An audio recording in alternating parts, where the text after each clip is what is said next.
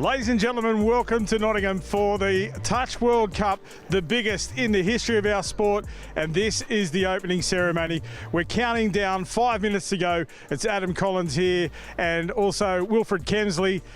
Wilf, mate, what are we looking forward to here?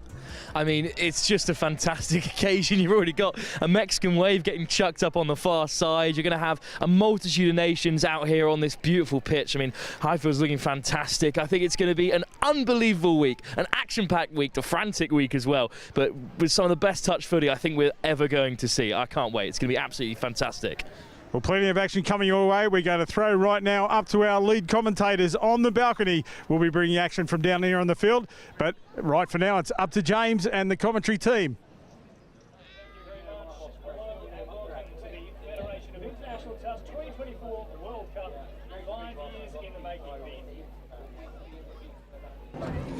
Adam, thank you very much. Hello and welcome here to Nottingham, the Federation of International Touch 2024 Touch World Cup, 5 years in the making, now the 10th edition, and it has arrived here in England.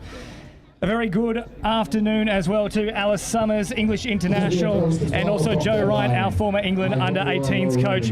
This is incredible. The stage is set here for what is set to be an immense week. Oh, I'll be honest, all week last week I was absolutely buzzing for this World Cup. I think England especially have a really big opportunity to sort of stake a claim to some medal spots, you know, especially the men's open struggling to get a medal on in the World Cup. Even though they do really well in the Euros, it shows how good the Southern Hemisphere can be. But yeah, I mean, it's just a festival of the sport, celebrating the sport that we all know and love. No, 100%. Like, the build-up for this has been unreal lately, and everyone's looking forward to it. I mean, it's going to be unreal. Well, there's a level of tension in the air that we've really seen come to the fore probably in the last hour or so. Before that, it was all fun and games, so once the warm-up started, the teams have gotten very serious very quickly. Speaking of teams, there's 187 of them, 39 different nations, 13 categories, thousands of people involved in this particular event, and not to mention 193 referees as well. It's just, the scope is incredible. Yeah, I think it really speaks to how much has grown over the past few years. I think, you know, yes, this is the biggest World Cup, not only in terms of players, but staff and the facilities. You know, we're over 2 sites over the entire week. You know, especially not only just the referees, but event staff. I mean, everywhere you look, there's red shirts with event staff, volunteers, media teams. The scope of the tournament has grown, and I hope it leads to some really exciting touch. I mean, you could even say the amount of spectators here as well. We've got 2 stands packed that we can see, people around the edges. It's looking amazing, and it should bring everyone up for it. Well, we're moments away now from the opening ceremony itself.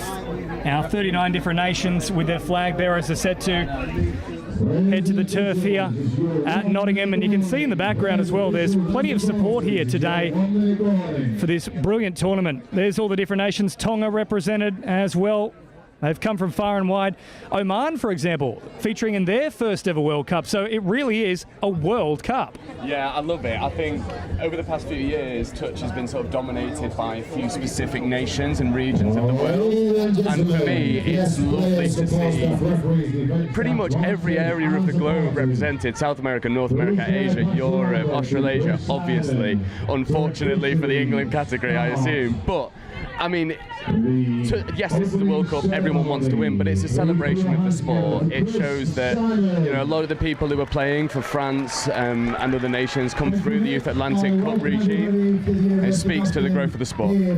Certainly does, and also you mentioned, of course, the home team here. A lot of fanfare about potentially the chances here. We've had a bit of a chat as well to many people floating around the village throughout the past few days. There's a real sense of hope about potentially snagging a medal for the men's open, also maybe the mixed as well. Yeah, definitely. I think the mixed open is the one that England are really going to target. I know it's a very strong squad with a lot of old heads, but some new, fresh blood.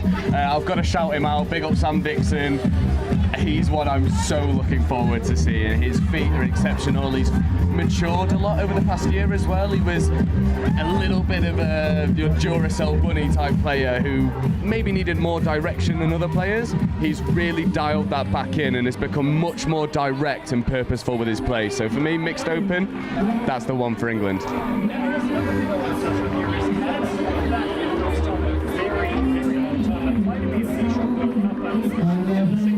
Part of 3.5 decades.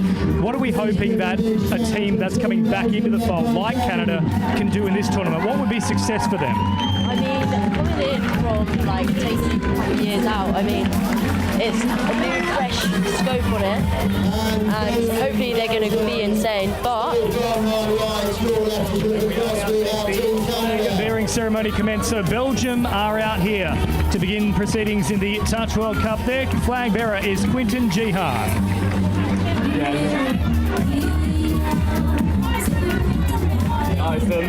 The most capped Belgian GT player, Quinton, in the men's 30s. And they'll be followed up by Canada. yeah, Canada will be coming up.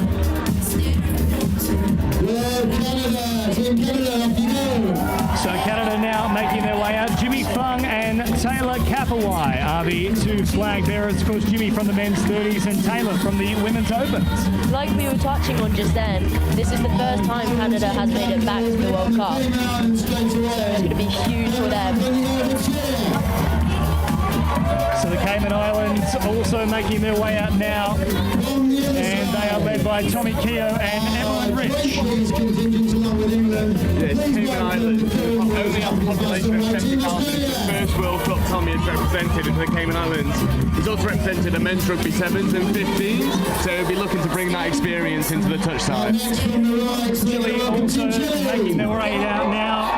Magdalena, Alcaina, the mixed opens also getting involved, and you can see there's a lot of support here for Chile, in fact. Oh, I love Chile. They're like my soft spot of rugby. I love Chile. Shout out Rodrigo Fernandez. So Maida, of course, she makes the male teammates a little bit like a Masters team based on the speed that she does possess. And if there's one thing that we tend to associate with Latin America, it is that fast, firing kind of play. Fast, flary feet. We love it. We want to see some goosies out there. Can't wait for it. Some wax is going to be happening.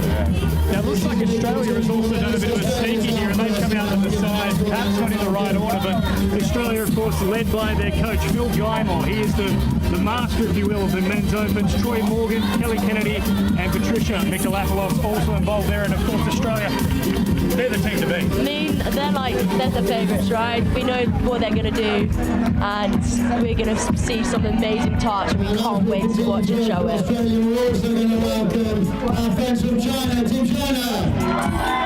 So China also making their way out now. It's a growing sport in China. They've certainly been one of the more recent adopters, you'd have to say, of touch football. Yeah, like they came into the Youth Atlantic Cup last year. I think they put in a mixed 15s team, and they're looking strong. We'll see what they can do and see what they're capable of for the World Cup. And of course, Tom Taylor also involved in the coaching department there for China. As we now start to see the French make their way, they're about to come out, but Chinese Taipei now out onto the field for us here. They're led by Charlotte Lee and Fezrad Irani, and they're both featuring from the mixed opens here, and that's probably the main area they're going to look to contest. Yeah, definitely, and I think for a lot of these teams that haven't been as prominent in touch competitions, they're a bit of an enigma. You don't really know what to expect. Almost the teams I'm looking forward to seeing the most, because we don't know what's coming. Cook Islands also now making their way out. Vi Williams and Johan Joe are the flag bearers. It says he is newly appointed Cook Islands touch president, who's passionate about growing the sport on our home soil. So it looks like they're going to come out here like a new team. No one really knows that much about them, so we'll see what they can do, but they're looking strong. And look, if their recent results in the rugby league field are anything to go by, very close skill set here. We've seen them improve dramatically in the past 4 or 5 years. They could be one to watch here, Cook Islands. Definitely, and I think the one to shout out for me is Johnny Leota from the Cook Islands. You know he's got a pill, he can hit a ball from anywhere, find a man from any position. He's the one. Now Fiji have also made their way out here. Fiji certainly certainly a fun team to watch, and I'm sure they'll be bringing all their usual tricks up the sleeve as we also now see both France and Germany making their entrance here at Nottingham. For me, France are the dark horse. I think France have a really good shot at causing a lot of upsets. I mean, they were really electric in the Youth Atlantic Cup. Leo Martin Mendez Lopez is the one to watch for me. Absolutely superb player. And I'm super looking forward to seeing her on the pitch. And of course, France led out by Johan Bagare and Mylan Munia. And Germany, of course, they've also now entered into the stadium there. They are led by Ute Kohlheim. And very, very strong player on and off the field, Ute Kohlheim. Not only very smart with the football, but I believe he also works in the physio space too. So if anything goes wrong in any capacity, he's the man to look for.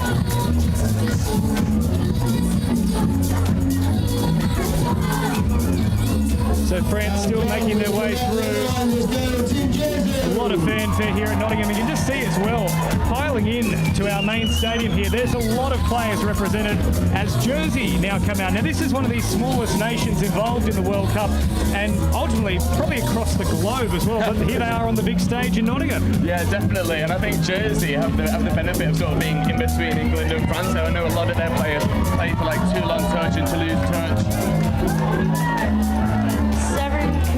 Coming out for Jersey, and I know one of the touch players for Exeter will be representing his country, so massive shout out to them and should be cooking up. Hong Kong, China out there now as well. Diana Lee is the flag bearer, and there come who I believe to be the major dark horses here, and there are a few legends involved in their flag bearing as well. Lebanon onto the stage.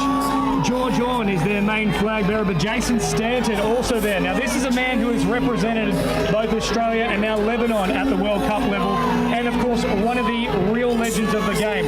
Many are talking about if this was to be the case, or similar to the NRL, immortals of the game, Jason Stanton would be one for touch football.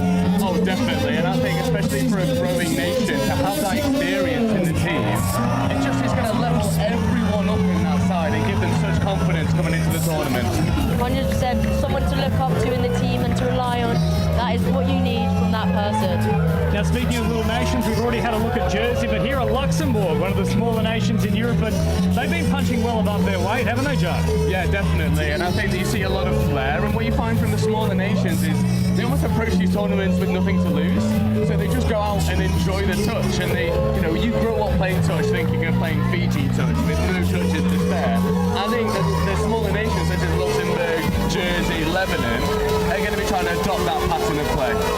Now there will be a little bit of rivalry about this next team that we're set to see come here. I'm sure there's no love lost, but also at the same time wanting good things for Ireland.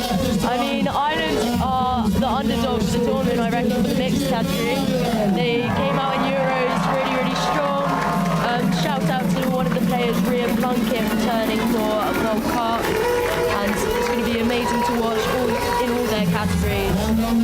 And their player bearers are Liana Reisman and Sean Balance, and of course Liana from the Women's Open, Sean from the Mixed Opens as well, as we now see Malaysia, who are probably early contenders here for the snazziest training jersey. The Tigers are out. Oh, I've got to be honest, I love it. I've been eyeing up a bit of their stash for a little while now, and it's AJ Jeffrey and Minmo Dishain with the men's 40s walking out with the flag for Malaysia. Malaysia hosted the Youth Touch World Cup in 2018 and obviously the Touch World Cup in 2019, so they're no strangers to touch on an occasion like this.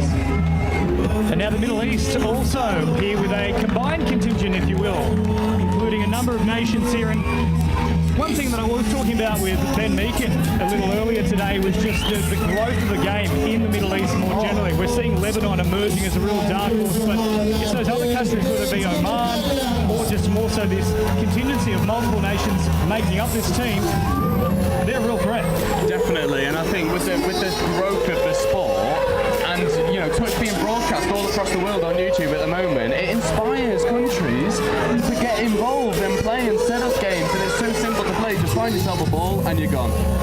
Italy also making their way out now, and their flag bearers are Amali Zanko and Giuliano Colombo. Every day we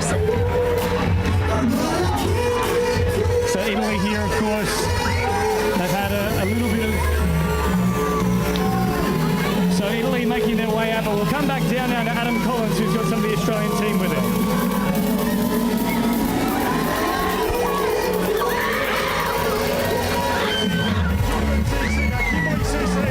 How about this? The world's largest touch football tournament, Kimberly. What's this atmosphere like? It's incredible. It's so loud. I don't know if you can even hear me, but it's incredible to see all the nations here and just see how big the sport is across the globe. It's wonderful. And Dill, you've been to a few World Cups yourself, mate. Where does this one rank so far? This is the opening ceremony. You have to be pumped. Yeah, absolutely, mate. This is definitely up there. The atmosphere is unbelievable, and yeah, it's probably the best one I've been to. So I'll hand it over now to Will for a quick catch up with the boys and girls as well. Thanks. Yeah, Dylan, I just wanted to ask you, we've heard from up in the commentary box, as the teams have come out, they've been tipping their favourites, the players to watch, and in the build-up to this tournament, who has Team Australia got their eye on? Who do they think their big challenges are going to be? Because you come into all these competitions with a big target on your back. Mate, anything can happen.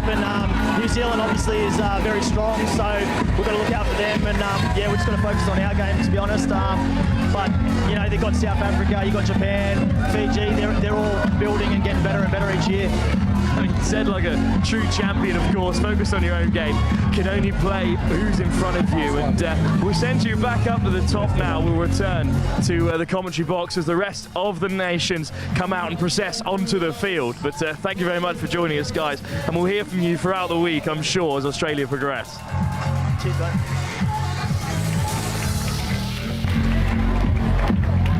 Adam and Will, thank you very much. So Dylan Hennessy there, of course. Many are calling him the GOAT, the greatest player of all time. This is now his 4th World Cup. It's a skill set that is unparalleled by many players.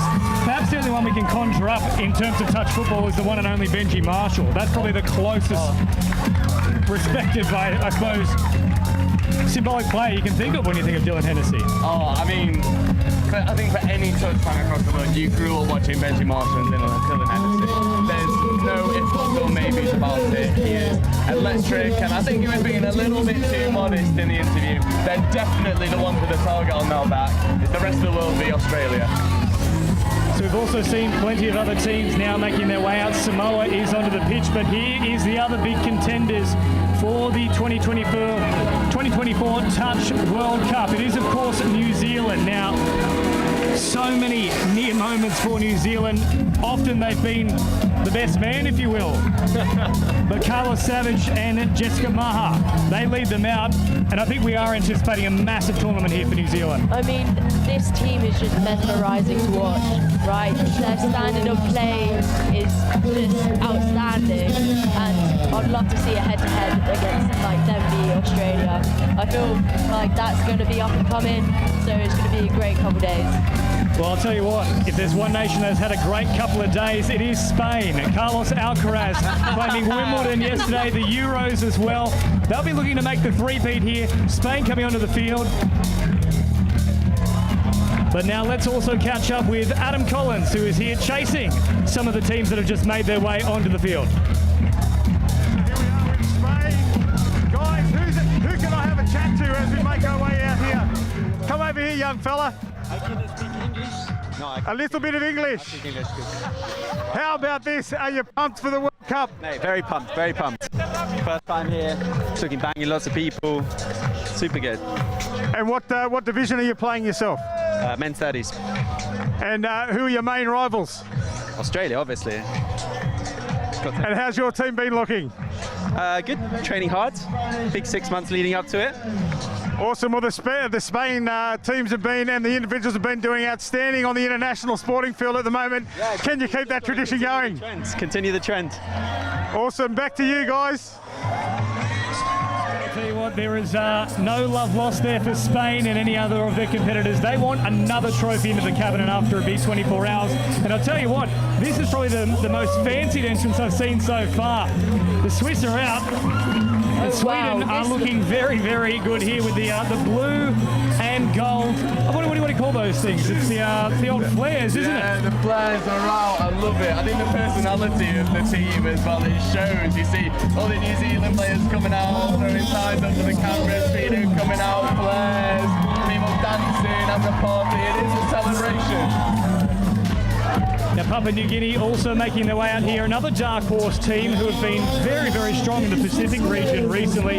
Scotland also onto the pitch here too at Nottingham, so all the teams coming out thick and fast. And speaking of Sweden, well, there is their quite geographically close rivals as well. Switzerland are out here. Switzerland are one of those nations where they've always had a really good structure of touch, but haven't necessarily put that into results, as they're always so well drilled.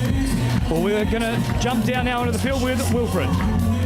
Thanks, guys. Yeah, I'm really in amongst it here with Sweden, who are bringing some great vibes to the competition. They've got the flares out, as you've seen. And welcome to the Touch World Cup. And how are you feeling about the size of the event? Oh, this is amazing. I mean, I'm the only one who's been in 2019 World Cup. This is miles bigger, way bigger than the last one. It's going to be a cracking. So it's a new look Swedish setup then, loads of new guys coming in. Says a lot about the growth of the sport, of course. And what's the feeling in the camp, you know? How far does Sweden think they can go in the various competitions? Oh, look, we're just happy to be here. So any win we can get, we'll be happy about it. So we're just here to enjoy the show, make sure we make lifelong friends, and yeah, have a crack. Just enjoy the day. Well, that is the spirit that we're looking for here at the Touch Rugby World Cup. Nottingham is alive with the energy down here on the floor, and we're all just here for a good time. We'll see if that remains the case as the tournament kicks on. Back to you guys up in the commentary box as the teams are continuing to make their way out here. There is no stop in the procession for the moment, at least. Wilfred, thank you very much. Tonga now also entering the action. Now, we'll see if it can translate, but over the past 3 or 4 seasons, they have become one of the true powerhouses of rugby league. We know there's a close skill set here. We've talked about it with the Cook Islands. They'll be looking for another big tournament here, the Tongans. Definitely, and I think, as you rightly say, the transferable skills are so evident. And for me, Tonga have always been a team with flair, not direction. As you say in the rugby league, we've seen that direction. They've become powerful. Let's see if it happens in the Touch World Cup. It's been said 25 years since Tonga has been part of the Touch World Cup, so this is huge for them as a nation, and it's amazing they brought out a team. So let's see what they can pull out of their pocket. Absolutely. Chris Tupou is the flag bearer. Singapore also out there now for us. Jazreel Tan and Matthias Chia are the flag bearers there. Yeah, Jazreel representing Singapore for his 4th World Cup in the Opens. That shows the class on display. And Matthias also used to represent Singapore in the Rugby 7, so bringing a wealth of experience to the side. And a lot of speed too. If there's one thing that we have seen with Singapore, they're a quick side. Some of those skill points, that's probably still the working area for them, but they know certainly their way to the line if they get an opportunity. Oh, definitely. And Singapore's always been one of those nations where when they get the roll on the defence, they make the most of it. But getting the roll is the hard part, right? So we'll see if they can find some consistency. Let's head back down to pitch side here with Adam Collins. Well, here we are at the ground level again. Thailand, I have Tar from their team. Tar, what about this? How amazing is this opening ceremony? This is incredible. This is our first time here, first time we're sending a women's team, so we're all very, very grateful to be here.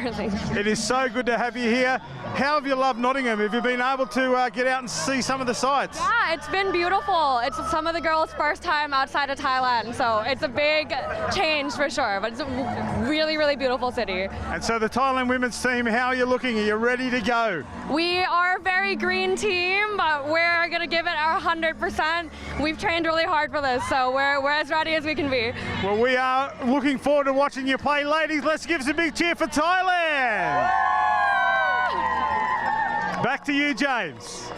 Well, the Thais are very happy. They're looking for a massive tournament. So too are our side that is making their way out at the moment. This is South Africa.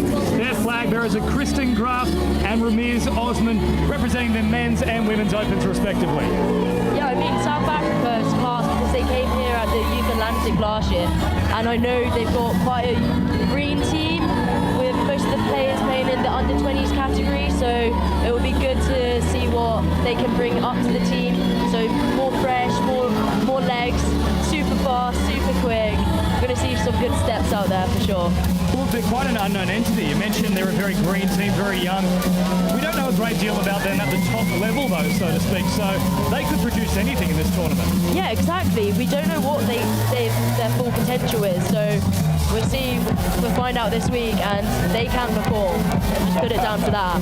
Now, we've seen a lot of patriotism so far in the display here for the opening ceremony of the World Cup, but arguably one of the most patriotic nations on planet Earth, the United States of America, they're about to make their way onto the field, and there's a lot of people tipping the United States to be thereabouts for that final medal podium spot.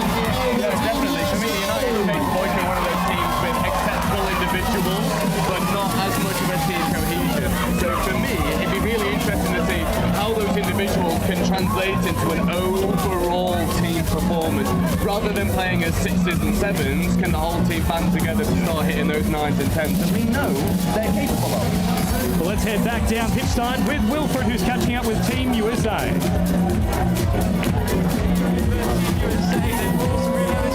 Onto the field. They've got plenty of teams in the competition there. One of the big hitters from outside Europe and Oceania, which is great to see. And well, welcome to the Touch World Cup. And how excited are you to be a part of this massive event? Oh, we're super excited. Yeah, got a big contingent here. I can't wait to get going today. So yeah, just super happy to be here. And of all the sides that Team USA have brought, who do you think you're hanging your hats on as going the furthest ahead of the competition? Oh, as a men's, we've got to back ourselves, but I think everyone's got a pretty good chance. But yeah, hopefully we can sneak a couple, but we'll see what happens. I'm sure you can if the USA bring any of the sort of sporting pedigree to this tournament, as they do to all the others. Touch World Cup is better for having you here. Thanks for chatting to us. And well, we'll head right back up to the box, because don't worry, the nations will keep on coming in this opening ceremony of the 2024 Touch Rugby World Cup here in Nottingham. Thank you, Wilfred. Very excited Team USA, and they're still really pumping here. I think outside of Sweden, they've probably been the most pumped up here as they enter into Nottingham Stadium. It's been a wonderful venue. Let's talk a little bit about the venue as well. Of course, it's not just this main field we're seeing here. This is where our big games will take place, but it extends for miles. Yeah, definitely. So we've got this venue here at Highfield, just opposite the Nottingham University, and then we've got the Riverside complex as well, which is, imagine this, but just duplicated over in Riverside. It really speaks to the volume of touch being played of just, I think we estimated earlier, around 900 games over the week. That's an outrageous amount of rugby. I think every single game is 40 minutes, 10 pitches here, 8 pitches at Riverside, 18 in total.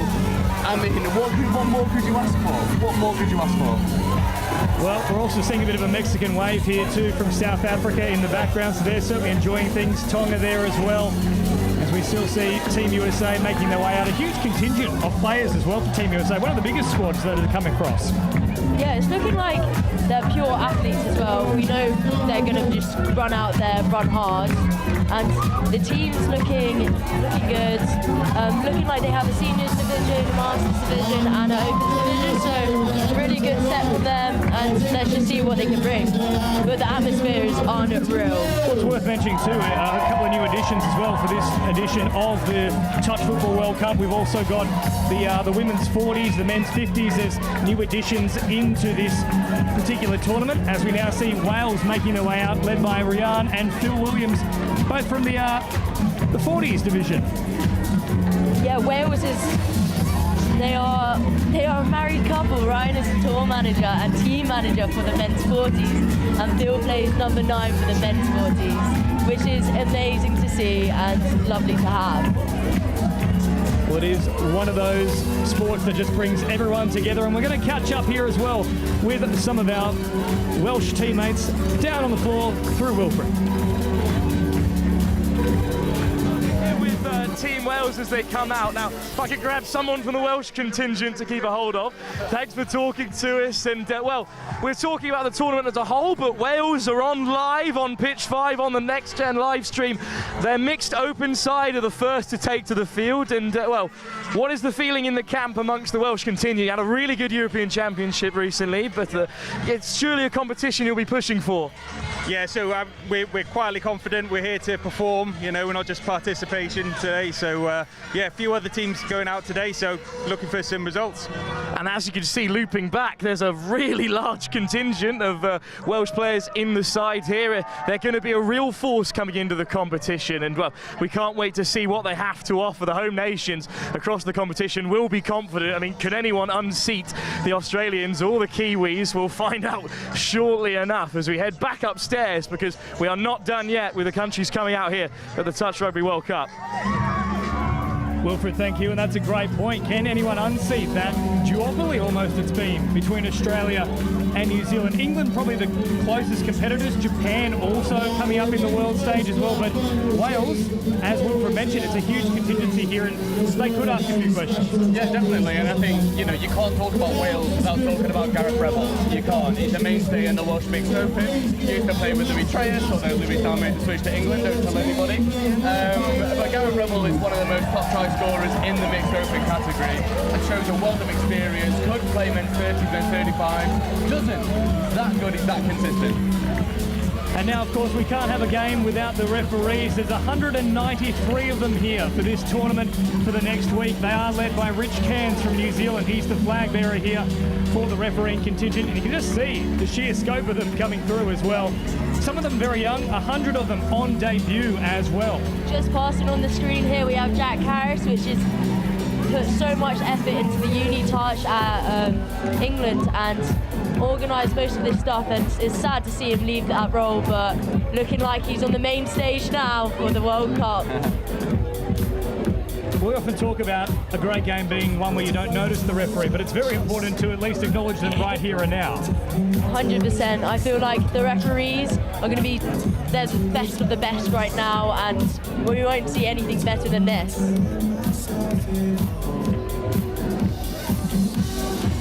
So 39 different nations being featured here in total, 187 different teams, 13 categories as well. And of course our top billing, if you will, the men's mixed and women's open. That's where we tend to get a lot of the fanfare surrounding things, but it's worth acknowledging the contributions of every player that's arrived to this point. It's a very tough thing, no matter what age group you're playing in, what category, you're here representing your nation and you want to come away with gold. Oh yeah, definitely, and I think touch is one of those sports that, you know, a lot of sports across the globe say they're super accessible, but there's many boundaries to the sport, right? Touch is genuinely super accessible. You have families playing together. I think a few years ago we had 3 generations of like grandfather, father, son, all playing on the same pitch together. There's open categories, over ages, and then you goes up to 50s, 55s. Obviously, say team reps. It's one of those sports where anyone can play it.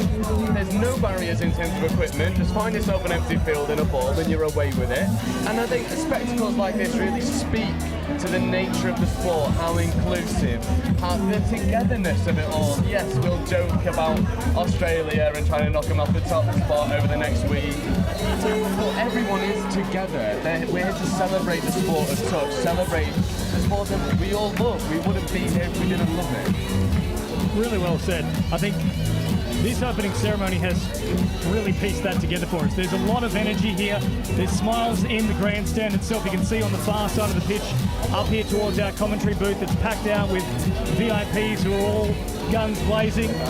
There's a lot of energy about the place here, and we're still not quite done because, of course, our refereeing contingent is popping through, including the last here in those gold and white jerseys. That is our refereeing administration staff. So they're the ones who will be overseeing all the refereeing contingent. But this is the big one now. This is England, the home nation. Here they come. Take us through it, Joe and Alex. Well, where can we start? England have been really talking over the past couple of weeks about staking a claim and trying to get that, you know, especially for the men's open, trying to get that medal at the World Cup. We've not managed it yet. We need to be able to kick onto it, and we're going to go right down onto pitch side. Here we are with the home team, England, our flag bearers, girls. What does this mean to you? This is absolutely awesome, our home World Cup. I can't believe there's over 4,000 athletes here. What an epic event it's going to be. It feels amazing.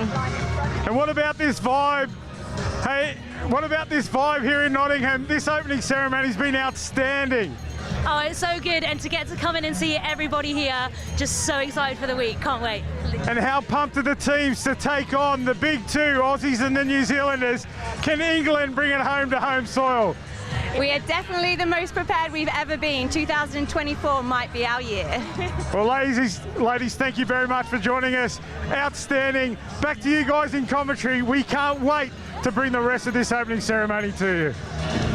Adam, thank you very much. Zen Hudson there, the flag bearer for England.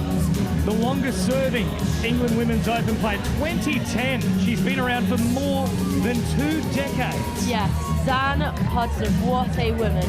Unbelievable. I've worked with her, she's coached me, I've played with her, and there's just no words. And I can't wait to see her out on the pitch. So many players look up to her on that squad. And it's just amazing to see the whole team.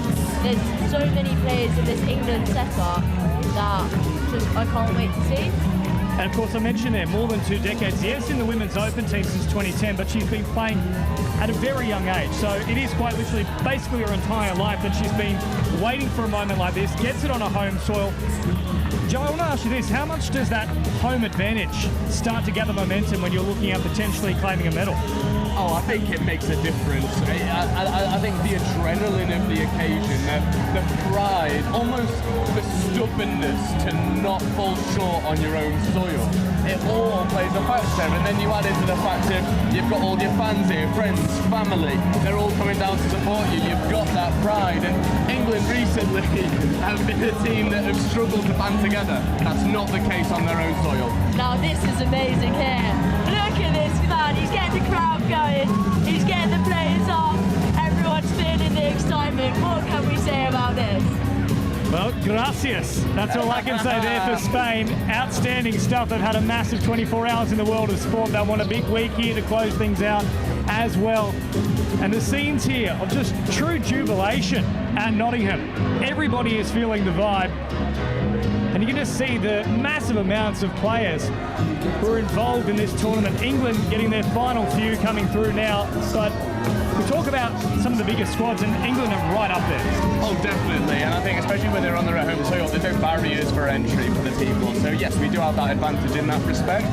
But I think also because it is on our home soil, you have that bit of patriotism, and Nottingham is the home of touch in England. To have it here, right in the centre, everyone travelling, everyone together, everyone staying in the halls of accommodation just past the trees behind us.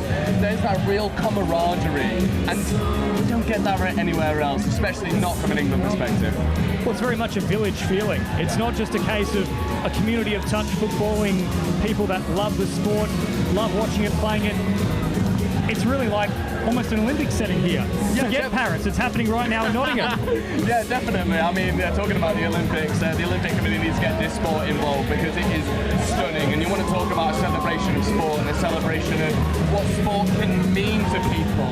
And I know there's so many storylines going on in the England side, and there will be across the entire cohort of nations we see here, people who touch change their lives. And I know a lot of players, including myself, played rugby union at a high level. Injuries hamper you, and then you think, what's next? Touch is next. Well, what's next right now is Adam Collins has all the details from pitchside. The commentary position, Will, what an outstanding opening ceremony so far. These are the last of our athletes making their way on as well as some of our volunteer team. The volunteer army here, over 200 volunteers at this tournament. Mate, what a spectacle. Yeah, and you can spot them from anywhere as well. They've got fantastic red jerseys on, great stash, and I mean every single nation, no matter the size, if you're Australia or you're England with your hundreds of athletes, or if you're Oman in your first tournament, it doesn't matter. They've all brought great energy, some great vibes, and if it carries on like this all week, it's going to be a fantastic spectacle. What a summer of sport, and this is some way to kick it off. And we're looking out at the crowd. We can see all the supporters here, the mums, the dads, the grandparents, the families. They are pumped. There's people rocking in the audience, and they're right behind these teams.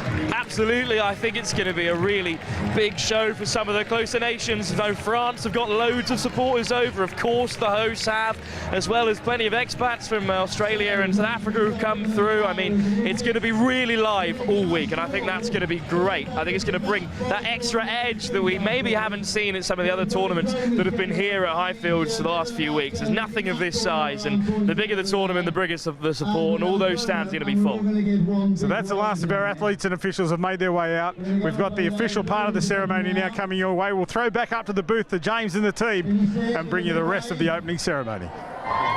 Adam and Wilfred, thank you. So our volunteers have now made their way out as well. We can't do it without them. They've done some wonderful work behind the scenes here, all of our event staff. And very shortly we'll be hearing from some of the big head honchos here, including Peter Topp, who is of course the director of the Federation of International Touch. Yeah, I mean, he's the godfather, right? He's the one who brings this all together. Touch doesn't exist without figures like him in the sport. And I think especially touching on the volunteer side of things, touch is not a professional sport. It is all self-funded. We don't have the benefit of having massive sponsorship deals and loads of money being put into the sport. So for me, the most valuable people in this opening ceremony are those people in red at the front, those volunteers, because without them this just doesn't happen. Well, for those who haven't seen touch football on this scale before, they perhaps might be thinking, what are you talking about, Joe? How can we not see all this sponsorship? There's just so many things that are involved at the moment, and I think we'll try and get the Atmos mics pumped up here as we hear from Peter Topp and Chris Simon. Context about the setting you're in. So the land that you're on was actually given to the university by Jesse Boots of the Boots Pharmacy fame. He was a big believer in a healthy body and a healthy mind.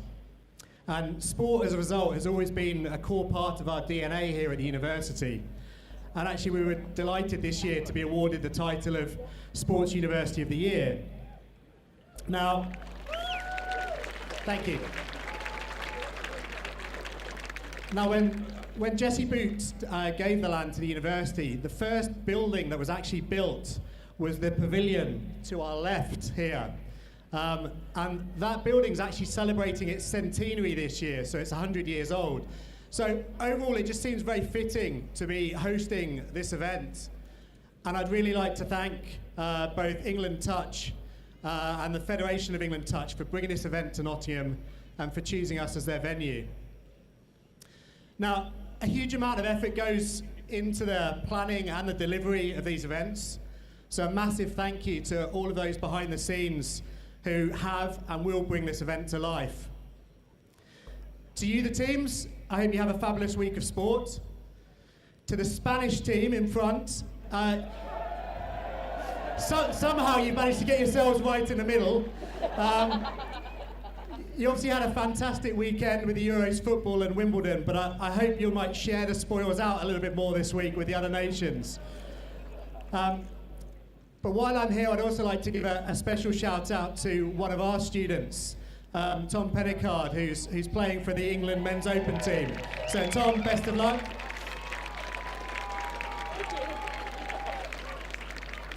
But overall, I just hope you have a fabulous time. I hope you make lots of good friends, and I hope you enjoy your time here in Nottingham. Thank you very much.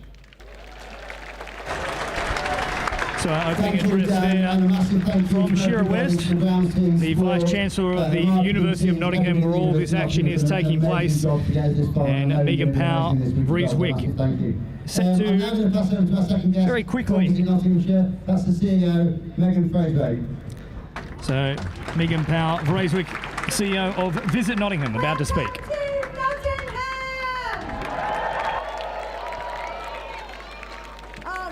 It is my absolute pleasure to welcome you all to our region for the opening of the World Touch Championships. It's so exciting to see so many of you here today. Thank you all for coming. So first of all, welcome to the guests, to our players, to our coaches, to our referees, our supporters, and all of our volunteers and hosts. Welcome every single one of you.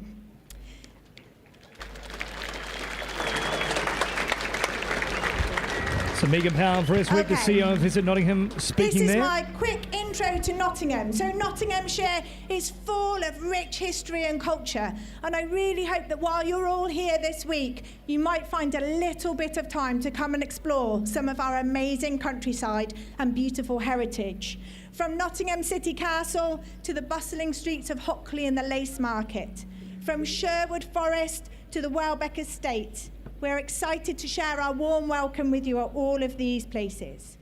We've got some special offers for you planned as well. So if you wander over to the information tent, there is a QR code of things that have been put together just for you. I've no idea what they are, but it's very exciting.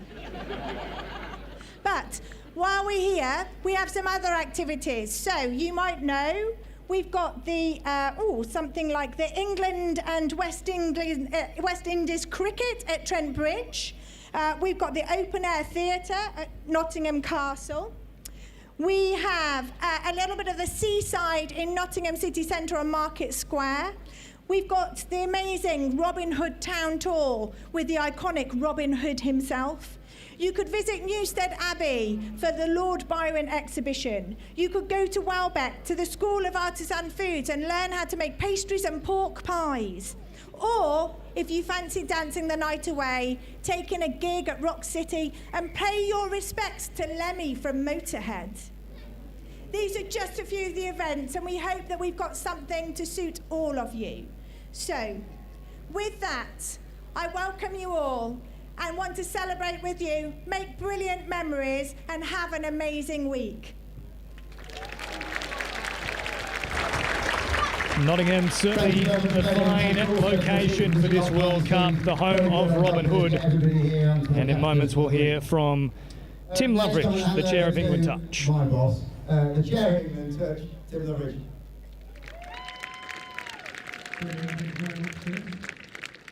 First thing I can say is, wow, you all look fantastic.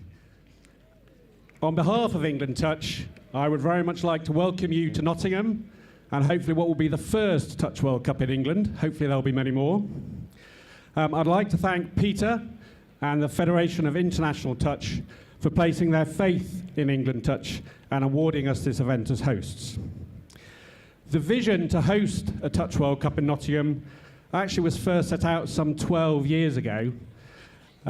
Back then we could never have foreseen how big this was going to be. The last 2 years of planning have been a roller coaster for Chris and the whole of the team at the ETA. It's much bigger than anyone anticipated, but we're here and it's going to be fantastic. We are very fortunate to have some great host and event partners who I would like to thank. Firstly, the University of Nottingham has supported us in hosting a number of events in recent years, but none quite as big as this one. We have 187 teams from 39 nations playing across 23 fields, both here at Highfields and at the Riverside Sports Complex. So thank you to the university for your support. But we thought that wasn't quite big enough.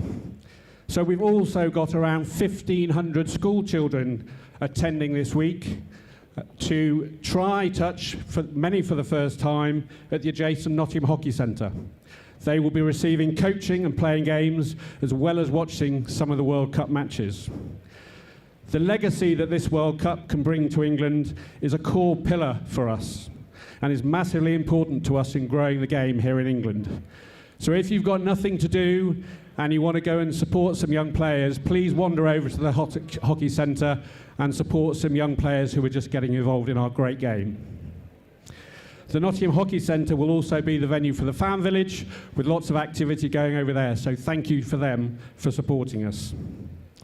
Thank you also to Visit Nottinghamshire, Nottingham City Council, have both been very supportive in the planning of the event.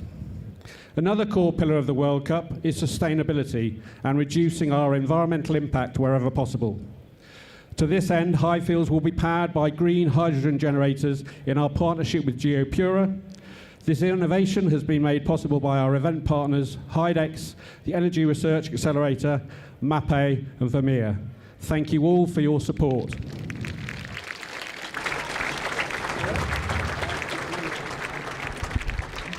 There are far too many partners to name them all, but they've all played a massive part in making this Touch World Cup the biggest and best ever, so thank you to all of you. I must thank everybody at England Touch for all their efforts and hard work in making sure we put on a very successful event. Particular thanks go to our delivery team, all our suppliers, and the many volunteers who will help out this event this week and hopefully make it a truly memorable event for all of you. Finally, thank you to all of you, players, referees, coaches and support staff. Without your dedication in preparing for this event and getting here today, there would be no event. So thank you to all of you. All that remains is for me to wish the best of luck to all the teams. I hope you have a great time here in Nottingham, but most importantly, have fun and enjoy yourselves. Thank you very much.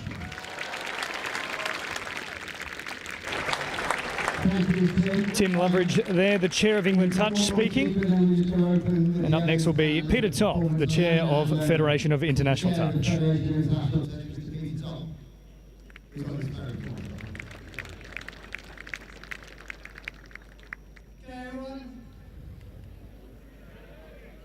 This is just such a wonderful sight. You wouldn't believe what it looks like from up here, but I'm sure the vision won't do it justice. But congratulations to all of you. Can I say thanks to the distinguished guests, coaches, players, referees, and of course our volunteers. You all play a critical role in making this event what it will be, what it promises to be. Tim and Chris, thank you so much for being trusted partners. And to date, we are absolutely enthralled by what is happening. So to the players, give it your best. Have a good week. Remember that we're here to enjoy each other's company as much as we are to win the trophy. Unfortunately, with all competition, there's winners and there's those who don't. But it's about the mateship that we find throughout the week. To the referees, thank you so much. 1,100 games, good luck with that. And lastly, and probably most importantly to all of us, is the volunteers. Thank you, volunteers, for putting your hands up. We really appreciate it.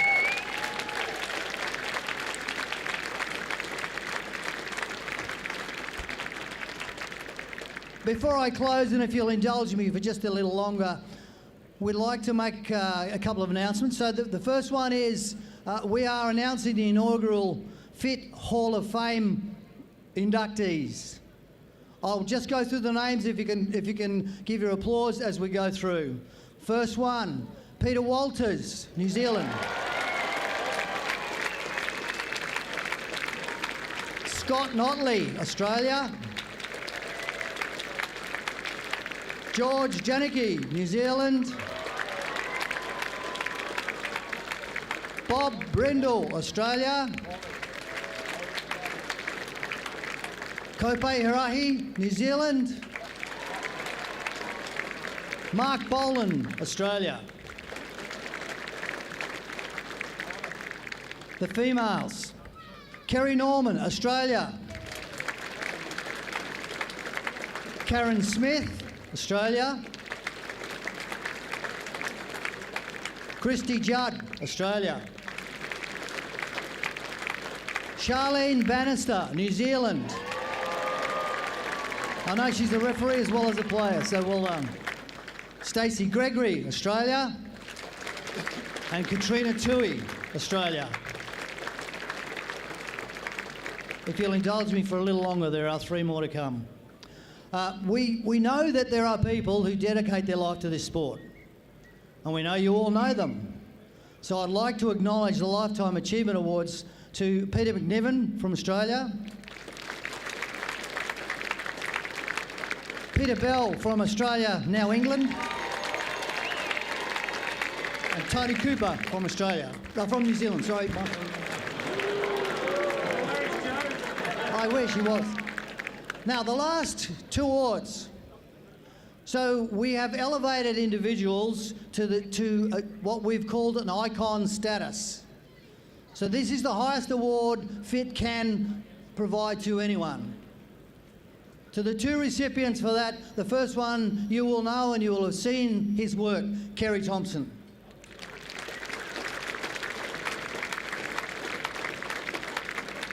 And the last one to a guy who has done so much over so many decades, and he's here, Bill Kerr.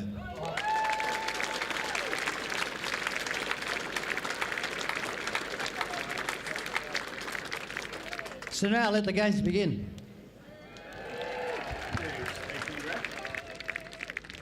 Actually, right, just before we have a production performance, we're just going to have the players' referees owned.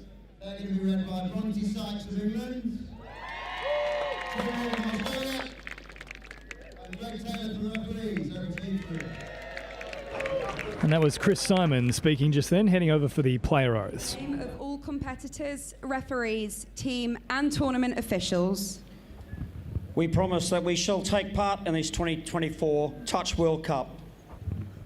Respecting and abiding by all of the rules, policies and processes which govern them. While committing ourselves to our sport without doping. And without drugs for the glory of sport. And the honour of our country and our teammates and the true spirit of sportsmanship. Thank you, team. A special thank you because we found out about that 1 minute before they got dragged up here, so well done. Right, we are just before we officially finish, we've got one more speech right at the end. Before we do that, I'm just going to have, we're going to have a very special performance for these boys and girls that have been waiting on the steps down here. Please give a very, very big cheer for 3 schools that are Lodge Park Academy, Beeston Riders Junior and Sunnyside Spencer Academy. Mitch, I think we're over to you with a bit of music. So special schools performance here, Lodge Park Academy, Beeston Rylands Junior and Sunnyside Spencer Academy.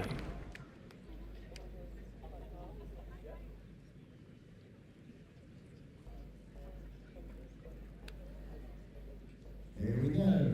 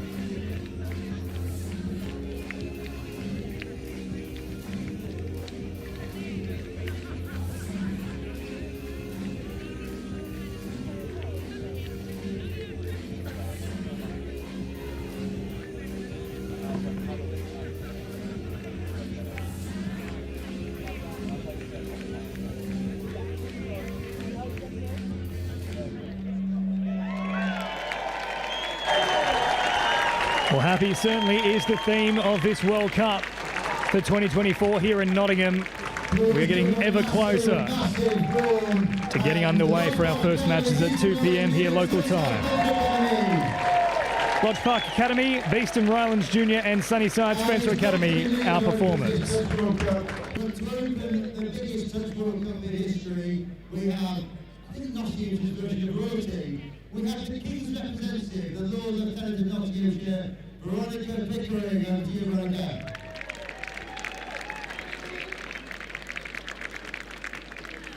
Thank you, everyone. Could I ask you to do me one thing? Raise your flags so we can see the world in Nottingham. Raise your flags as high as you can. Welcome to Robin Hood's County, and welcome to Nottingham. On behalf of His Majesty the King, I would like to formally welcome you all and to thank you all for making what has been an amazing journey to our city. I know some of you have travelled a long way. It's fabulous to see you here, and you're all inspirational. I'd like to formally open the games, the World Touch Cup Games here in Nottingham for 2024, and I hope that you all have the most amazing experience and continue to build what is obviously the most fantastic community. Welcome to you all, and I hope you all have a lovely day and a lovely time here as well. Thank you so much.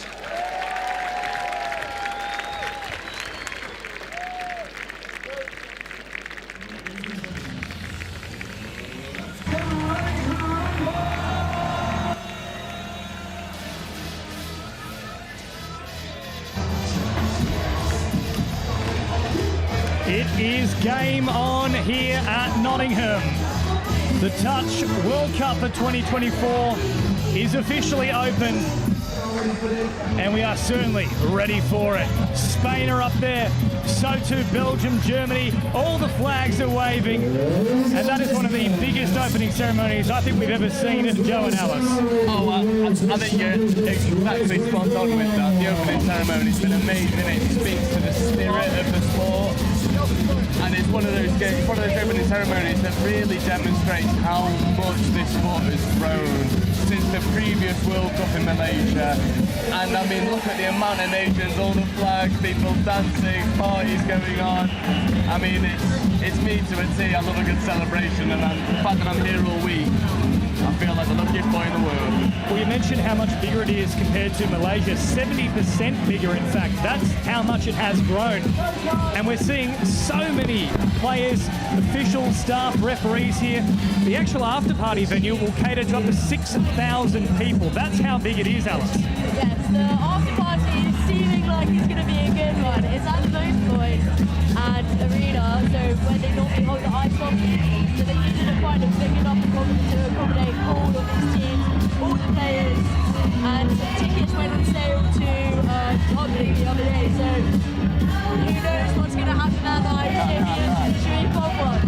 Well, we might even need to bring the Albert Hall into the Nottingham here just to try and fit everybody, but we're just seeing a lovely big circle being formed here. Italy in there involved as well, so too Tonga, so there's not a single team, not a single nation here that isn't wanting to put their best foot forward.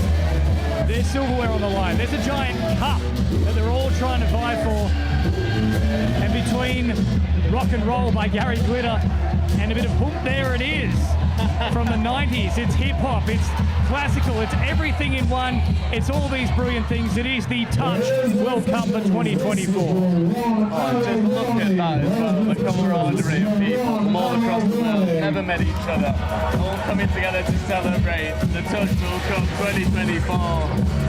This is bringing the energy, like, it's getting everyone set. Obviously, our first game's not all the way, so it's all those players they get to know.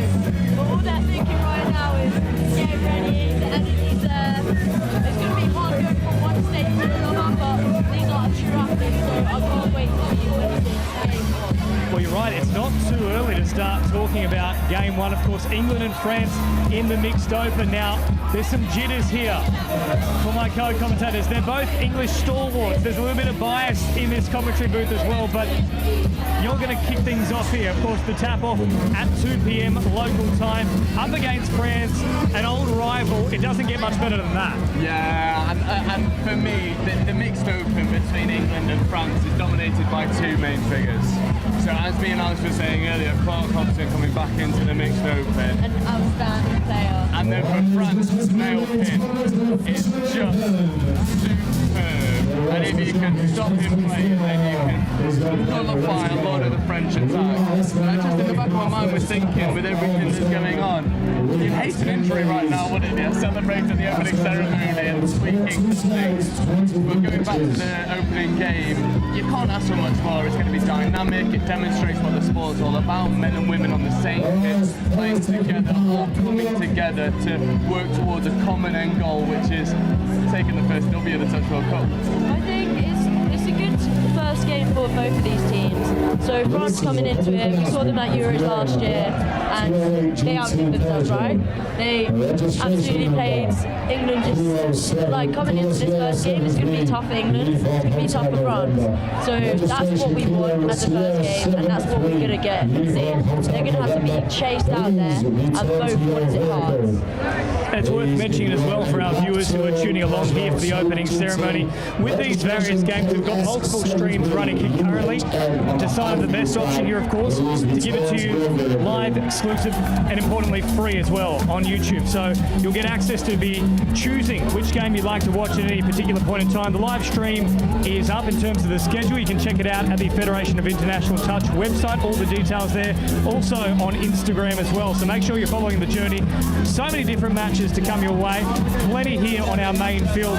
We will be having a bit of a break as well early into the week of things, just to make sure the field stays fresh. There is, of course, as was mentioned by Peter Top, 1,100 matches across the next week.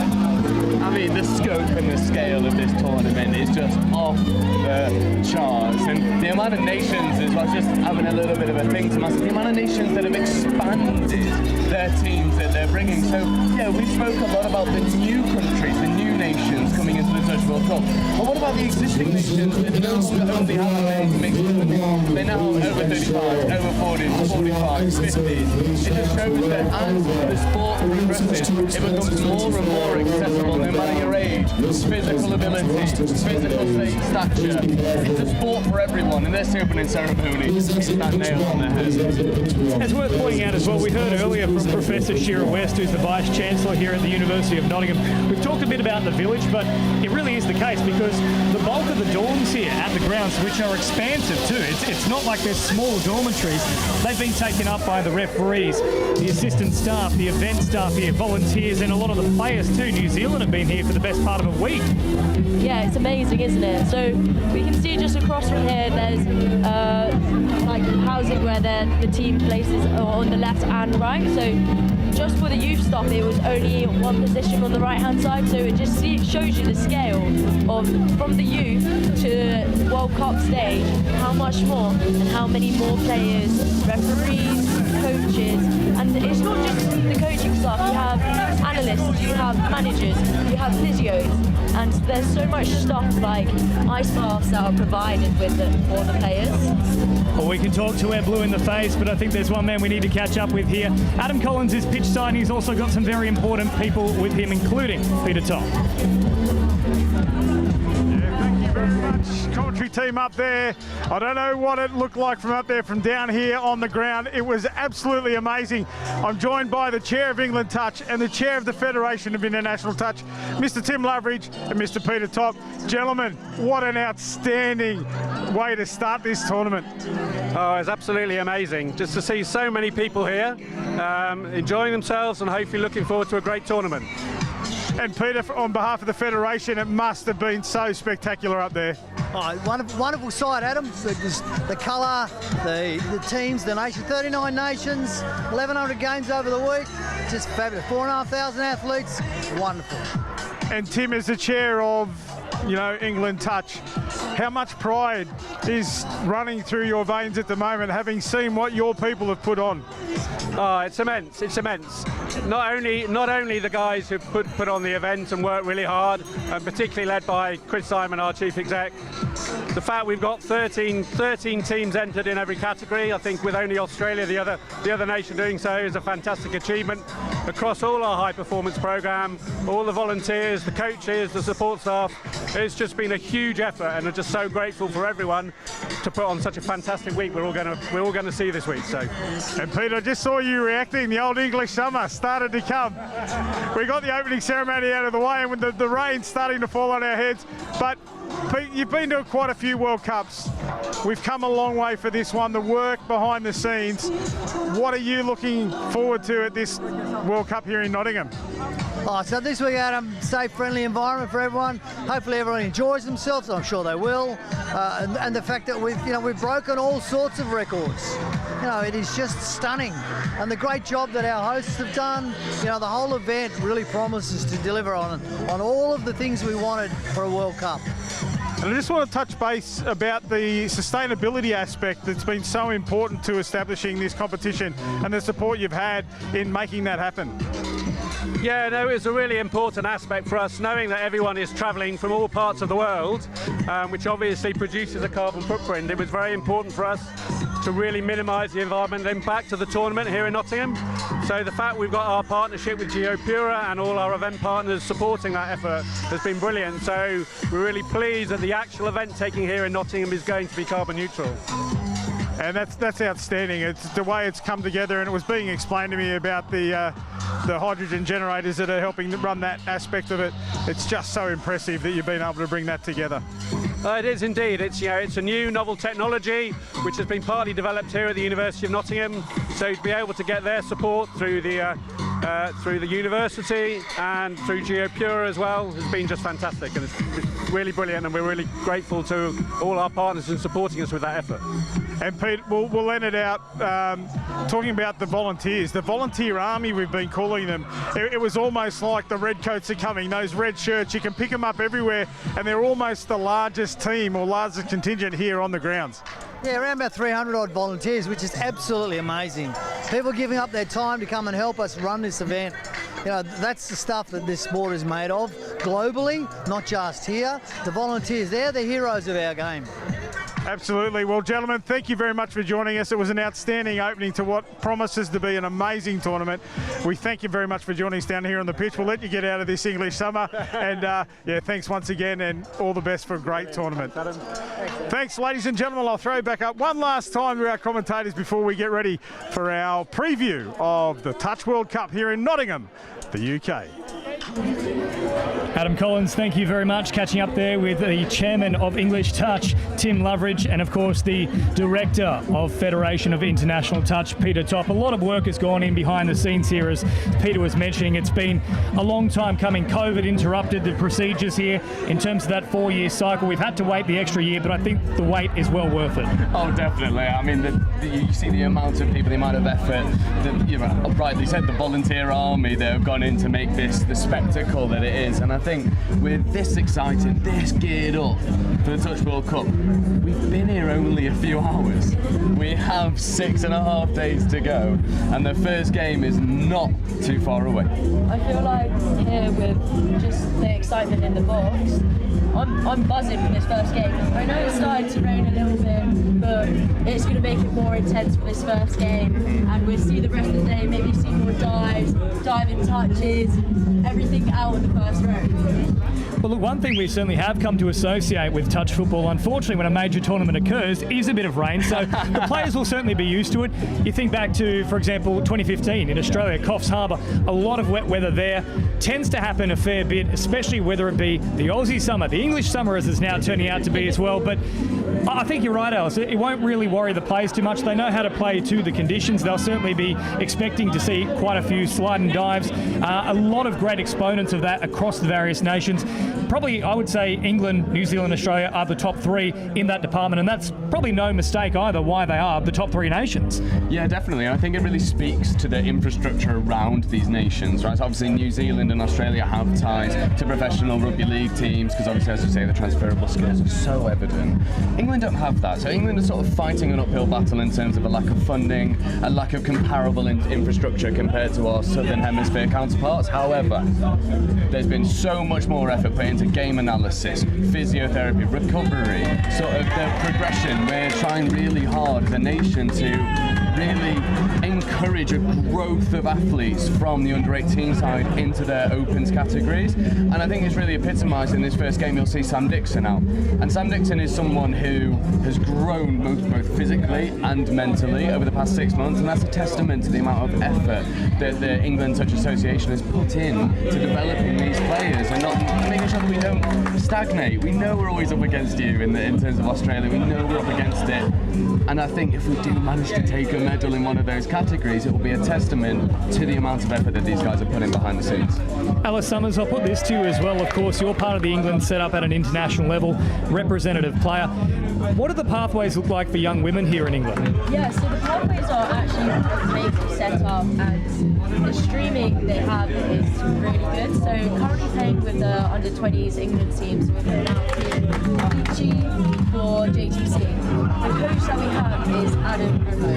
He is one of the England Women's Opens coaches. So we're getting straight from the Women's Opens, streaming it straight into the under-20s. This is making a step up from like individuals like I'm trying to think off the top of my head. I can't think of anyone like Mimi last year. She was in the Euros and she was in the under-20 setup. So having line attack stuff that is so similar, subbing on, so similar, and it's so easy to get those basic skills, know the game plan, know the setup, and that's just what it's going to bring.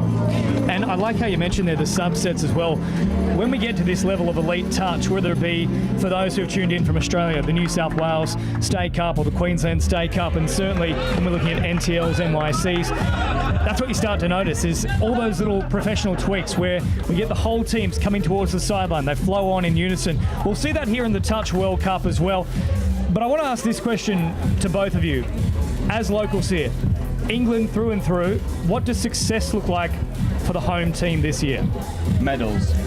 Nothing other than medals. I'm a little bit of a pessimist in terms of England Touch because recently we've been different teams not gelling, and you get people who, like the NQ cohort, the Wigan cohort, the London, the Scorps cohort. You get a lot of club teams banding together and playing their own style of touch, and that often leads to a lack of cohesion across the entire side, right?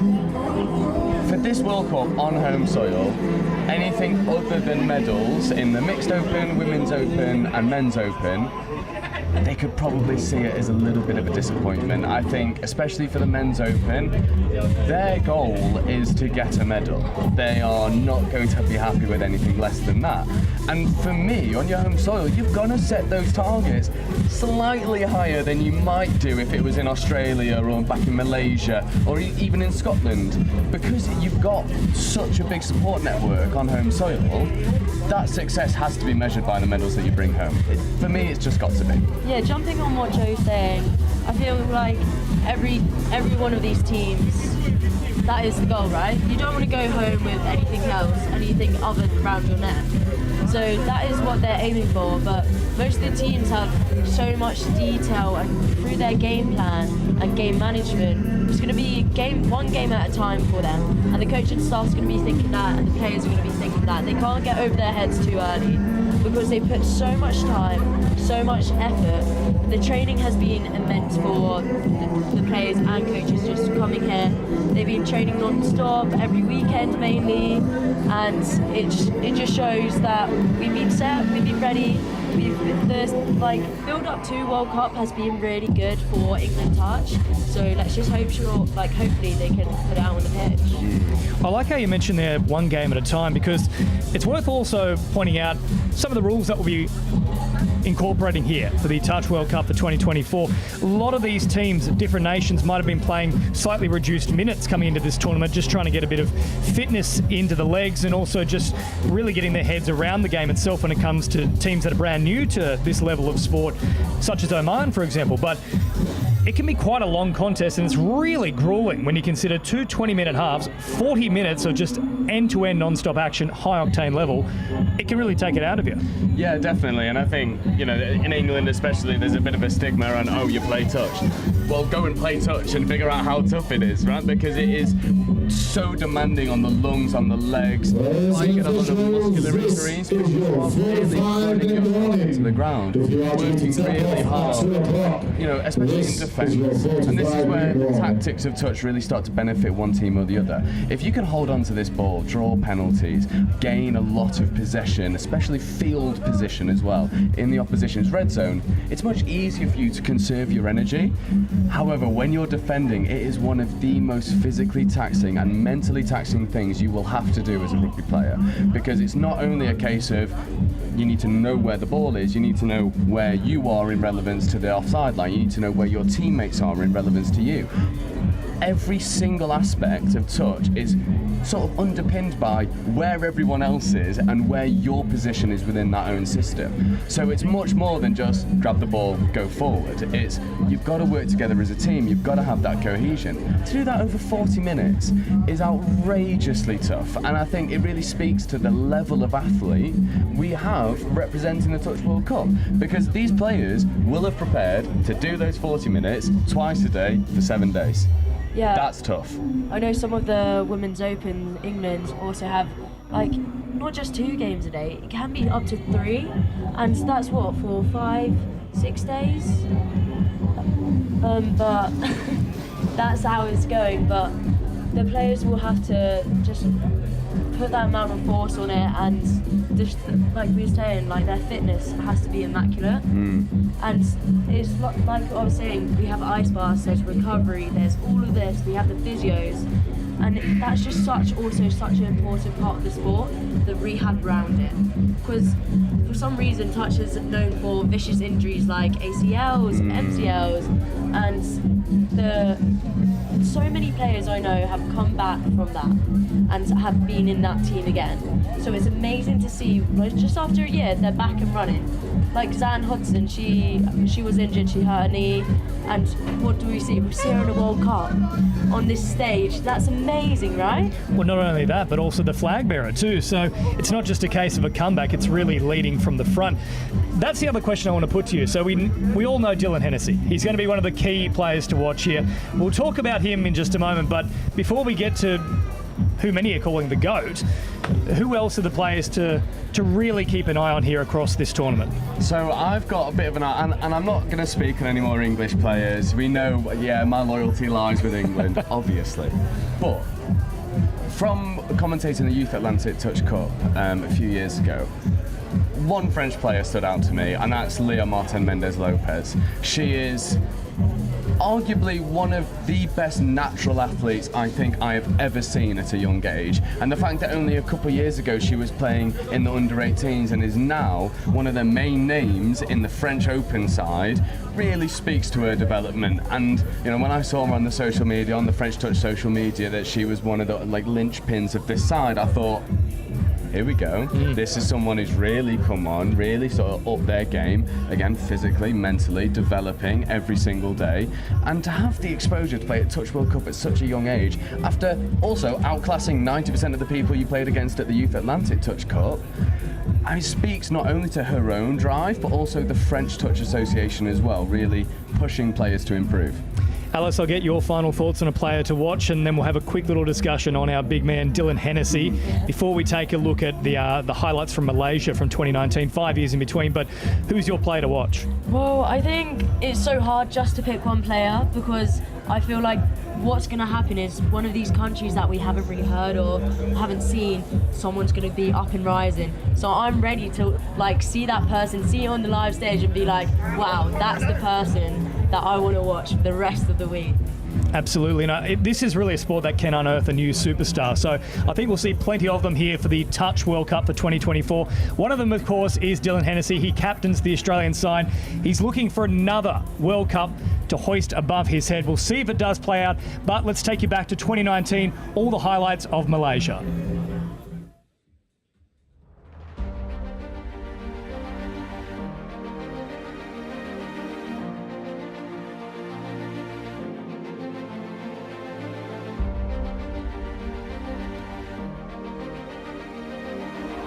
Got really good footwork, Michael Law. They come back central now, Bridie. Driving in, nice wraparound play off the right foot. They battle on there nicely. And Sean Francis scores in the corner. Nice bit of work there from the Australians just to bat that ball on. It goes backwards and it's the first touchdown in this men's open gold medal match.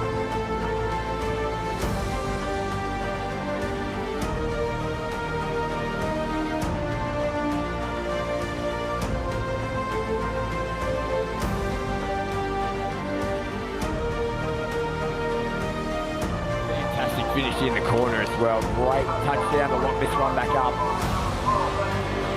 So the Aussies, Hennessy here. He sends it out the back. They got him on the back foot. The size guys in the corner. They've given it. Well, perfect response from the Australians.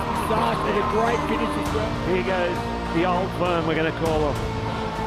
And there's a long ball thrown, an intercept there from Jones. This will be interesting. He's going down the field. Here comes the knee. Zanetti's coming, Zanetti's going to dive. Zanetti makes a touch, and he's run out. What a great touch from Zanetti.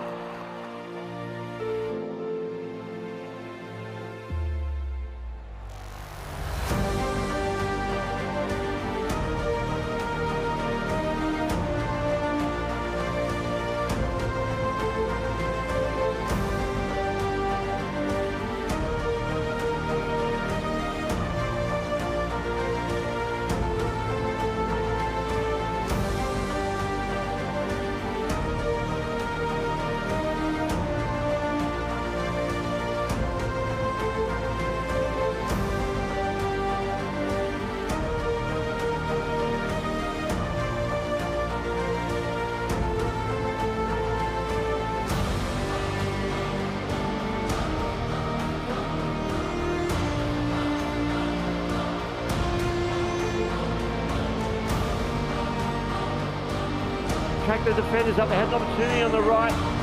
Berryman down, Joe out of half to the left, gives it to Berryman. Berryman steps inside to Joe, and there it is. The Cook Islanders score. They bring it back to 6-3, and the crowd appreciate the fact that they're not going away. Working to the line again. Sinclair, no, they throw that ball. Beautiful! What a finish in the corner there. Urati, big dive in the corner.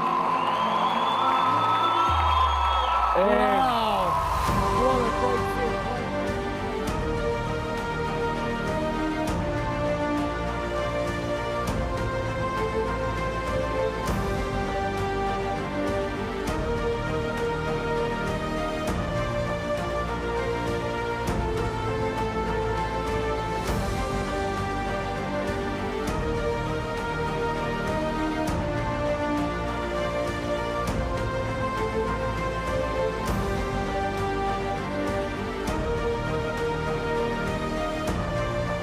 Joe's going to go from half. They trip Brown in the half. There goes Joe off his right foot. It goes long. A great play from the Cook Islands. In the hands now of Gossage. Gossage gets it down in front of Lug. Lug takes off. Then there's a hole, a massive hole for Alonso. And that comes off the back of just simple driving and using the ball. Australia jump out now to a 3-touchdown to 1 lead.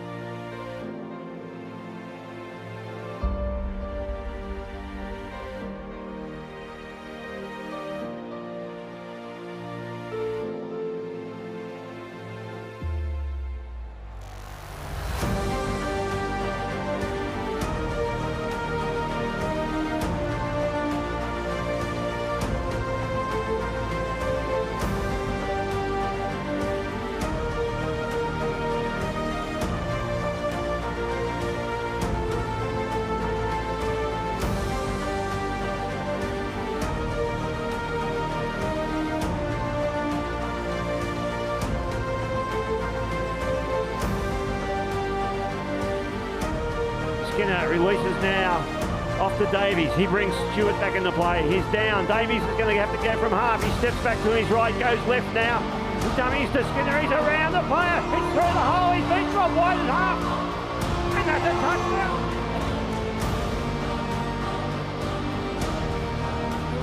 There, McIntyre drives it again, does McIntyre Jones. Sends it back out to the outside. Oh, what a take in the corner. What a fantastic catch there from Cody Torte. That was a fantastic finish. Had to jump for the ball and then to get it down in one motion. Beautiful touchdown for the Kiwis.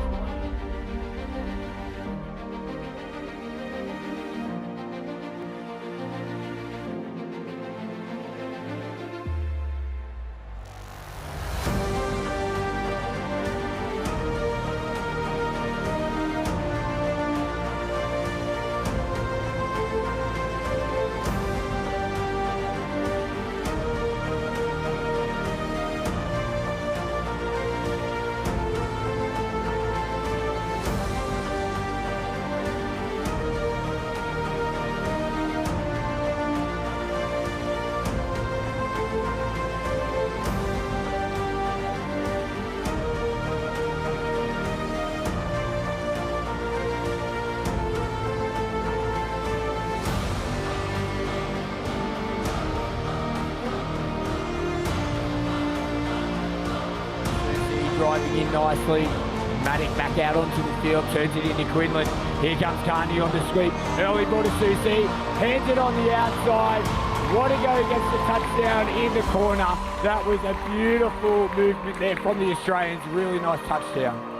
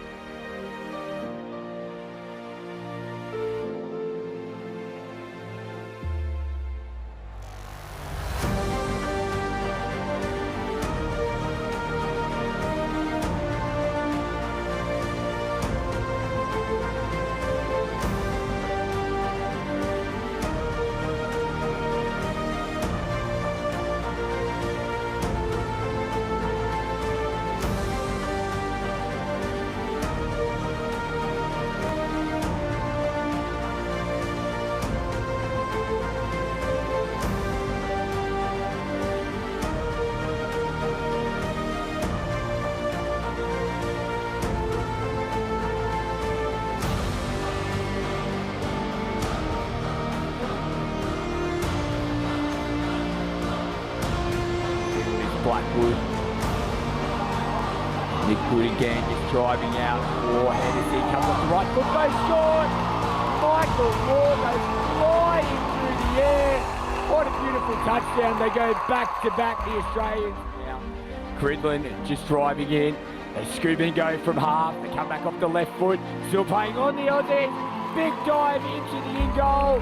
And that is the opening touchdown there. Simon Lang. Good movement coming into the line there from Australia.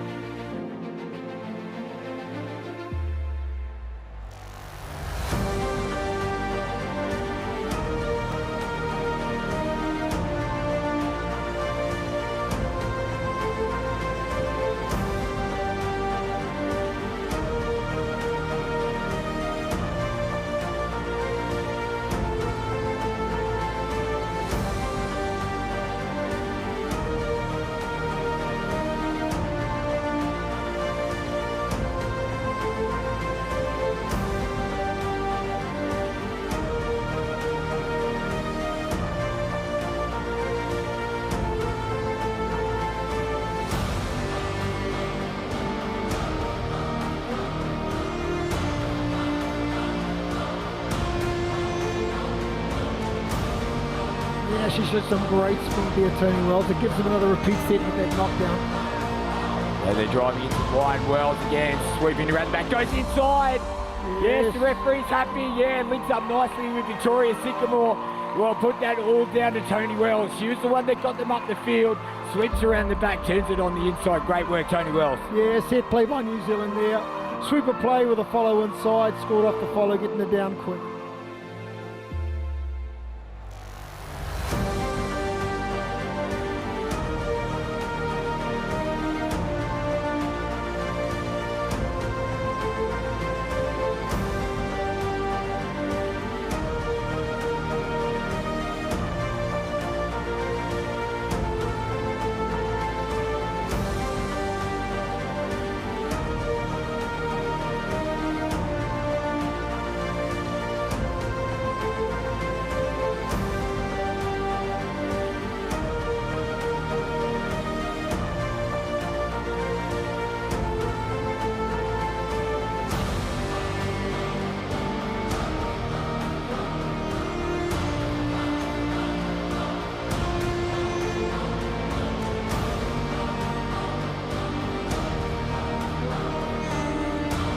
well, looking to run the sweep play. They go away from the sweeper and try to attack the short side, but they're well covered for numbers. Osman just floats it over the top.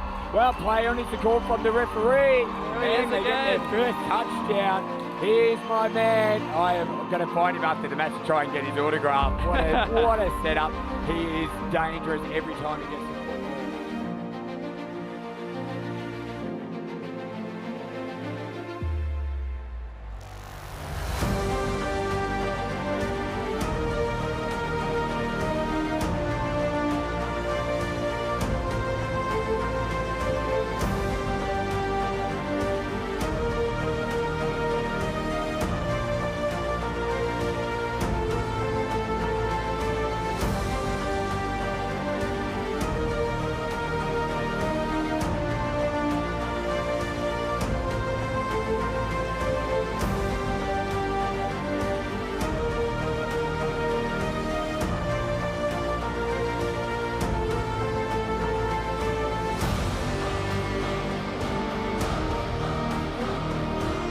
Middle match. The last time New Zealand scored, Australia managed to get one straight back.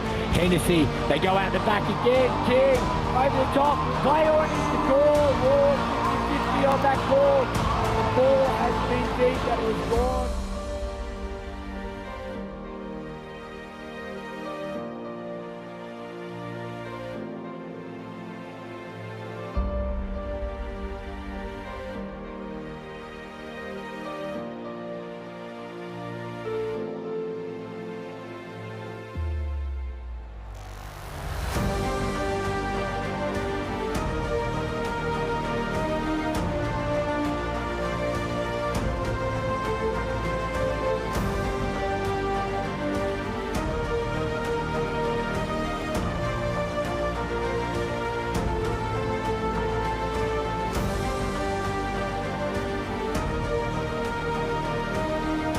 Davies out there. Skinner will go to the half. Davies that goes around on the sweep. They ignore him, but Skinner's got through the line again. They're looking wide, and they've got away that time.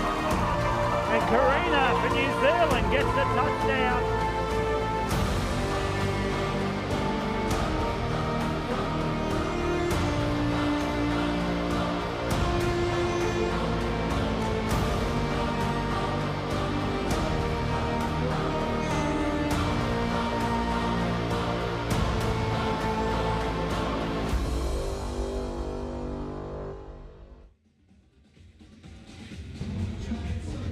What an incredible tournament Malaysia was in 2019. 5 years later, here we are in the Northern Hemisphere. England, the home of the 2024 Touch World Cup from Nottingham. James Preston with you alongside Wilfred. And Wilfred, what a start to proceedings here. That opening ceremony, perhaps the best we've ever seen for the World Cup of Touch. Hi, James. Yes, it was wonderful. I mean, it was right down there in the thick of it, as you saw, and the energy was pretty electric. Everyone was having a great time, and I think that is such a staple of the atmosphere throughout this week. We were chatting to some of the Swedish team, and they were saying, look, we've got a lot of people here, and they all want to have fun, because I think we all know that there are going to be some sides of the competition that are bringing a certain level of touch, and there'll be some sides out there who are just giving it a go, and being part of the competition for the first time, because I think in a sport like touch, which grows at the rate in which it grows throughout the years, I think every team is knowing they're part of something special. I mean, we were talking to Adam earlier about his background in coaching, and he went on a tour of South Africa, and he coached one team from South Africa in the World Cup way back when, and then look at the amount of people they've brought over now. I mean, it's a really impressive development, and there's teams here like Luxembourg and who have brought perhaps less than the mountain of emus that came through the crowd in the green and gold, but yeah, it's been a great day. Well, let's now go pitch side with Adam Collins. Yeah, thanks very much, guys. I'm joined with Meeks, mate. What an outstanding start to the tournament. Oh, how good was that opening ceremony? It was just seeing everyone out there and all the players, the event staff. Yeah, it was incredible. What a great start. And as an Englishman, it must have made you really proud to see what your country turned on. I'm from Nottingham as well, so it made me even prouder. So yeah, really good start to the day and start to the tournament. Awesome. Well, we just saw a bit of a preview or a review of the Malaysian World Cup, vastly different to the conditions here. But one of the matches over there was a bit of a preliminary of what's going to kick off the tournament here, the England versus France mixed opens, and there's been a bit of history between those two teams. Yeah, absolutely. I mean, the last couple of years with England versus France, it's just been, especially in the mixed open grade, it's just been fierce rivalry. And obviously at European Championships last year, they picked England to the final, who eventually lost to Wales, but England normally gets that final, and that last year France definitely did. So how do you see this one playing out? What do you think this tournament's going to mean for these two teams? I'm going to go for this first game first. It's head versus heart. I think my head, it's going to be a tight game. I really can't call it. Hopefully England come out on top. My heart obviously says England. I've got family that play for this mixed open team. My partner plays for them, so I'm buzzing for it. Just bringing in. Hello, how you doing? Coming in. So we're bringing in some of our visitors as well to have a bit of a chat with us. Just tell us a little bit about, who you are and where you've come from. That's quite a long answer, actually. So I'm Jen Lee. I'm originally from England, but I actually live in Spain. So I did a lot with Touch Spain, a lot in the beginning, and then I changed and came back to Touch England, played with England for a few years, and now I'm a referee, referee full-time. We're in Touch, so yeah, it's a long story. Yeah, a long story, but something that shows your dedication to the sport as well. So now you're transitioning to the referees ranks. How's that working for you? Such a large group of referees, over 130 debutants here at this World Cup. Yeah, so I'm one of the debutants in this World Cup, and it's absolutely amazing. It's just having a few run-outs these last 2 days, warm-up games, and just meeting other referees from other countries, different styles, different ways of communicating, and it's just everyone coming together, sharing knowledge, and just enjoying this whole tournament. Awesome. Meeks, I'll bring you back in, mate.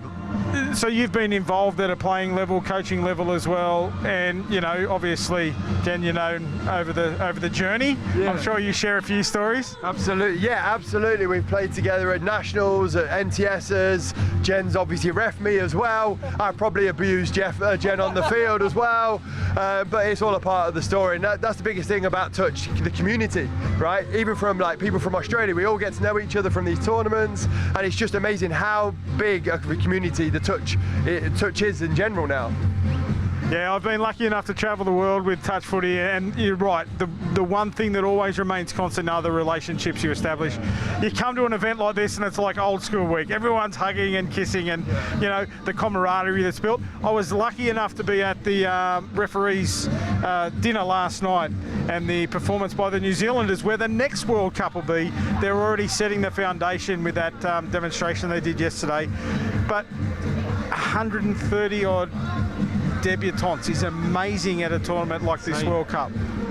Yeah, I mean, it's crazy. They were saying to me that in the last World Cup there were only something like, 20 or 30 referees that were debuting in their first World Cup, and so to have so many in this one it's a crazy number.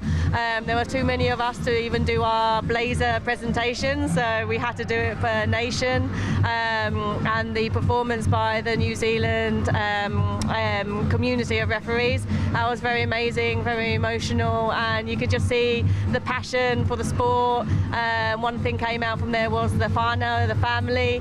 That was a massive message, and that's what I always think of Touch, because I have a massive Touch family all over the world. Whenever you travel, you will always find someone who will give you space in their house, who will take you down to Touch games and play. Yeah, you've always got someone. So it's a massive, massive community.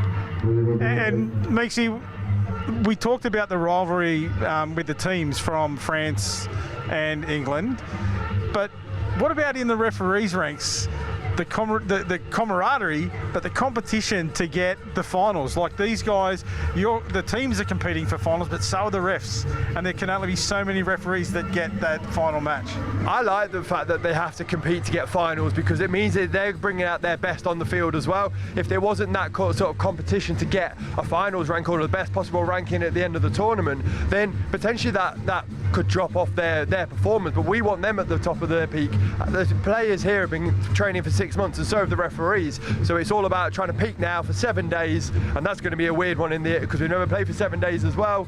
But making sure that everyone's peaking at the same time and having that performance as high as possible. So Jen, from that perspective, how have you prepared? What's your preparation been for this tournament? So my preparation is probably a little bit weird because I referee in another code as well, which is Rugby Union.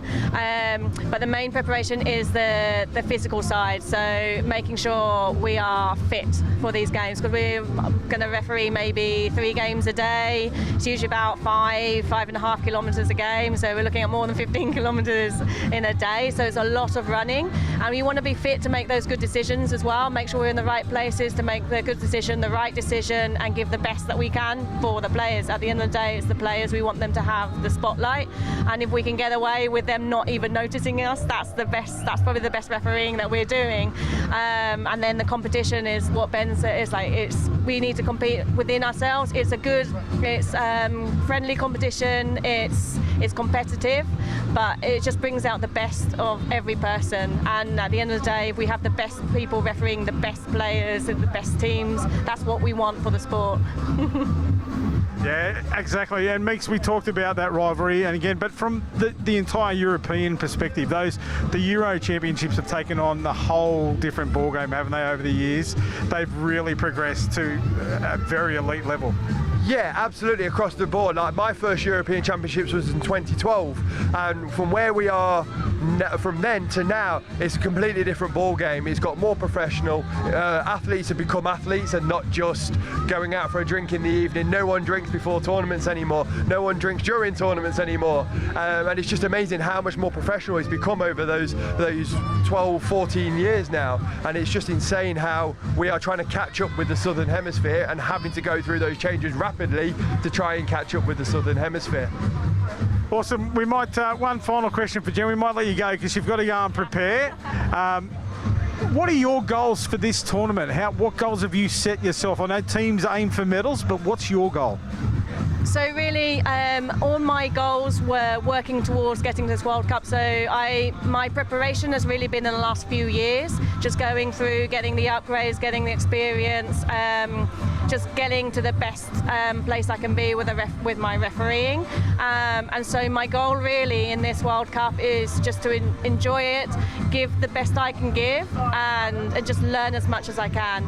I want to come out on the other side being a different referee with all the coaching experience that we have in the coaching team. I'm sure that will happen by the end of the week.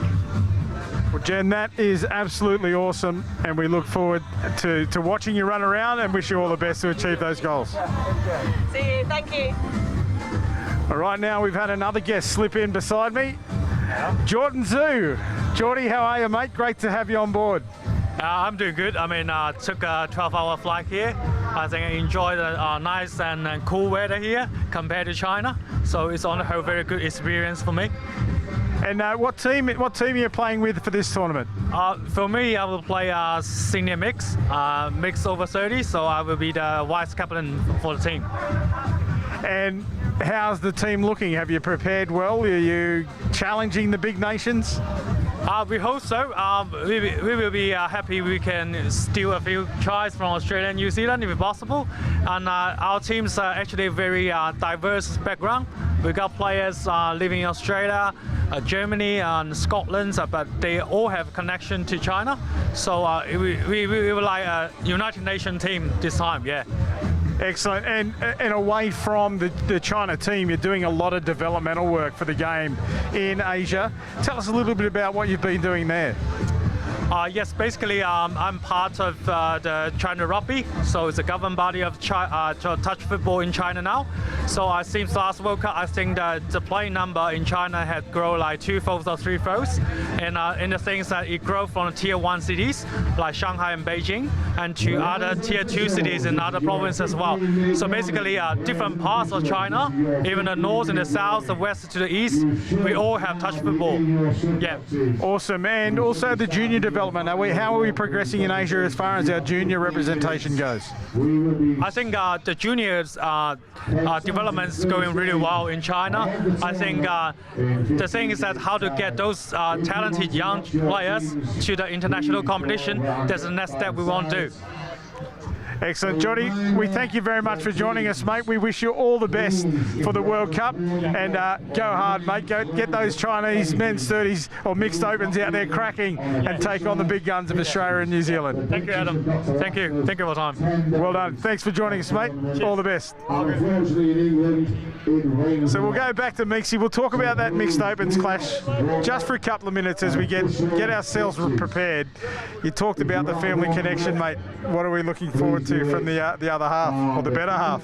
Definitely the better half. I've just been watching her warm up. She's just dancing around. She's loving it. It's her debut as well, so she's absolutely buzzing to be out there. I'm very, very proud. She'll be on the wing. She'll be very loud, and her brother's also playing, who will be more of a controller. He's played since 2008, I think, so he's played a lot more.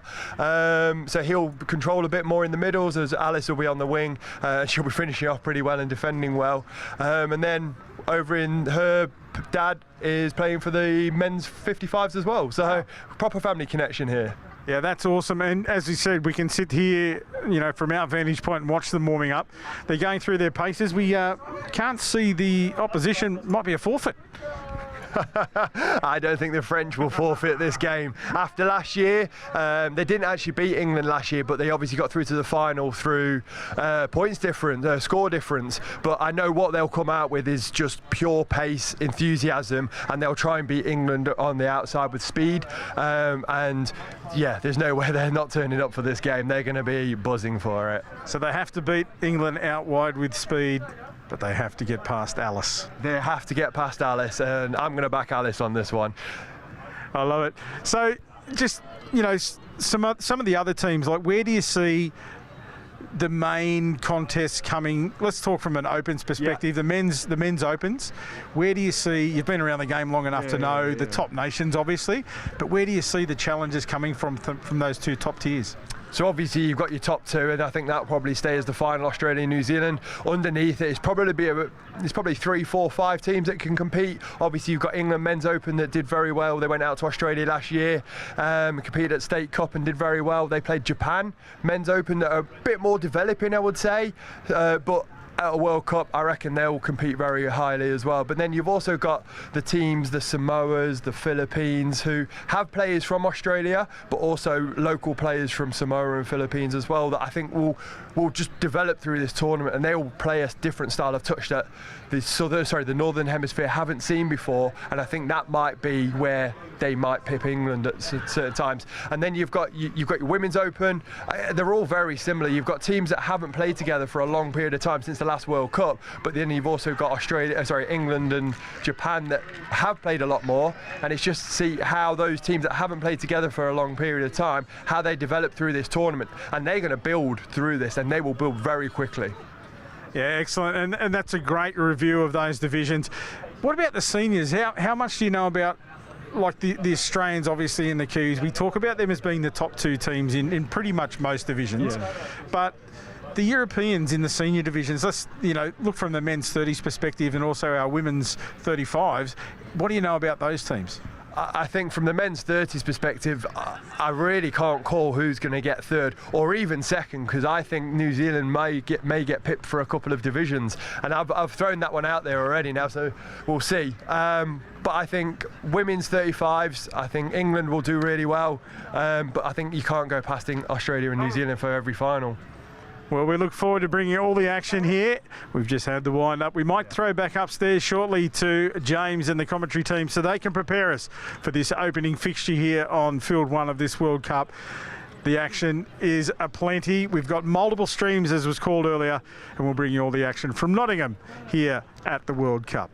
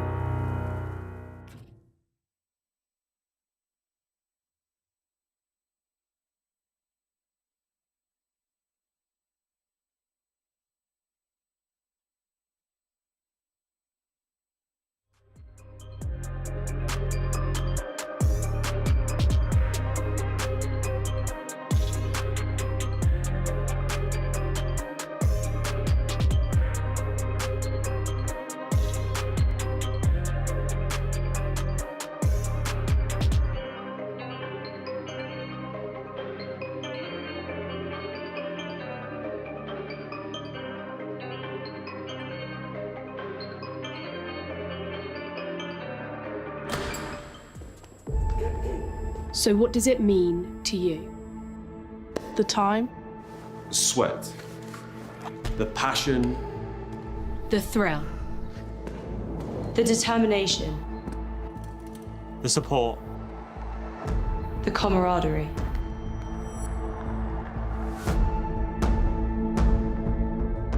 But it's so much more than that. We're playing for something bigger. You ready?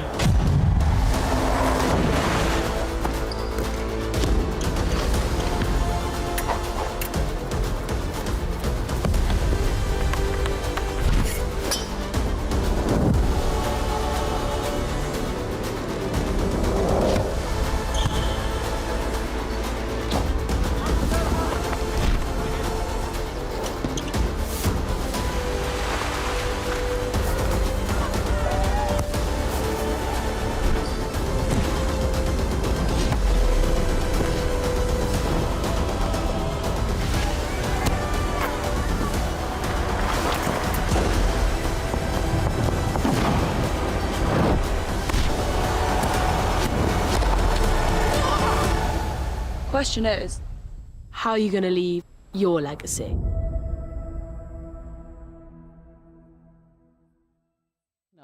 And I'm representing the HYDEX programme, which is one of the sponsors of the Touch Rugby World Cup. HYDEX is a collaboration of a number of universities based in the Midlands, including the University of Nottingham. One of HYDEX's main aims is to support industry to innovate, developing new products and services in the hydrogen economy. We decided to sponsor the Touch Rugby World Cup, particularly in relation to energy use, so that Geopura, a locally based business, can provide hydrogen to be utilised at the event, making the event more sustainable and improving air quality for visitors and competitors alike. We hope this support will encourage others to look for more sustainable ways to run similar events in the future. Finally, just to say, we hope everyone that's involved in the event has a great time. I love Nottingham, the home of Robin Hood. From the bright lights of Goose Fair to the peaceful nature of the Sherwood Forest woods. There's a feeling of togetherness, unity, pure, honest, love. And that feels great like a bright summer's day at the horses down by the lake at Colic. All I love Nottingham. The River Trent, the embankment, the Nottingham Carnival, different cultures dancing. The diversity, just walking down Columbus Street on a Saturday. The two lions in the square stand tall with pride. And when the markets in town come alive, it gives me life. Listen, as the council house clock chimes, and depending on how many times, lets you know the time. I've been to concerts at the Motorpoint Arena, and I've been to concerts at the Nottingham Caves. I've been here all my life and I'm still amazed by this place. I love Nottingham. Sometimes I stare at Hoxley's graffiti colourful walls, and sometimes I gaze at the deers running round Woollerton Hall. Supreme thrills, from chilling up at Green's Mill or up at that castle on the hill. Nottingham, I love you, and I always will. Visit Nottingham today.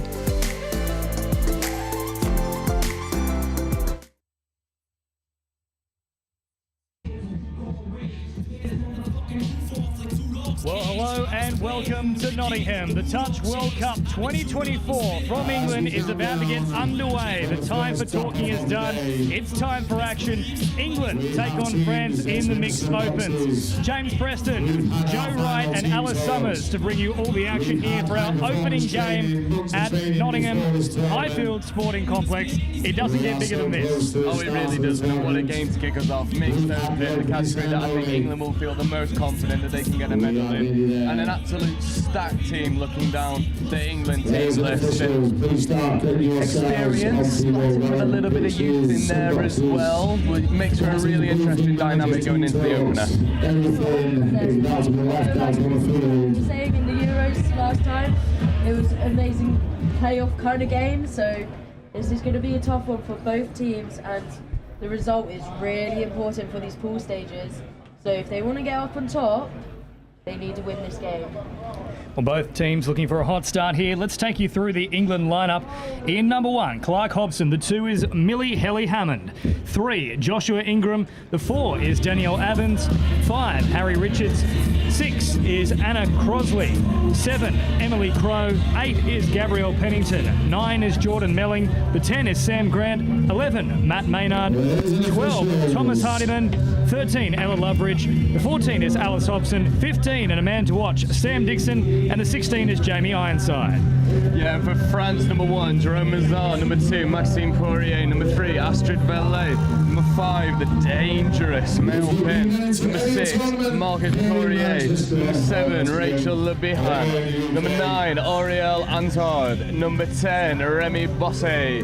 Number 11, Carla Mayon. Number 12, Orbin Dominice. 13, Charlie Montana Nat. Number 14, Damian Alexandra. 15, Maeva Manikaka. 16, Josephine De La Vaca. 23, Andre Chaffaux.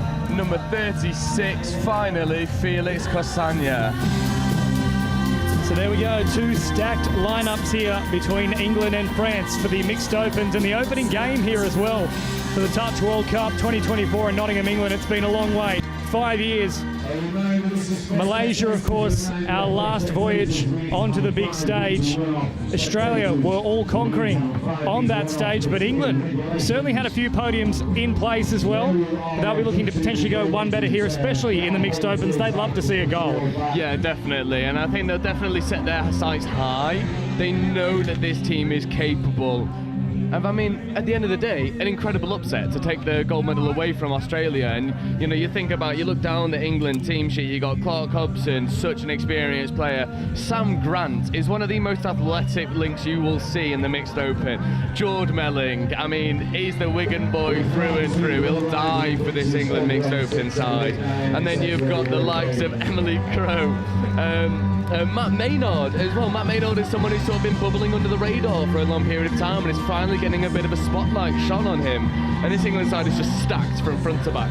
Yes, 100%. I would also say this England side has amazing women in their team. Like, they are able to rely on them and use those girls. That is so vital in a mixed game. If you can't use your girls, then you're not using your whole team and you won't get your best performance. But this England team has some really, really strong girls, so they're going to use them all, and we're going to see a lot of play from that. Now, for those tuning in potentially for the first time watching this great sport of touch football, 6 on the field, 2 middles, 2 links and 2 wings. Typically tend to see in the mixed opens plenty of women out wide in those wing positions, and it will of course be England in the white and red running from left to right on your screen, France in the dark blue running from right to left. 20-minute halves here, 40 minutes in total, unlimited substitutions. They'll head towards their sub box, and the changes are thick and fast. Final countdown now for all the action here. There's hugs all around, and those preparations, mental, physical, it's all been happening. It's been a long lead up, 5 years in the making, but we're here in Nottingham.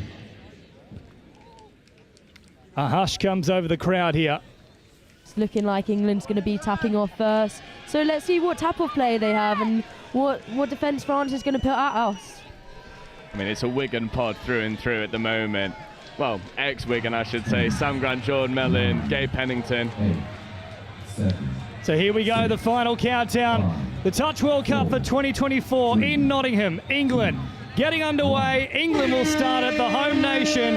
We are off and running straight away through Sam Grant, who brings it forward. Early touch made here, as once more they go on the attack now. So France with a very high line in the first couple of touches here. They'll spread it out to the left-hand side. Picked up quickly from Melling. Melling now stopping on a run.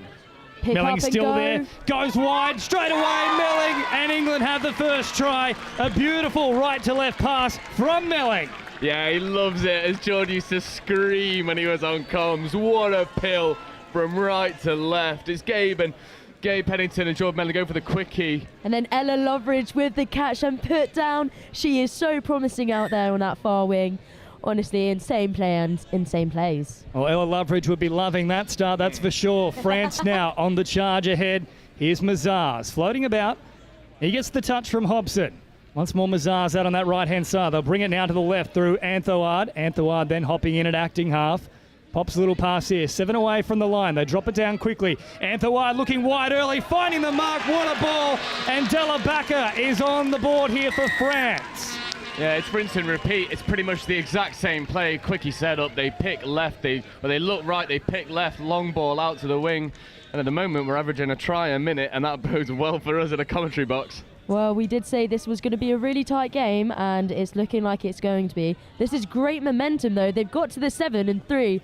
Looking like we can get a strike play here. Ironside now popping up with a little ball here. Potentially pushing through is Richards, but France were standing firm. They hit the line and then made the touch. Richards back to the 7.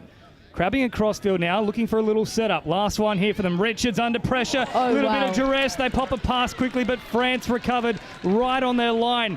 A try-saving touch. Yeah, really good defensive set there from the French middles. They work together really well to nullify the space, and this is the first sort of transition that we've seen from either team, and France look to have a really dynamic sub-play coming into their final third.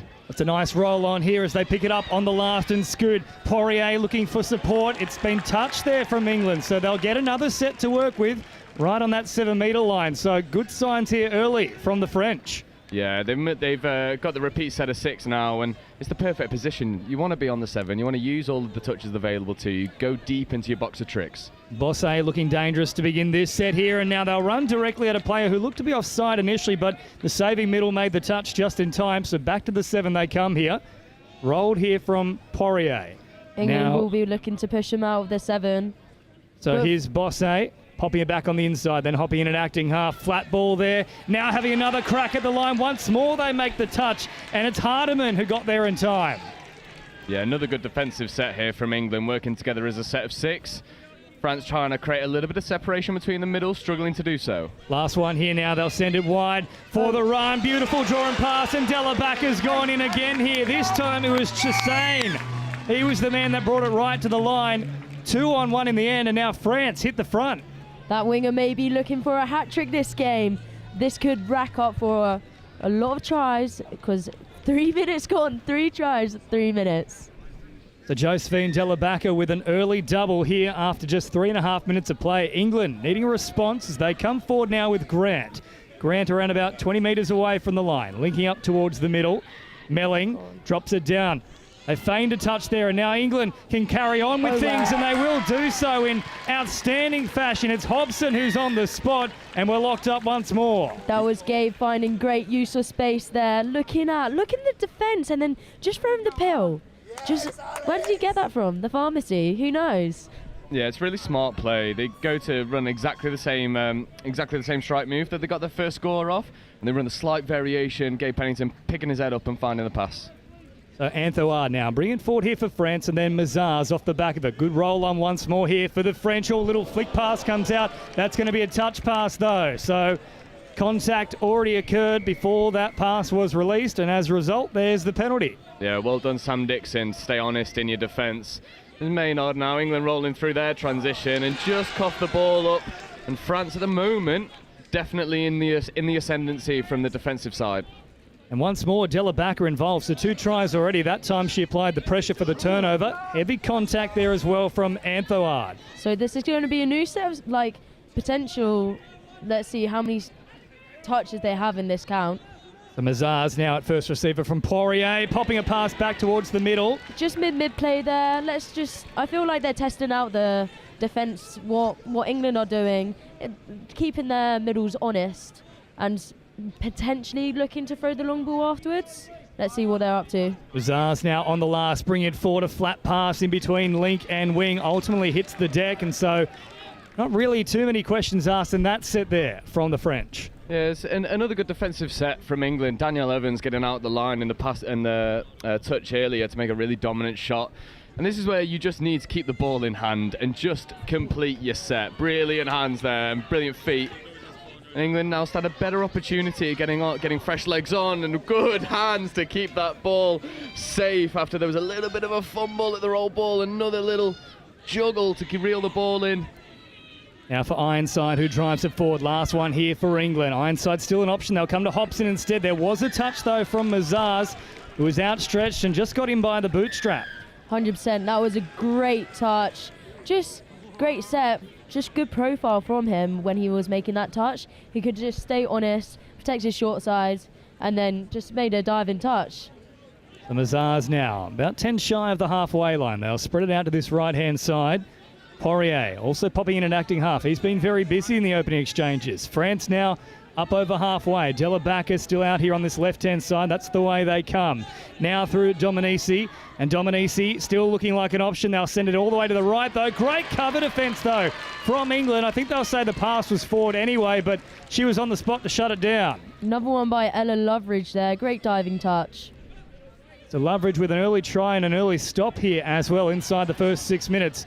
Good momentum now for England. Upfield they come. Just towards that halfway line. Hobson was an option momentarily. Dummy two instead, and now France really pushing up quickly. Nice touch made. Here is the last now for England, and it's a static start too, so no roll on here. And Grant, as a result, decides to bury it well away from the sub-box here for France. Yeah, smart decision from England, just playing the circumstances in front of them, not overplaying the ball. It's very early in this opening game. There's no need to try and throw miracle ball 7 minutes in. All level, keep the consistency, keep the ball in hand, no mistakes. France now looking so potent in their attack when they get the opportunity. The Poirier now bouncing around, and that was exactly not what the doctor ordered. You just talked about keeping things simple, and that was anything but. Yeah, you can sort of fall into a false sense of almost insecurity in the opening games of tournaments where you want to really go out there and make a statement, and that maybe puts your completion rate in jeopardy. And I think for both of these sides, we've seen the opening 6 or 7 minutes, some real dynamic play, both in attack and defence, but skill errors sort of creeping into the forefront of the play. Well, now here comes Hobson really taking off and picking up good metres. Quick play the ball too. And then we're very well read in the end there from France. It was Manakachi who made the touch, and there was a bit of work to do there because he was bounding around like a jackrabbit. Yeah, really good defensive read. I feel like the French are operating with like a double middle press where both middles are flying at the same time. It means you can't get in behind those middles as easily for England's perspective. For me, what I'd maybe look at doing is playing on the link a little bit more, so those middles have to come over and crab across and cover those spaces. So working out towards this right-hand side now as they then straighten back up here, England, through the run of Sam Dixon, man to watch in this match.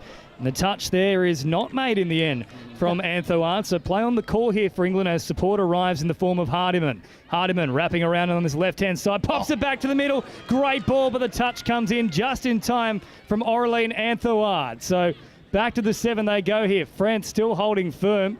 Been a really impressive opening defensive display here from the French. Still a little bit more to see off though. England with ball in hand up towards the line. Ironside now rolls it back once more on this left-hand side, and again they mark up well. Mazars read it beautifully, steps up and makes the touch, and there's a little bit extra for France as well. Yeah, twice now England have been marched back after conceding possession. Just not throwing the ball to the most immediate French player, always throwing it to the person that's behind them. But just as soon as they give away a penalty, one is given to them under no real pressure. Forward pass given in the midfield, and England essentially get a tap-off. Yeah, 100%. It was looking like they were trying to run and fire up just then. Sadly, didn't pay off, but strong attack, getting some fresh legs on right now. Let's see what they can bring to... I think that they're going to play on... Well, they've missed that one there. Yeah, it certainly I think bubbled that up. was going to be rollable, wasn't it? Now here's Pennington on the charge up towards the 7 metre mark. Dummied here from Grant, and then looking to link up long, but up step the French. And ultimately, though, this will go the way of France here, and I think they're going to say an incorrect roll ball was the issue. So France now trying to get a little bit of an extra roll upfield now. They've done plenty of defensive work in the past couple of minutes. That just releases the pressure valve a touch. So around about 25 away from their own line. Poirier, who's been very impressive so far, brings it forward, and now good momentum about this play too. Another sloppy play the ball. Let go on this occasion though. They'll turn it back towards the middle. Last one now here for France. Poirier once more looking good. However, it's picked off, and now England on the counter-attack. They'll roll it quickly. Grant bringing out to this right-hand side, and then an option once more back through the middle. Yeah, really good defensive read there from Jordan Mellon in the middle. That's what he does. He's a bit of a ball hawk in defence. Drives really hard through the offensive line, trying to cause disruption to the attack, and now England really need to get going forward a little bit more and secure the roll ball a bit. It's been too sloppy. Hobson now on the last, still there in support. They need to find someone. Can't score from acting half, and they do find someone. It's the man we've been saying we need to keep an eye on, and France needed to keep a close eye on him there. It's Sam Dixon in for England's third. Yeah, Sam Dix, this is what he does, just goes through the gap. Lovely little show and go by Matt Maynard, just ghosting through the gap. And Sam Dixon, I mean, I'm a proud coach right now. Some boy. Let's see what France can do now. They got to the 7 quite early. Oh, passive out the back. Delabacca was looking for support, but a great read in the end from Alice Hobson, who stepped up into the line from that wing position, knocks it down, but still more pressure on the English line here. So 3-2 a slender lead, otherwise Delabacca had a third. 100%. I think, just diving at the feet here we see. Just trying to get short sides. They're quite steppy and just quickie plays almost. Bringing it back to the middle now. Oh, that's going to be a new set of 6. Yeah, once more touch there from England. So that's probably the 3rd or 4th occasion they've decided to slap it down. They're more than happy to do so once they think France are building to something here. This little pass is provided for Pin. Calls the forward from the crowd here as well. Might be a little bit of a biased crowd, though, I'll tell you that much. As Pin once more has a crack at them. And geez, for a moment there, I didn't think Ironside got him in time. Yeah, that was a bit too close for comfort from England's perspective. And this is what Mel Pin does, so long. Yeah, County step inside, step back short side. Is that a third? And that is... Forward pass from the base of the ruck. Sideline ref in a really good position. And that just shows the quality of the referees at the World Cup. Yes, the main focus is on the players that are on the pitch, but there's no game without team ref. And in a perfect position to spot the forward pass. Of course, 193 on display throughout this tournament. 3 here for this particular match, and they all rotate during the game. As now Grant brings it forward. Nice quick roll ball as well. Here's Pennington floating a ball out the back. The idea wasn't a bad one. Just took it perhaps a little bit too deep into the line there. Yeah, and with this England mixed open side, there's a big cohort of players from NQ Rebels based out of Manchester. So you will see a lot of these players just throw almost blind balls because they know with that team cohesion that there will be people there. And Gabe Pennington's one of those that trusts the system more than anyone else. So now Grant back on the inside, far too easy on this occasion. Jordan Melling has already provided a try. This time he cashes in, and once more England are across the line and they extend that margin to 2. Yeah, and that's an NQ score through and through. ML, step back, Jordan Melling in a hole, could have moonwalked over the try line. And England really starting to turn the screw. Very even in the opening 10. Last 4 or 5 minutes, started to level their attack up, pulling a couple scores ahead. And France are really looking for at least a score, maybe try and stay only 1 or 2 down but at half-time. Here's Poirier now, finding a little pass out wide for Chassang. This will be the last one here for France as they head back toward the middle now. A static start, and that has gone about 2 metres forward. That's almost sin bin worthy. Yeah, NFL pass coming in early doors. We're just seeing England here drive up the box, just getting fresh legs on again. Just a simple A set. No touch there. Gets away with that. That was very fortunate. Ironside plays it now. Appears as an option once more. This time a good read from France though, but they're all set to this left-hand side. Ironside, though, turns it back towards the middle. And I think there was a missed opportunity there for England. It was 4-on-3 on that left-hand edge. Yeah, definitely. It seems like they opted for the safer option rather than maybe the right one, as they looked to just kill this ball box side, so the French had to go all the way across the field to get fresh legs on. But you're exactly right. 4-on-3 on the far side. Maybe they'll look to expose that in the second half. Now, Chassang rolls it back, and then an awkward pass there for France. They still managed to keep possession, though, just shy of the halfway line. Touches made there from Grant, and now really taking off. Here comes Poirier again, looking to float a pass out on the outside, but well met in the end there from Harry Richards, who kept his width. Yeah, Harry Richards is one of these players that we saw at Nationals, really start to level his game up. And yes, we know that he's super steppy in attack and he's very dynamic, but the defensive side of his game is something that he's really worked on, and you can see it in this mixed open side. He's got a lot of responsibility here. Gabe on the ball here now. His platform's perfect. Oh.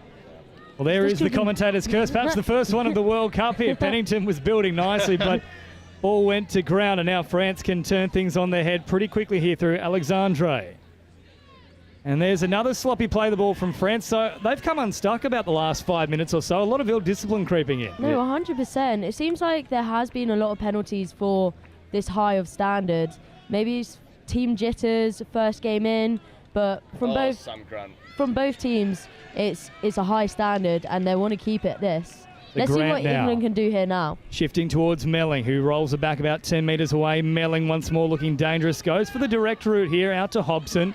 Well tracked in the end there from Anthoard, and now back to that 7 metre mark they go. Melling towards the middle now for Pennington. Dropped it down, Pennington again. Yeah. Now having a little look at them all. There's an injury here too as well. And that's Maël Pin. Yeah, Pin is, of course, the real danger man for France, but that could be a dangerous thing for him there. It looks like the hamstring is the one he's clutching at as England go in once more. Yeah, and again, it's another NQ score, and yes, but it's made because of the injury to Maël Pin, and it's definitely the hamstring. And if you're a French Mixed Open supporter, that is probably the absolute last person you would like to see injured, because he can make something from nothing. And at the moment, they will be without their danger man. Well, it's worth pointing out too, France led this match 5-2 at the moment, but 2-1 early on for France as Poirier now once more brings it forward, but again, ill-discipline creeping in for France, another turnover. So we'll keep a close eye on Maël Pin here as we approach the half-time whistle. It's all already creeping up very quickly, just 3 minutes remaining. Yeah, great defence there by England. Just France can't able to get through, and just driving up the box now, just trying to put pressure. We see France being really compact in this defence here, just making it harder for England to get a platform down. Nice quick play the ball as well as Hardiman hops in, looking for the action and finds a little pass here as well for Crossley, who crosses the try line. 6-2 now. And just having a look at Maël Pin as well, already has the strapping on. So he might have come into this one with an injury cloud of sorts, and certainly it hasn't gone to plan in this opening exchange. Yeah, and that score that we've just seen is exactly where Maël Pin would have been in that defensive set between the link and the wing. I think we're seeing at the moment from this French side a lot of disparity between the link and the wing. The middles and the links are very tight together, trying to compact the field of play. But there's a massive gap between the link and the wing every single time England attack, and they look to go and expose that again. Just guilty of overplaying, but you're 4 scores up in the opener. Why not have a go? Just there, England went for the direct straight after France tap-off, which is really good in every game. They're keeping France on their toes, but unfortunately didn't pay off. But now England do get the ball back, so let's see what we can do. Well, this could be a crucial set right here before half-time. Only about a minute to go, and an easy turnover from France. And now Grant has the opportunity to keep marching forward about 20 metres away. Melling hopping in at acting half. Flat ball here for Pennington. At pace, back on the inside for Melling. And once more, it's like clockwork here in Nottingham. It's a 7th try for the home team. Yeah, that's just a sweeper and then give the ball back inside. Just insane play. The link couldn't step up from France, and they were just caught chasing in, which was really, really nice from England there. Yeah, it seems like England is benefiting from a bit of conditioning that they've done earlier on in the game. They run that exact same play, but with the step back earlier, and instead of using the step back, they just feed it back off to the half. And Melling and Pennington, dangerous combination. The final chance here for France now in this first half to try and snag one back. Quick little release here for Alexandre, who goes wide early. Della Bacca looking for a hat-trick, and she gets there. That one is called all good, and she certainly has deserved it. What a great start to the tournament for her. We certainly have an early front-runner for top try scorer. Yeah, and just as I was complimenting England's use of conditioning, that score comes from France's conditioning. The earlier play, they run the passive link. So the England winger flew out expecting the passive link, wasn't there, winger's free. That's all she wrote. And that will be a touch pass. It's gone forward nonetheless, and you can hear there the siren has sounded. That'll bring to a close this first half. I think we might get one final play here for an indiscretion before it went. And France, I can't imagine we'll see anything too miraculous here off the back of this play. So that'll bring it to a close here this first half. England dominant after a very spirited start from France. They led 2-1, but 7-3 at the break. Yeah, it's a really impressive display from England. For me, maybe the first 5 or 10 minutes, a little bit of nerves. You're just warming into the first game. It's a long tournament, so you don't need to, run yourself into the ground early doors. And what we saw from England was they just turned that screw more and more and more. You can't talk about that first half, though, without mentioning the injury to Mail Pin. That's a really big loss for this mixed open side. I had people messaging me on Instagram saying, watch out for the Mail Pin masterclass that you're going to see on pitch 1. Unfortunately, it's not quite happened for him. Well, hopefully it's just cramp over there, but he's still looking like he's getting taped up. But all the best for that player and for the team. But both teams looking strong. I think this standard is really high in the mixed category, and if you're one of the coaches now, what are you saying to your team, hey? Well, for England, it should be more of the same. Just keep building. No injuries is probably the big one. We were talking earlier on. It's really difficult for you to manage those injuries. You don't need to go too hard too soon. We'll find out exactly how they can manage the second half in just a moment. England at the break, leading 7-3 here in Nottingham, the opening game of the 2024 Touch World Cup. We'll take a very short break and all the second half action in just a moment.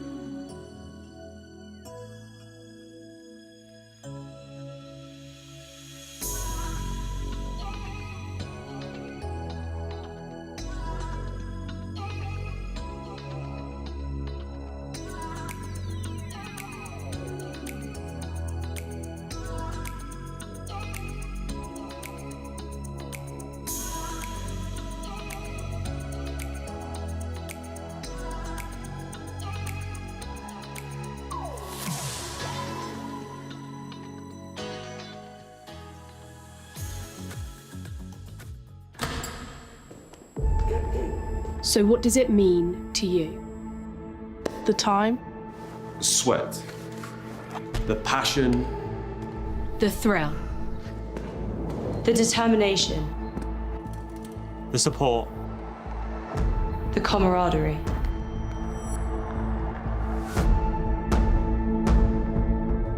But it's so much more than that. We're playing for something bigger. You ready?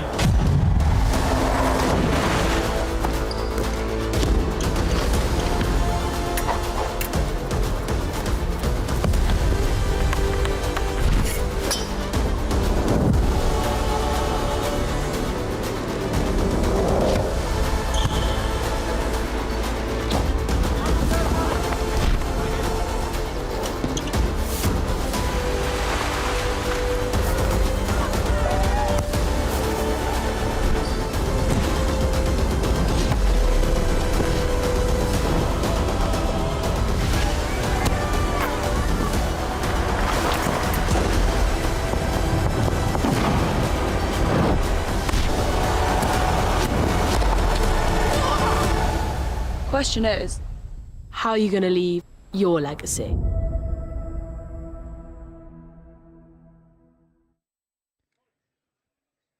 Welcome back here to Nottingham, the opening game of the Touch World Cup for 2024. The Mixed Opens division, England with a dominant first half display, 7-3. France did start very well, 2-1 in the early stages, and hat-trick so far already out wide for Della Bacca. So some positive signs here for France. Let's see if they can capitalise on them in the second 20 minutes here.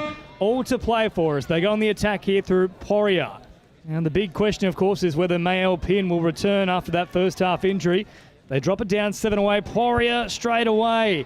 It's a warrior from Poirier, and straight down it goes. Yeah, that will do England the world of good for their confidence. That won't know. That's a skiller, right? That's the second, commentators curse we've had so far. Well, you two are off the Mickey. I'm not yet. Yeah, terrible skill error there at the roll ball, just dropping the ball uncontested. And France now, this will give them a really good opportunity to get another score on the board. Upset as well here from France as they get the troops back onto the pitch now, and now Poirier as well. This time Marius. Might even have to go with Marius and Maxime for that matter. He was just trying to do a link punish there on the let go link. Now trying counties. Here's Marius now with a lovely ball across the face. They read it nicely, though Richards again was the man who stepped up and shut it down. As now they'll throw it out wide. Good touch made there once more from England. So the scramble also on point at this point in time for the home team. Yeah, it's really good play, really good defensive read. And, Gabe Pennington, just a little comment on Gabe Pennington, is one of the most defensively astute players I have ever seen in England touch. So this England mixed open side is going to pride themselves on the stubbornness of their defence. Well, there was Pennington with that previous run. Now Grant getting involved, and so too here for Melling, who's already got to try himself in a set-up one. Can he do so again now? Popped on here from Pennington. That's a bit of ad-lib footy, but once more they step up and shut it down. A nice read in the end there from Dominici. Yeah, that was great from France there. Great defence, but great shipping of the ball from England as well, showing those quick hands, showing what they can do. But just straight up driving now from France. And here come France now on the attack, about 20 away. Good meters here on offer. I think Grant's going to get pinged for that. Yes, he is. You think? Well, I know we've got China playing here in this tournament, but that was more like the Chinese wall there from Grant. Now little dummy comes out, and they were never back the full distance. As a result, France play through. They had to score first in this second half, and they've done exactly that, 7-4. Yeah, England just compounding their errors there. Hard touch given away by Sam Grant, and yeah, Gabe Pennington unfortunately just doesn't hit the line. Really good call from the referee, and France starting to find their feet in this second half. Remy Boss getting over for the score. Yeah, just there, just a mid step back actually.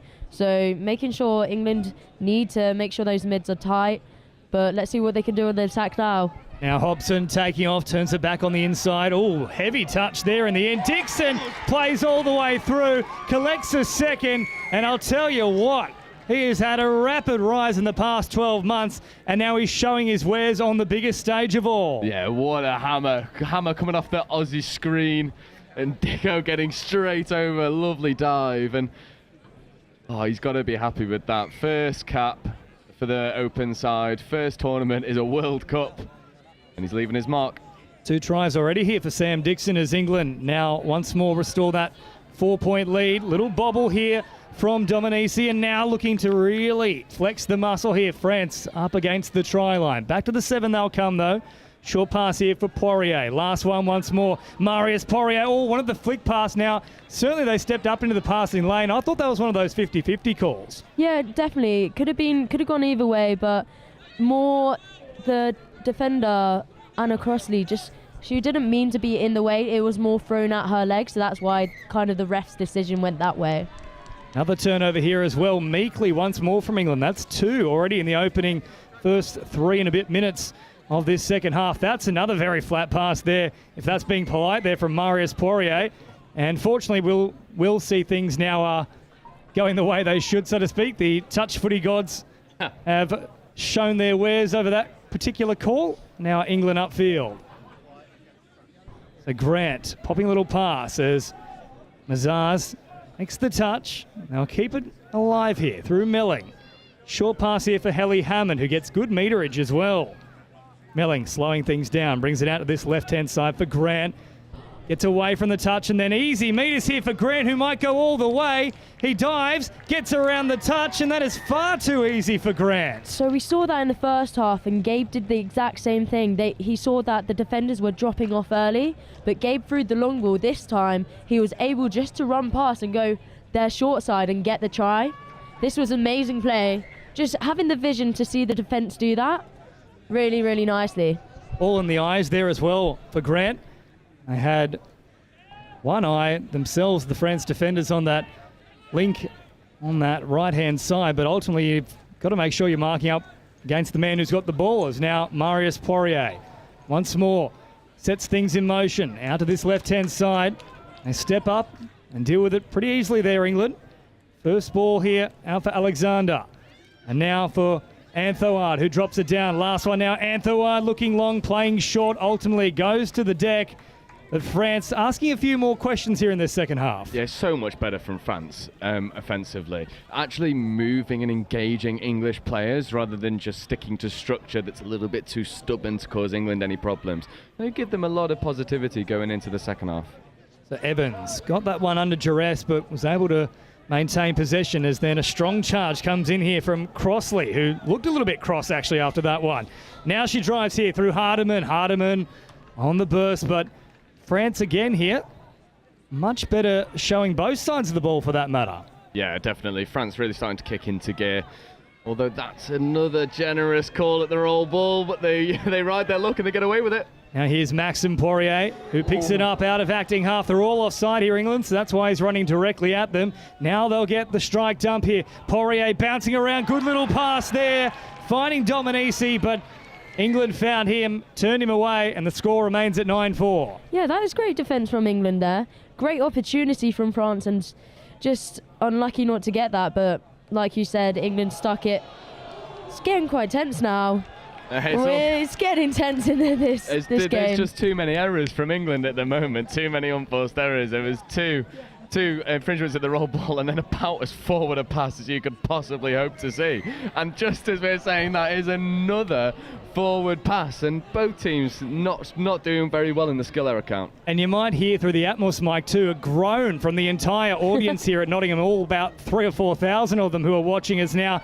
They send sail down this left-hand touchline. Nice quick roll ball as well. Hopping up quickly is Hobson, who then does a bit more work here in an acting half. First receiver now is Pennington. Pennington drops it down. Grant charging at the line. Good delay on the pass. Oh, Hobson was there, but a brilliant read out wide from Dominici shuts it down. Yeah, the pass had to go. I think that's one of those passes you've just got to give on instinct and hope that the wingers where they should be, because the 2-on-1 was there, but the defensive pressure from France does enough. Yeah, France coming back on now. They really need to get a try to bring some momentum to this. It's feeling quite... Oh, they're getting momentum here. Here's Chassain now looming in support. Here he comes. Oh, had to keep going to the left-hand side. 3-on-1. Ultimately, they'll come back for the initial indiscretion, but had they had a playthrough there, there would have been a lot of hair being pulled from the coaching box. But do you know what? That's a coach killer, because the infringement's off the ball. He just pulled Gabe Pennington's shirt back and did really well to set it up, and then just gave away a useless penalty and takes away all of the advantage that they'd gained. It's a real shame. Now Clark Hobson, full head of steam, drops it back quickly. That one's gone well and truly forward. We've seen quite a few of them. If you cast your mind back to the 1988 World Cup, you were allowed a forward pass involved in that. Almost NFL style, and I think they're back in 1988 today. Yeah, a little bit too early for me, that. I'll be honest. But I completely agree. There's been too many forward passes, and I think that skill error count is just slowly creeping to the point where maybe you're getting a bit worried.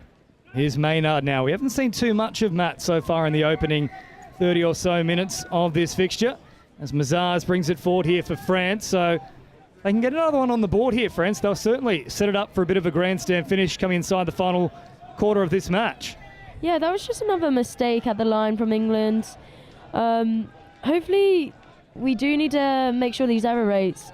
Well, here's Poirier now taking off right through the middle. Good speed as well. Got away from them. Needs to link up. Pops a pass. Beautiful ball. On the spot is Valet, but they've just got her in time, have they? No, Valet cashes in. And it's chauffeur style. Valet, or is it valet? Oh, it's a beautiful read from the half. Recognised that the covering link that had cut underneath was just getting tracked. Holds the ball, delays the pass, little pop. 9-5. England need to start kicking back up into gear. And France in the ascendancy at the moment, especially with an unforced error. This is looking like what France needs from that try. Bringing it up, getting the ball again. Stopping England at the line. Let's see what they can build from here. Now Bose brings it forward. Good touch made in the end there from Ella Loveridge, who's already got a try so far. Poirier again looking dangerous and instructing his troops. Last one now here for France. They've looked much better in this second half. Chassain sends it wide, or they just needed one more, but Loveridge read it well once more. That's two in that one set that have been quite crucial, those touches from Loveridge. Yeah, that was a great cut from the link there and then shipping it left. But like you said, great read from Ella Loveridge over there. smashing it out, staying on the whole game, which is amazing. Now they'll drive forward here through Helly Hammond. Grant once more getting involved. Threatened to link up there with Pennington, who takes off. Good speed from Pennington. Opens up a passage, finds the support of Alice Hobson. And Hobson will make it double digits here for England, 10-5. Also, if you just heard a roar through the on-field mic, that was Ben Meakin celebrating his partner getting down in the score. And really well worked again from England's perspective. Bit of variation from their strike plays. You've seen a couple MLs, then we see Gabe Pennington just pick up, hitch kick through the gap, turns and burns, and then the vision to find the free player. Lovely Gorgeous shake play. and bake from the wing-ins. Link, right? A crucial try as well there for England. All the momentum was with France, but now they need to recalibrate things here. Mazars picks it up. Big step and then an even bigger slip. The rain has started coming down here at Nottingham, and already it's having an impact. So England now will work it away from their own end here. Little short pass there for Hobson. In fact, that looked to be another forward one that was potentially let go, but Hobson doesn't mind. He'll have a run this time around. Up towards halfway. Mazars is there to meet them. Now, straightening up even further still. Passive out the back here for the run of Richards, who takes off and then knocked down there from France. Well, Delabacca probably didn't need to make a play at it, and that was on the last as well. It's another fresh set coming up for England. Yeah, it's really tough as a winger in that position, because if you don't and the English player gets it, she's walking in. It's really tough, and I've got a feeling we'll probably see middle, link punish, and then they'll look to go long here from this offensive set. What I'm just seeing here as well, France are looking like they're dropping quite early. We can see that far link as well. So England just need to make sure everyone stays up and tries and gets all defenders up as they can. So Ironside now the man to watch in this set. Here's Hardiman with him. Turning it out to this left-hand side for Crossley. Now Hardiman looking dangerous again. Links up with Crossley. Well, Hardiman, he's hard to stop. And Crossley is across the line again here. So England flexing their muscle now. Yeah, there's the link punish. A little bit of a dummy and a step. But lovely delay on the pass in behind the covering link. And France looking a bit disconnected in their defence. England taking full advantage of that. It's been in passages here, the French play. They've looked really good for a few minutes and then they just drop off quite quickly. It's a bit of a characteristic of the French play, unfortunately. We've seen it with the men's open especially. 5-minute spells that are superb. Now Marius Poirier getting very close. They just hit the line in time and made the touch, so one more to see off here. France really needing a try. Poirier shows it once, then takes off. The flick pass comes out, but the only one who's going to be catching that are the worms in the grass. Yeah, England looking really good defensively. I like how they're moving almost as two independent sets of three and then coming back to connect via the middles. And Gabe Pennington will be orchestrating this defence, will be thoroughly impressed with the lack of error on the line. Can't say that much going forward. A nice charge here from England with around about 6.5 minutes remaining as Grant is back on the field now. Dodging around, and Pennington once more takes off, threatening with his speed. Worked beautifully, but a great saving touch in the end there from Dominici. I think they might have even got a touch a little earlier on the inside too, though. Yeah, maybe a shadow of a touch and pass there, but they get away with it. Good touch, really dominant touch there. Now France sending it wide early, looking for some open space here for Delabacca, who would love a fourth in the opening exchanges here of the 2024 Touch World Cup in Nottingham. Hope you're enjoying all the coverage. James Preston, Joe Wright and Alice Summers bring you all the action here in the mixed open. As once more, Anthoard takes off and gets all the way through, looking for support, finds it, and also they creep inside the dead ball line. Well, French just won't go away at the moment. They're like a blue cheese from France. It's a bad smell. Yeah, that was just great momentum from France, just getting good yards down there and then being able to scoop short side and then looking for that play out on the inside. Really, really nice, and just simple. Simple plays is effective at the end of the day. So 11-6 here with just over 5 minutes remaining. It's still not done here for England. If France score again, the nerves will certainly start to flare up as forward they drive now through Crossley. Hardiman, good footwork again, snapping ankles and getting across the try line. Well, Hardiman, his last 5 minutes have been exceptional. Yeah, his big left foot step to get over the line. And again, a variation of the ML. It feeds out Oh, lovely left foot step. And again, that disconnect in the French defence, not working together as a unit. Struggling to cover the ground. Yeah, let's tap off this from France again. They really do need a score. England got double the points, so something to bring some momentum up. 5 minutes left. See what they can do. And here's Alexander and also Dominici. Alexander here. Out to Dominici once more. 7 away from the line. They're all retreating at the moment. As a result, Dominici diving pretty early there from a great distance. They'll come back to the 7-metre mark, though. Last one now for France. Alexander sends it wide. Was that one forward? Yes, it will be called as such. So 12-6. The Dirty Dozen here for England, and they just can't reel them back in. Yeah, it's unfortunate because it's a really good attempt at the long ball, but it does just drift forward. And sideline ref in a really good position to spot. It's gone forward out the hands, not drifted forward in the breeze, because there is a little breeze kicking up in Nottingham. Not enough, though, to give her the benefit of the doubt on that instance.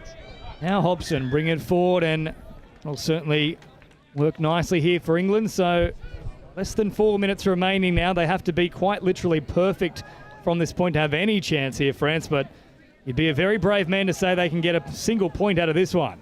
As Grant brings it forward now. There's a bobble from Grant, though. And that is the opening France need. They must score this set if they are any chance, though. England getting really high up on that first touch, as we can see. It's looking really good. Their policies are looking strong, just trying to stop France and making sure they don't roll, stepping up. France now stretching it out to this right-hand side. Nice quick roll ball to Antoine.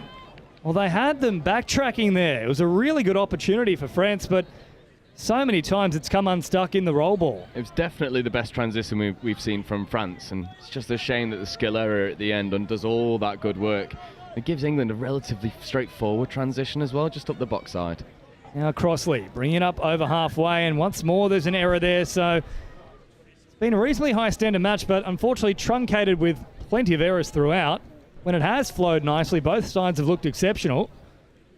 Yeah, 100%. I think great calls from the refs as well, like making sure they're honest, staying on top of it. I mean, sometimes they can't see everything, can they, at the end of the day, but it's looking good. Well, it does set a nice tone for the rest of the tournament here, for what the players can expect in terms of the officiating, as France here on the last have a real mix-up multiple times there. Mazars wouldn't disappear. And ultimately, it's easy pickings in the end for England, and with just over 2 minutes remaining, they have comfortably wrapped this one up. Yeah, it's a really good opening performance from England. Quite comprehensive. Yes, there have been some errors, but we can put that down to first game jitters. I'm sure those errors will start to smooth themselves out the deeper we go into this tournament. So Hobson popping a little pass here, and now Evans up over halfway. Pennington once more taking off. Rolls it back quickly. In fact, that was Clark Hobson. Now once more they go through. Great diving touch in the end. Mazars is got one of the largest lengths of reach there in the arms that you'll find here in the Touch World Cup, so he was always going to be tough to get around. Yeah, call him an albatross. The wingspan's atrocious. And a lovely defensive read there from the English winger. Wow, that is great from England. Just putting up that pressure, it just shows what you can do, and just a silly mistake by France, I would say. So England now with another full set in good field position. Hobson tracking across this left-hand side. Once more takes off. Poirier is there to make the touch. Little pass back now for Evans, who rolls it down on the 7. Quick release. Dixon looking for a hat-trick. He won't need to do it himself.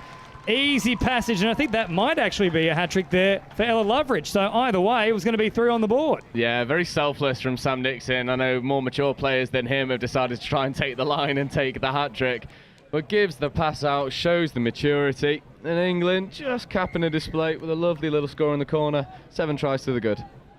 So 13-6 inside the final minute now. France with a chance for a consolation try. And certainly a little bit to build on for the rest of the tournament, but that is not the blocks that you want for the foundation. It's all come unstuck there. So England will cruise to victory in the end. I certainly gave them a scare at multiple times here, though, the French. Yeah, and you can't help but feel like if the French can just tighten up in certain areas, they would have run this game a lot closer. But unfortunately, England just proved too good too early in the tournament. Oh, let's see what France can do. Well, the hooter goes. He's trying round the outside. A few little dummies, and off he went, and he nearly fooled them all. But in the end, England a great start on home soil here in Nottingham to open the Touch World Cup for 2024. A comprehensive display and a real team performance as well. 13-6, everybody contributing there. Yeah, really nice on both sides of the ball as well. Not only offensively, yes, you've stuck 13 scores against, but defensively really tight as a unit. Like I say, sort of operating as 2-3s and merging back together with the impetus of the middles. And from an English perspective, yeah, you might be a little bit disappointed with some of the unforced errors. There were a few, we can't just gloss over them. But it's the first game of the tournament. You've got to give yourself a little bit of breathing space, and overall, quite a comprehensive result. No, 100%. I think England would be super happy with that result. I mean, coming back from Euros, they lost to France, so this is a great step for them to move forward into their group. But France just didn't seem to bring it this game, and they did have a cracker at the couple first minutes, but didn't bring it. There we go, full time here for our opening match in Nottingham for the Touch World Cup 2024. It's been a long wait, but certainly a great way to start things. England claiming victory over France, 13 points to 6. Don't you go too far in less than 10 minutes time. 2:50 p.m. local time here, GMT. It'll be Chile taking on Jersey once more in the mixed opens division. We'll take a short break and all the action in just a moment. Requested by the organisers of the event and the venue. The field do not be used for warming up or for practicing. We cannot reiterate this enough. These fields of play are due to last us for the entire week. We will keep reminding you, you will get bored of us asking, but please do not practice, warm up or train on any main field of play. So over on field 8, please remove yourselves from that field. Thank you.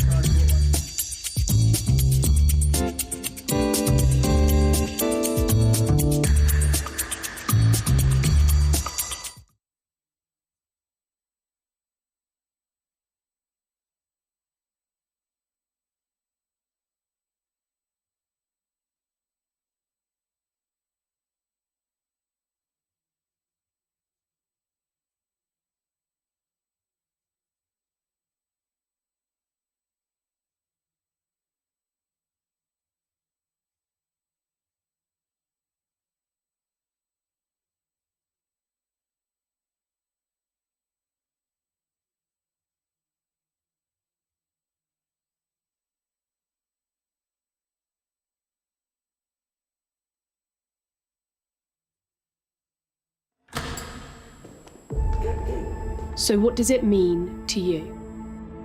The time? Sweat. The passion. The thrill? The determination? The support. The camaraderie?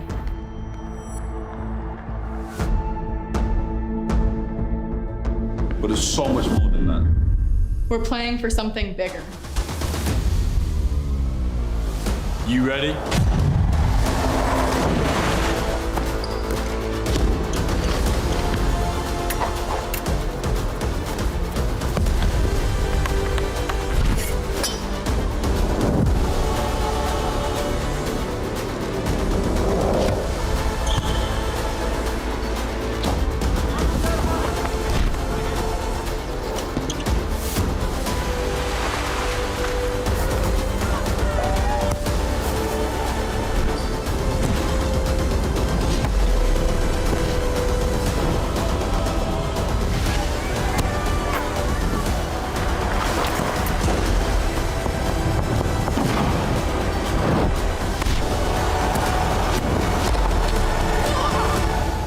Question is, how are you going to leave your legacy?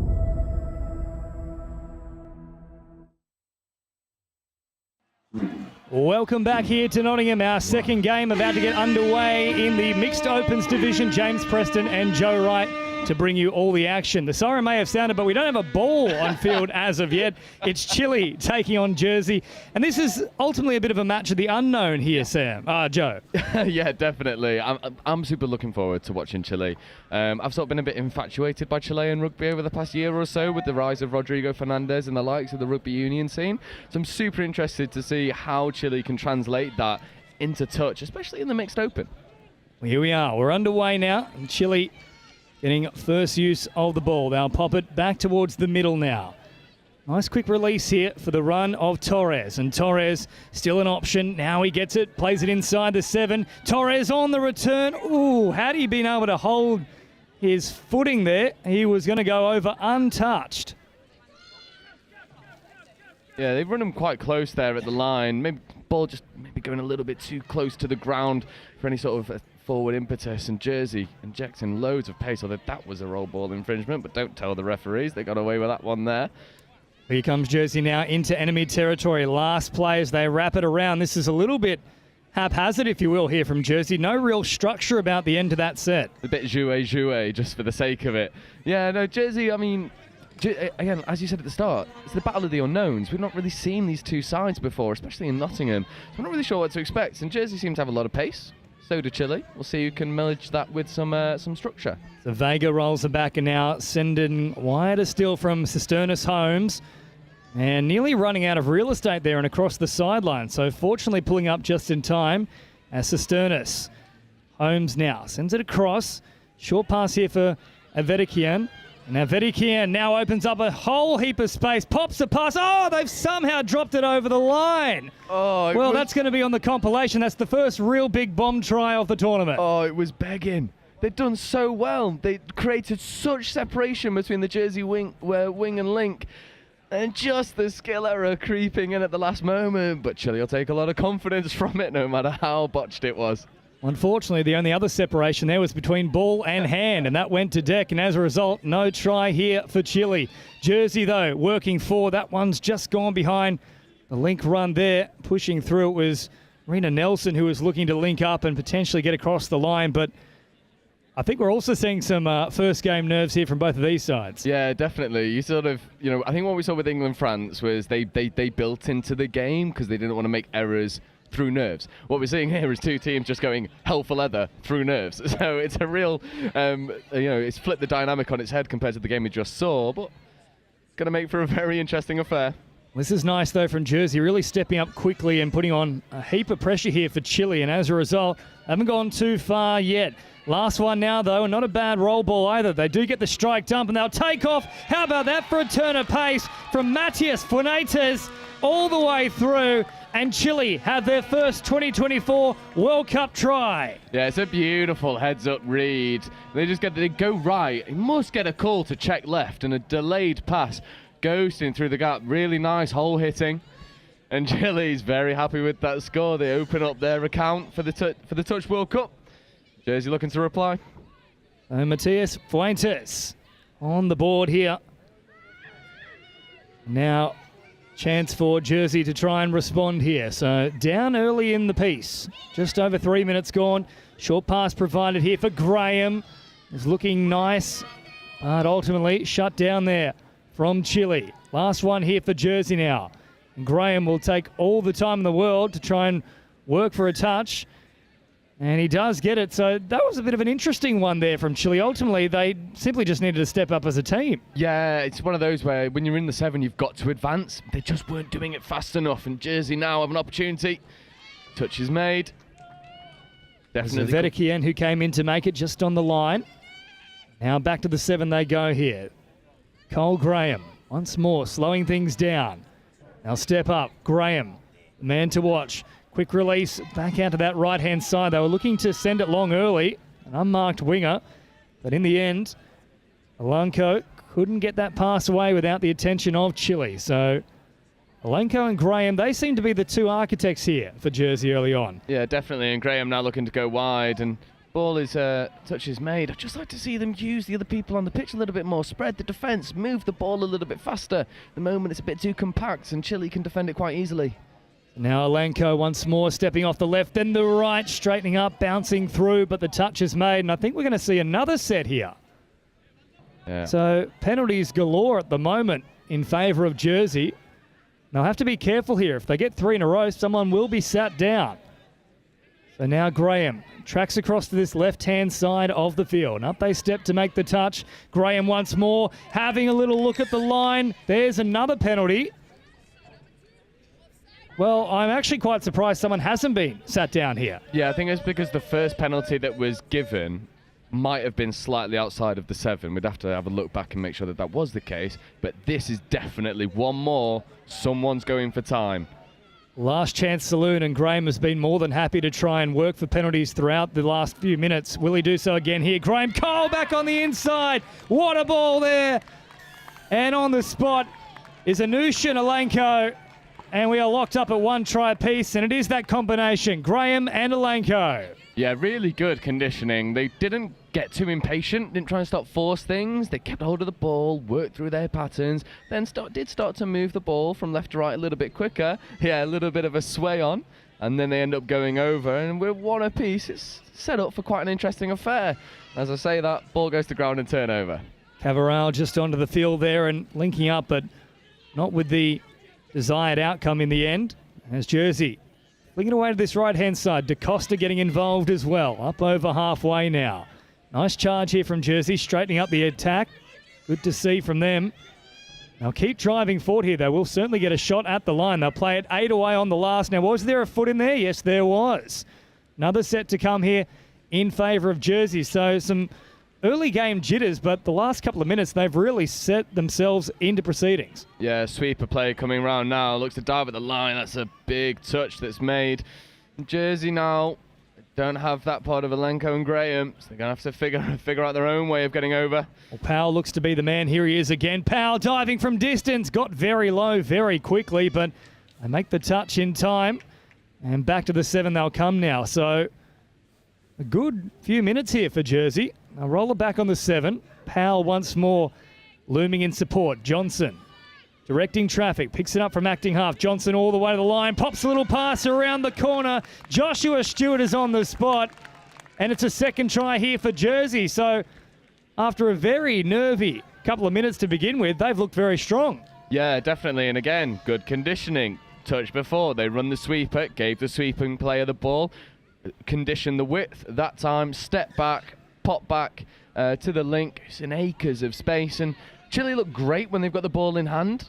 When they're in the defensive zone, look a little bit disjointed, not as connected as Jersey are. Although Chile now running into their attack, quickie play, looks to step, Hole maybe picks the wrong option. His middle partner was definitely free, but they do get the penalty. It was Vega who just couldn't get her hands to it, went to ground, but ultimately Chile will come away with another set to work with here. So out to that left-hand side, they bring it. Stepping up quickly was Alenko. They've floated over the top. Beautiful pass from Chile. Well, they all had eyes back towards the middle and completely unmarked out wide. They've gone in. Here it is again on the replay. And this is what we call eyes up footy, Joe.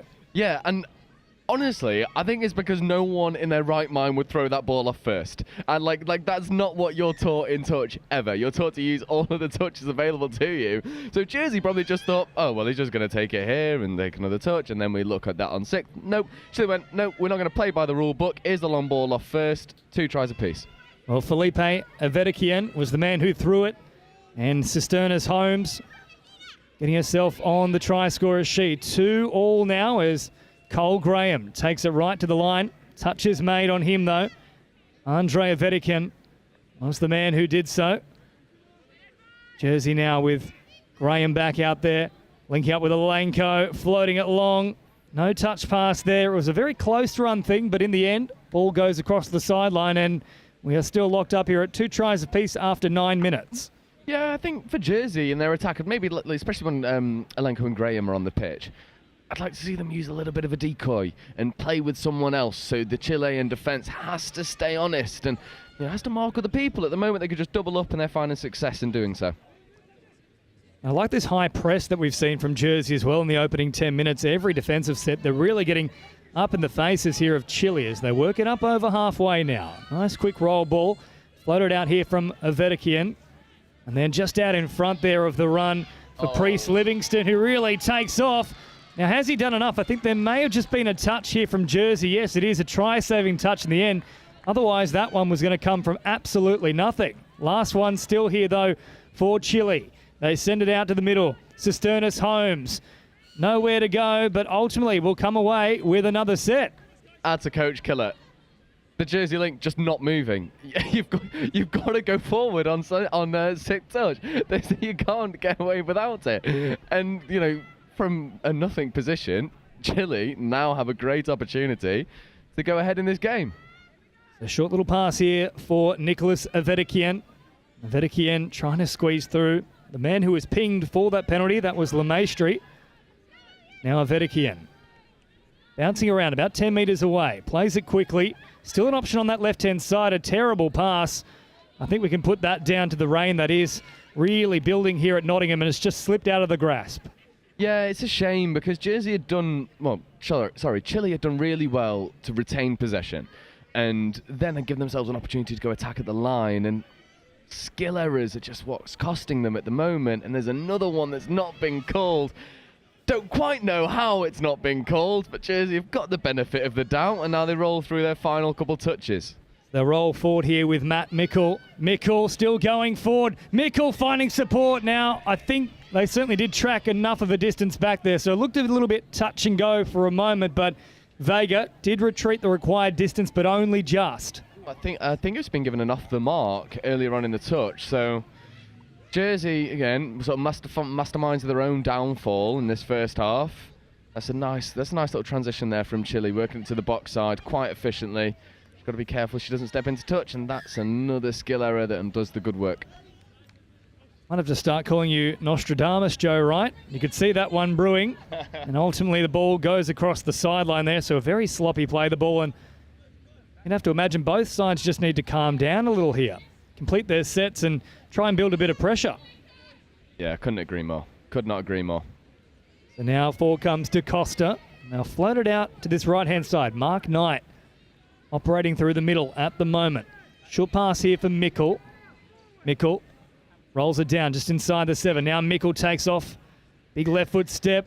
And they're more than happy to keep working for these penalties inside the final 7, Jersey. That's probably their 5th of the match so far. Mickle has turned away once more, so don't have Powell out there, nor do they have Graham or Alenko. So it's almost a real changing of the guard here. You don't see that many middles usually operating in one team. Yeah, this Jersey attack's quite strange. Every time they get the ball, initially they just go forward and then come back to dump and then go forward, and it seems like they're trying to play for not moving forward, although that's a lovely... There's a lovely wrap around, and now a real opportunity. DaCosta fires a pass here. That's gone backwards, and Goddard is on the spot. That was probably the best worked play of the match so far from Jersey, and it deserved a try. Yeah, definitely, and also the first time they didn't just run forward when they got the ball, and they actually brought the defence up to them, engaging the defensive player and just played around them. Chile providing single shooters, Jersey playing around them, getting to the edge. She could have walked that one in. Well, that was almost that old-fashioned. It did take me back to the very first World Cup. Of course, this is the 10th edition, but you don't see the old-school wraparound too often these days. As the little dummy comes in, Alenko is there along with Graham, and together they make the touch. Back to the 7-metre mark they'll come now. Chile in no hurry here, looking to reset things. Gradually creeping forward. Graham is there to make the touch. More danger building, but well marked up in the end. So that pass had floated over the top. Tough one to take there for Cisternas. And ultimately, Jersey see off the threat. Just under 14 minutes gone. 3-2 they lead with the rain still coming down here at Nottingham. Yeah, it seems like Chile have the makings of being a really good side. And there's just 1%ers here and there that aren't connecting. And it's leading to Jersey just feeling growing in confidence throughout this game. So Vega stepping up to make the touch, and now a nice straight drive once more here from Jersey. They've got them backpedaling. Now Reece Powell floats a pass back towards the middle, and had they taken that one cleanly, 3-on-2, but Chile, to their credit, they were stepping up quickly and applying the pressure, so turnover comes. Yeah, Jersey looking to play around, and Chile is another unforced error, although it might get given. It is. I don't mind it. I don't mind it. I'd like them to be a bit stronger in the touch, to be honest, but I don't mind it. And Chile get away with one. as they look to drive down into their transition, get some fresh legs on, but brilliant pressure from Jersey, making them work really hard to do so. It's a tough subset here for Chile, but finally they're up over halfway. Not too many shots left in the revolver, so to speak, though. They won't really be able to stage too much. However, Jersey stepping in there. Once more, it's Lemaistre, who's had a couple of interesting defensive plays in these opening 15 minutes. Forward they charge now, Chile. Avedikian slowing it down. Turns it back on the inside here for Cavaral. Cavaral, an option on that right-hand side. Instead, they go back to Avedikian, who is sweeping around. Midway through the count now. Chile looking for a hit back. Jersey in front, 3-2. Avedikian takes it right to the line. Well, that was too dainty for anyone to launch. And as a result, it meekly hits the deck, and there's the turnover. Yeah, I can't help but feel like with Chile, just hit your holes. Go through your holes. At the moment, it's like they're waiting for ball in hand to go forward. It's like, well, it's easier if you just go through and expect the pass to go to hands. And it seems like they're almost playing as individuals, not really having that team cohesion. Yes, it's early doors, but they need to find it. And Joe, this is perhaps the difference we're seeing with nations that are more historically rooted in rugby union compared to, for example, rugby league with the likes of Australia in particular, where it is all about hitting that correct line and running through those holes, as now we see Jersey nearly get across the line. But for these nations which probably don't have that traditional connection to rugby league, there's a bit of a different playing style. Oh, 100%, 100%. And that's why the north of England in the UK, in terms of touch, has dominated. Because, like you say, rugby league is hit your hole, will hit your hands. And, you know, at the moment, Jersey are doing that more often than not than Chile. And I just want Chile to get their head down and go forward. You need that forward momentum in your strike plays, and they're not finding it consistently enough. So out to this right-hand side, they come now for Cavaral. Reese Livingston also involved. And now they get the troops back out there once more. Fuentes, who got the first try here for Chile, rocks it back quickly. Now, Felipe Avedikian sending it out wide. Vega was under real pressure there. Did a good job in the end to take it, but great scramble from Jersey. Yeah, really good defensive scramble from Jersey. Much better from Chile as well, actually hitting the holes and going through. But Jersey matching themselves up to it, that seems like it's been milked, I'll be honest. That was not a hard touch. You can pick yourself up and go again. I'm a bit of a cynic in terms of that. We grew up playing touch in the north of England. You get hit hard, you go forward. You know, we don't want to see people just falling on the floor. It's not touch. Well, at the end of the day, it is a contact sport. Oh, yeah. It might not be full-on tackle, but certainly there are some big collisions at times in touch football. As this is play on now, Lemaistre once more had to release. And ultimately, touch pass is called. It's been a bit of a tough initiation here for Lemaistre. Yeah, struggling to find a feet, I think. And I think you can say that a lot with the Jersey side is, again, 6s and 7s. That is a hard touch because it's a straight arm. That was obvious for people in Riverside, let alone Highfield. But yeah, so Jersey for me, operating at 6s and 7s as individuals. Chile seem like they've got a bit more team cohesion without any forward momentum. So it's quite a strange dynamic, and it sets up a really interesting second half. If you're going as the scores as they are, it's really up to which coaching staff is going to grab the team by the scruff of the neck. And now forward they march through Cavaral, and Cavaral finding support wider still, and in the end it was a pretty good take from Andre Avedikian. One of 3 Avedikians in this side. And once more driving forward there, Andre, but no opening forthcoming. Jersey, at the moment, looks like they will take a first half lead here, which is probably surprising plenty of us around the ground. Yeah, definitely. And, you know, Jersey haven't been bad value for their lead. They have definitely deserved their lead. They've had more excellence at the line than Chile. It's this area of the pitch for me with Jersey is they're not getting to the line nearly enough because they're overplaying in the midfield, being a little bit over-eager, and it seems like they just need that one player who's just going to get his head down and make yards, and it seems like everyone wants to step, no one wants to go forward. So Avedikian out now, wider still for Cisternas, Holmes nearly getting all the way through. Good touch in the end though from Jersey. Inside the final 30 seconds now. If Jersey can hold out here and take that halftime lead, a lot of confidence for the second 20. Short pass now for Cisternas, driving forward. The draw and pass, oh, it's beautifully worked in the end. Priest Livingston, he's got oodles of speed. He took it right to the line, and finally, Chile get it bang on. It's almost like the structure and going forward leads that you can use your pace in attack, and a really good decision to just gently check the ball off into space. Brilliant catch and dive, and right on the hooter. It's 3 tries apiece, and it's a very interesting second half. Well, Magdalena Vega getting that final try of the first half, and as Joe Wright alluded to, it's a very interesting second stanza that is coming up.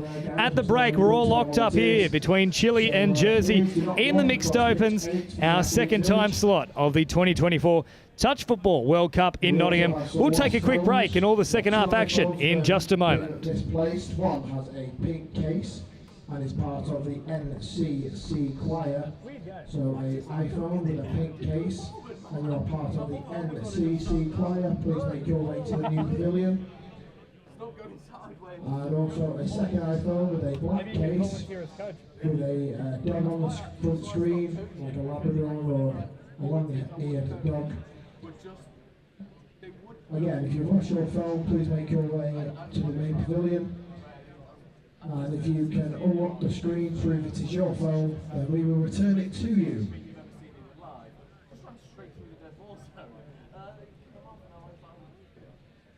Once again, announcements for the venue. When you're finishing your games or as you're walking around, please do not drop litter. There are bins provided, so any litter, please place it in the bins around the venue.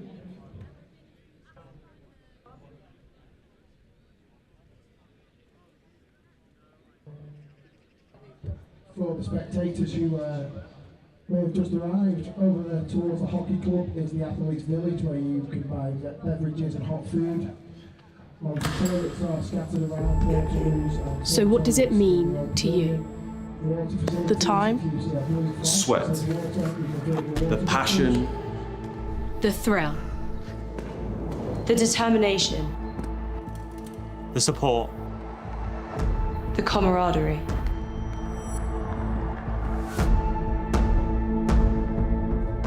but it's so much more than that. We're playing for something bigger. You ready?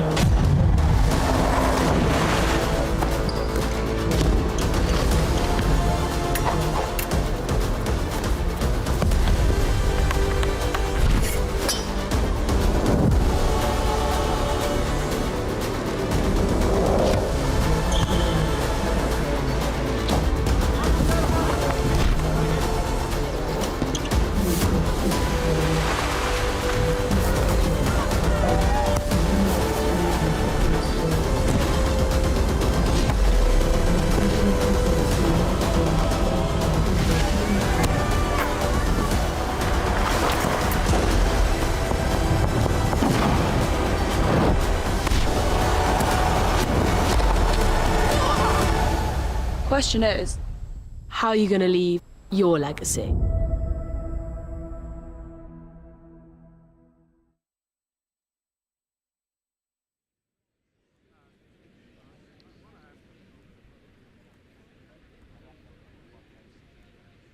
Welcome back here to Nottingham, Game 2 of the Touch World Cup for 2024. Chile and Jersey in the Mixed Opens division, unable to be separated after the first 20 minutes. And Jersey, one of these teams that come into this particular tournament without a great deal of knowledge about how they play. We're certainly finding out pretty quickly that it's quite direct at times, but on other occasions, very lateral, whereas for Chile, it seems like there's a lot of exuberance without the finishing piece. Yeah, definitely. You've summed it up beautifully there. I think for both sides respectively, calm down. Just a little bit. Just calm down. Because at the moment, for Jersey, it's so erratic. And yes, it's one of those where how can the defence defend if you don't know what's coming next, right? I get it. But at the same time, there's not that team cohesion, there's not that level of consistency that's needed to really sort of make your chances count. And the complete contrast in terms of Chile is they show great impetus without the final product, because as soon as they get to the 7, they stop. And it's almost like they're looking for someone else to create the winning opportunity for them. And both sides show brilliant promise.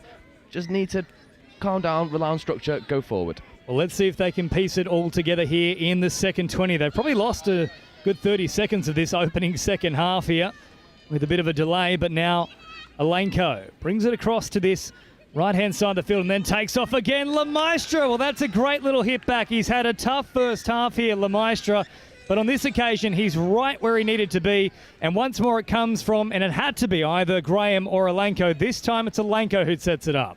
Yeah, and again, it's such a quicker strike. It catches people off guard because as soon as that dump is made just outside the 7, boom, left foot step out to the link, and the link is ghosting through the gap, and that's the benefit you get when you catch them offside. Well, they do look really good when they get it right, Jersey. And there will certainly be plenty more opportunities in this second half to do so. But can Chile respond nice and early here? A couple of dummies coming out now from Esteban Torres. Torres rolls it back. Now at first receiver once more. Andre Avedikian. Here he is now. And they're very deep there, Jersey. They had to step off the line. They were heading backwards initially in defence, so probably lucky to get away with that one. Yeah, definitely. And Chile maybe masterminded their own downfall there again. Yeah. Unfortunate collision between the Chilean player and the referee. Creates a gap. Jersey player looks to go through. Ref is very right to call that back. But yes, Chile just half picks up, goes. Maybe just give the pass a little bit earlier. You know, you've got a couple touches to play with. Make the most of the touch count, because that's when you're going to really sap the legs of the Jersey defenders and get your results that you need. The Jersey now marching up through field here through DaCosta, and now towards the halfway line. Good roll on about this set thus far. As once more, Jeremy Johnson gets involved, and now he straightens up himself. Just a little bit of a miscommunication there between himself and Josh Stewart. That ball goes to ground, but building nicely in the early stages of that set there for Jersey, just coming unstuck. Yeah, Jersey looking a lot better in just 2 minutes of the second half. Look like they've got a lot more drive forward and not so static in their play. Well, Chile maybe lucky to get away with that. Looked to be a loss of control. Referees disagree. So mutual infringement is the call there from the officials as Johnson steps up to make the touch. Now Avedikian. Popping a little pass here for Cisternas Holmes. Now drop it down to Avedikian. Here they go once more, driving forward. Popped it over the top, and Chile are on the spot. They will come away with a try here. It's Matthias Cisternas Holmes who gets in to the end goal. Yeah, and much better drive forward. And again, you're attacking against a rolling defence. How much easier is that than one that's static? And Chile do get their end product. Little looping pass over the top. All square. So Alenko now moving forward here for Jersey at 4 tries apiece.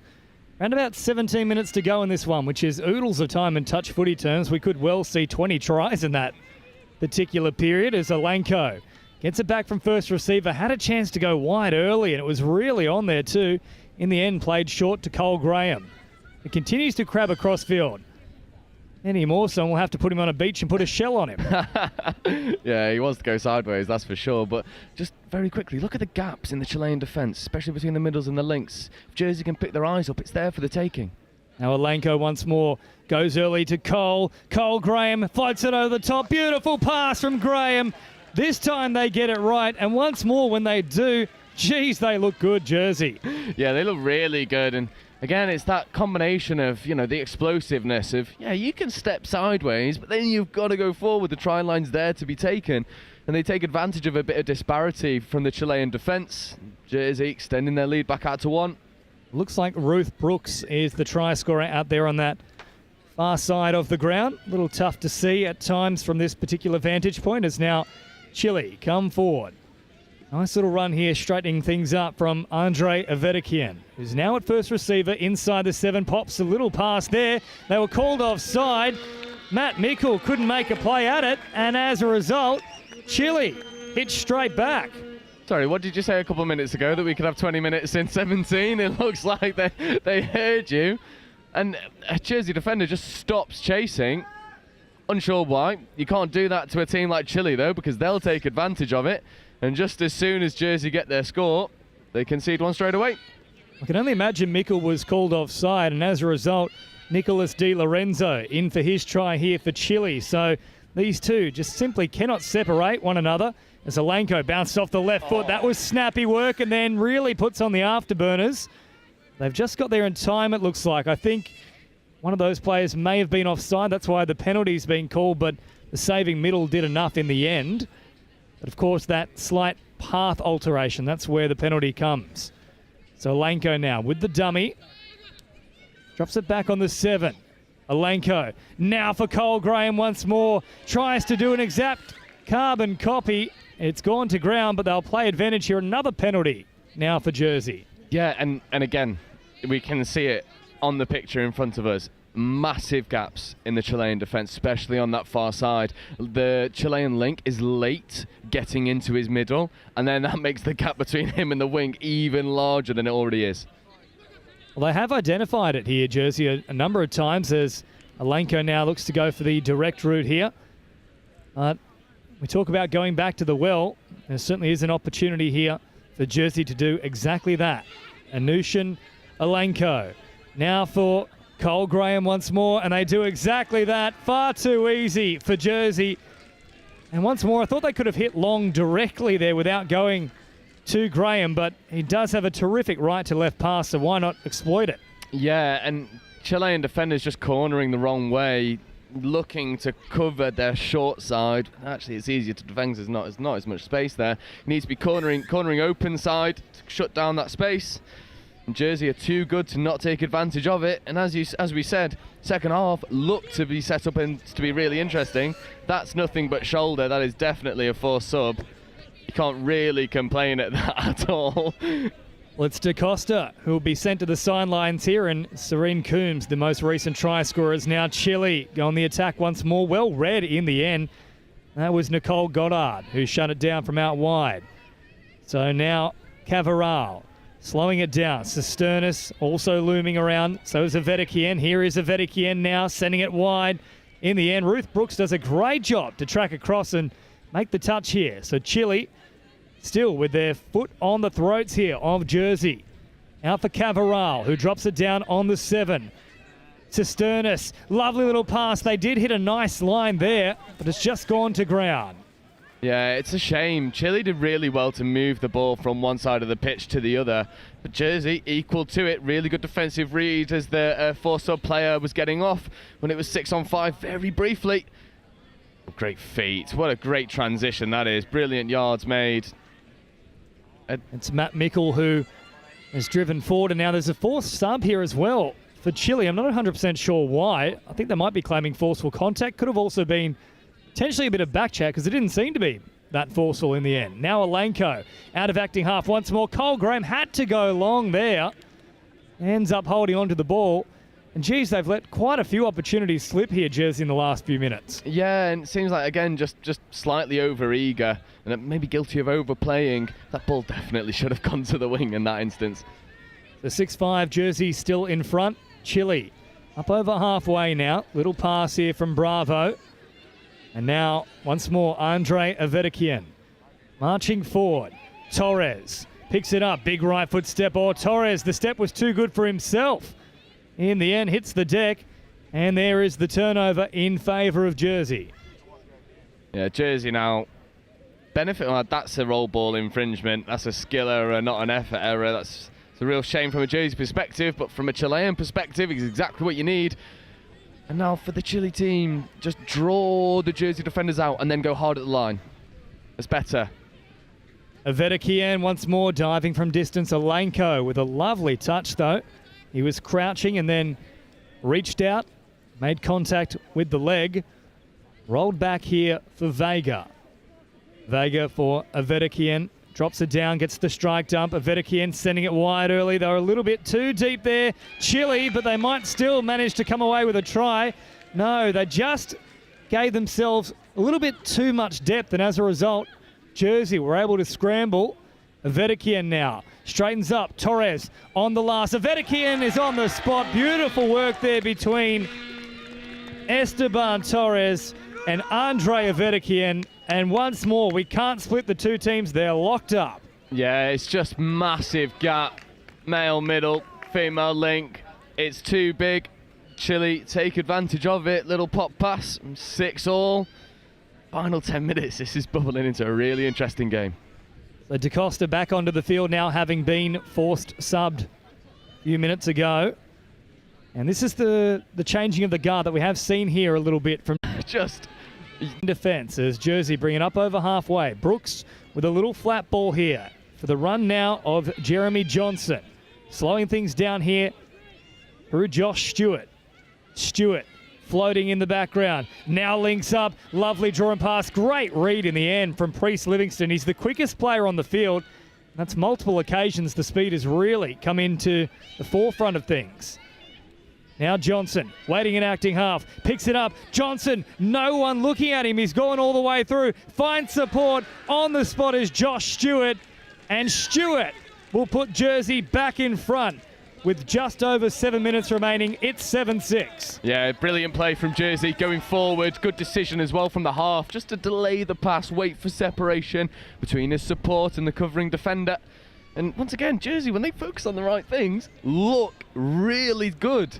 It's been too inconsistent, and they have the talent to run away with this. Now Avedikian popping a little pass back towards the inside. They marked up well, made the touch. Alenko was there. Now a little short ball here for Gonzalo Cisternas. Now floated over the top. Ooh, that one is going to be called play on. It looked very, very flat out of the hands, but flat is good enough.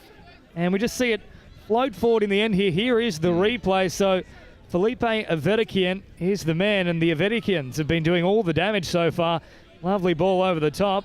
And once more, we can't split them, Joe. Yeah, definitely. And it seems as soon as Jersey take the lead, it gives Chile the impetus they need to go and go and add some teeth and vigour to their attack. It's just not seeing it too consistently. And Chile be looking to get a defensive stop here, go up the other end and take the lead. Well, here's Graham, however, looking to pile on the pressure and does exactly that. Bang off the left, snaps off the right, dives across the line, and brings up an 8th try here for Jersey. Yeah, that's what we call a big left foot whack. See you later. Over the line, lovely dive. Covering defenders not too far away. Graham's just too fast.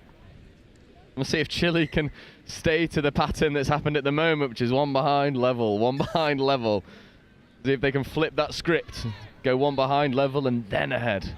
Well, tit for tat so far in the second half, but 100% spot on there, Joe, right? Chile haven't led at any stage in this second stanza. It's all been Jersey.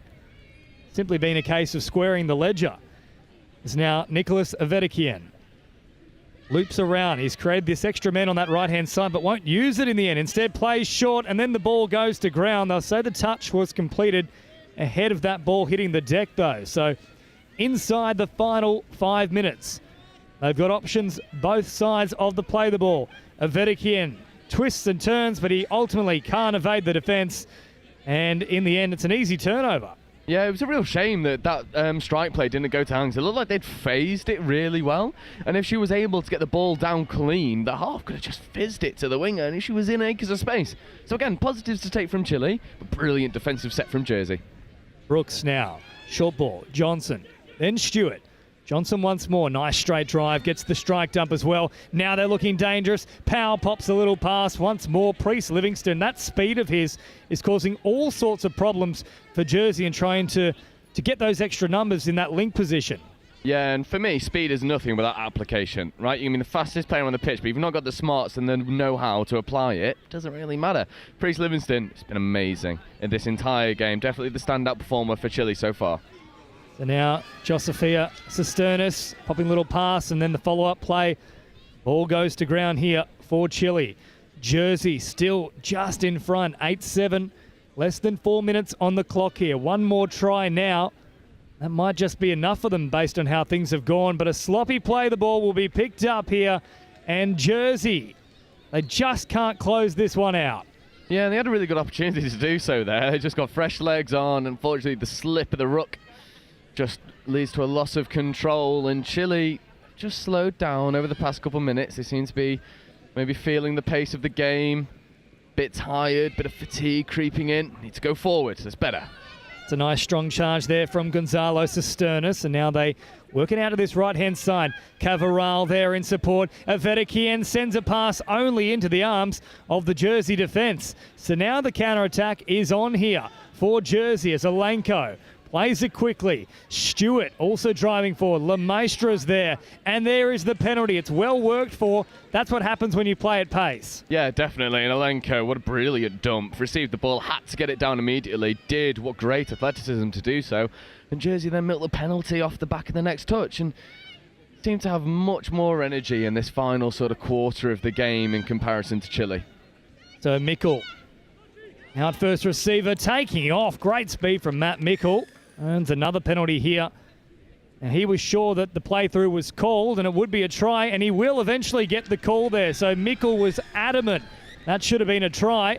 And eventually he gets his just rewards. 9-7. There's that gap they've been working for. Yeah, definitely. And finally they extend out. And great honesty from the Chilean link. Ref turns and looks, said, "Did you make it?" He goes, "No, I didn't." And that's fair game. Brilliant advantage taken from Jersey. And Chile now needs to just find that fire that we saw them have in the first half.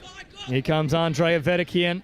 You might have seen on the replay as well, Felipe Avedikian there just pointing to the ground saying, yes, he did indeed get that down. I didn't make the touch. That's that honesty that Joe Wright's talking about. So they spread it out to this right-hand side now. Torres, Avedikian, back to Torres. It's a combination that's worked beautifully multiple times here today. And once more, it reaps rewards. Wow, and that might be the best strike play we've seen in this game. Lovely sweeper coming back round, right foot whack, seeing a bit, pal. Lovely pass and pop into the space. And Chile making this last 90 seconds very interesting. Well, this is the biggest set of the game without doubt here, and Alenko, as a result, responding. He simply tucks it under the wing and heads away. They'll look to try and soak up as much time as possible. Just over a minute remaining as Cole Graham brings it forward. Alenko back to Graham. Dropping it down on the 7. A try here would finish it. Pops a little pass. Well read in the end, though, from Chile. Back to the 7 they go. Not done with yet, though.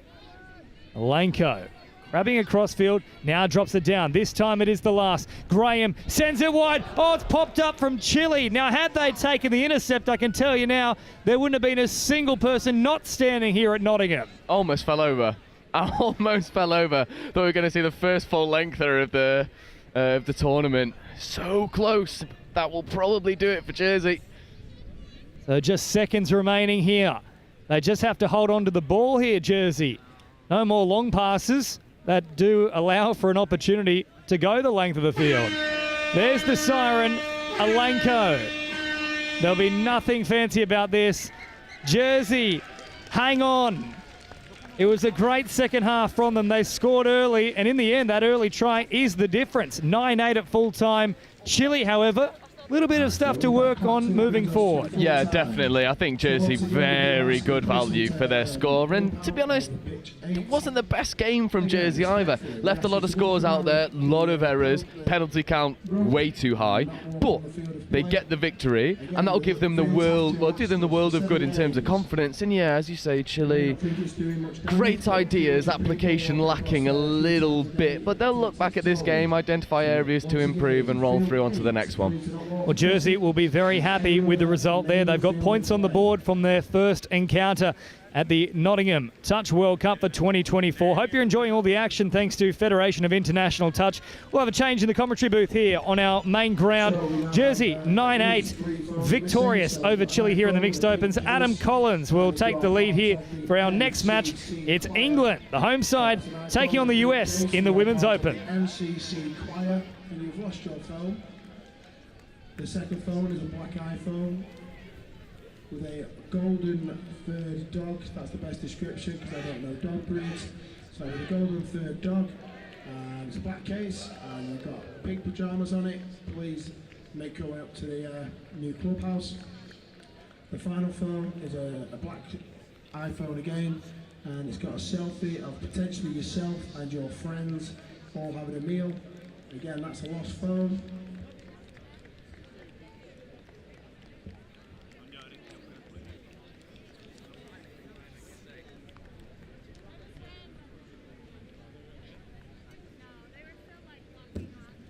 once again, it's litter or rubbish, trash, whatever your definition.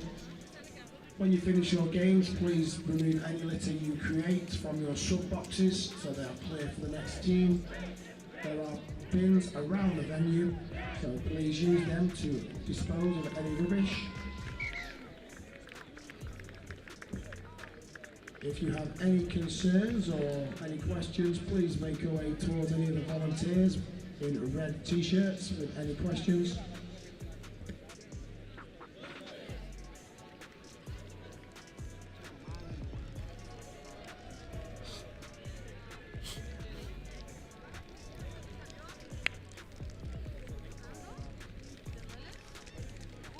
So once again, if you're walking across field 8, we ask you not to. We ask you to walk around the rope. Do not walk across the field. Players and officials. Players and officials, this is your 2-minute warning. Players and officials, 2 minutes.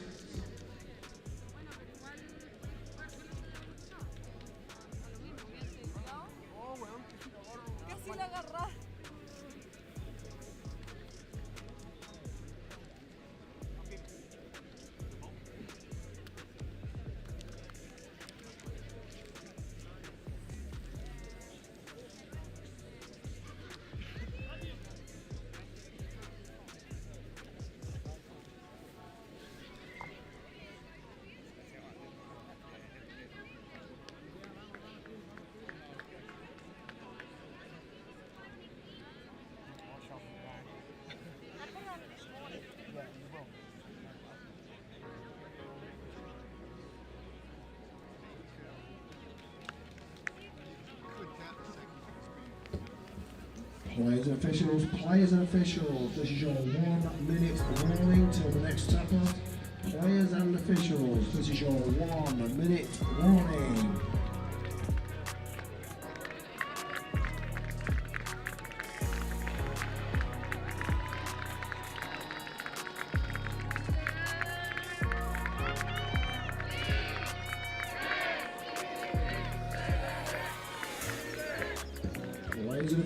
Players and officials, this is your 30-second and final warning. Players and officials, 30 seconds till the next tap off.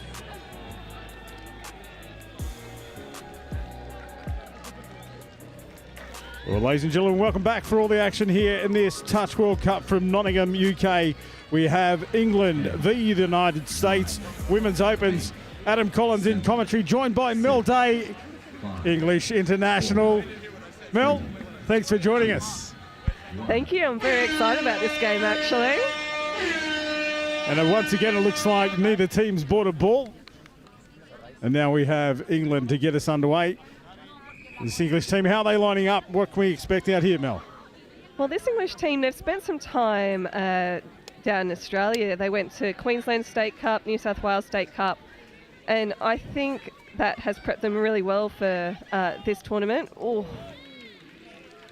A nice little hole running there, but unfortunately the ball didn't find the mark. I think is that Georgina Kavanagh? Yeah, they've got Kavanagh. some very solid players in their team, England, but the US, I've been to US Nationals a couple of times, and I think the physicality of this US team is just amazing. They're coming across in leaps and bounds the last couple of years. There's some early errors from both teams there, just a little bit of shaking out the cobwebs. And now we'll see if England can set in a really good attacking position here, 8 metres out from the line. Rolling forward. They look wide early. A dive at the line. The referee was right on the spot, said the touch was affected. Great defence from the US, but questions being asked by England. Absolutely. Just watch that number 4 in the middles, Lauren Cochrane. She spent a fair bit of time over here, but is now based back in Sydney, and she is a cracking player. Great right to left there. Here they Long go. ball coming. A player held back in play there. Referee didn't spot it. Play on is the call. Final touch here for England. There's that girl you call the switch play. Oh, nice hole. Oh, what a hole. Bronte Sykes opens the scoring for England. The home team on the board in the first 2 minutes. Mel, that's a great start for England. It was a bit scratchy there early, but they seemed to pick it up there at the end of the set. Yeah, and to create that on fifth touch is just amazing. Bronte Sykes, she's come back from a couple of injuries, and she is a phenomenal player. Well, the US now on the attack. up over the halfway line. 10 metres out now. Couple of touches remaining in this set. A change of direction. They come back to the inside, but the defence from England really up. See, they're playing a passive defender there, hanging out the back. Forces the ball out wide, and that was just a nothing set there for the US. Yeah, it was good they got a couple of dumps on the 7 there. They got the 7 into play there, but just not quite anything happening attacking-wise. This is nice roll on here for the English too. They're working towards their sub-box of players now with fit legs coming back into the middle. That's good direct play there. But that little delay in the roll ball is quite costly. Now they roll on. A little bit of showing of the ball. That ball out in front. I like that.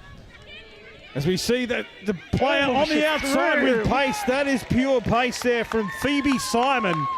That's the second try for the home team. The US with it all to do now. The 2-0 lead early in the game, tough to come back from. And not just the home team, a homegrown player, Phoebe Simon, a number 8, daughter of Chris Simon, who's the England Touch CEO. He's got 2 daughters in this England team.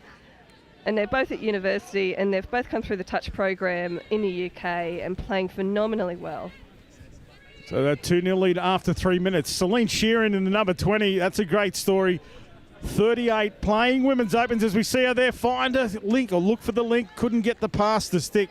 But Celine, ex-Australian living over in the US now. Husband of Hollywood stuntman, Brett. But Celine is coming off a knee reconstruction just 10 months ago. She's worked so hard. And as an older athlete, she has put in amazing amounts of work to get over here. And she'll certainly try and lift the US team as England roll on now. Don't England look good in these drives off their own line? They just run really direct, really intense.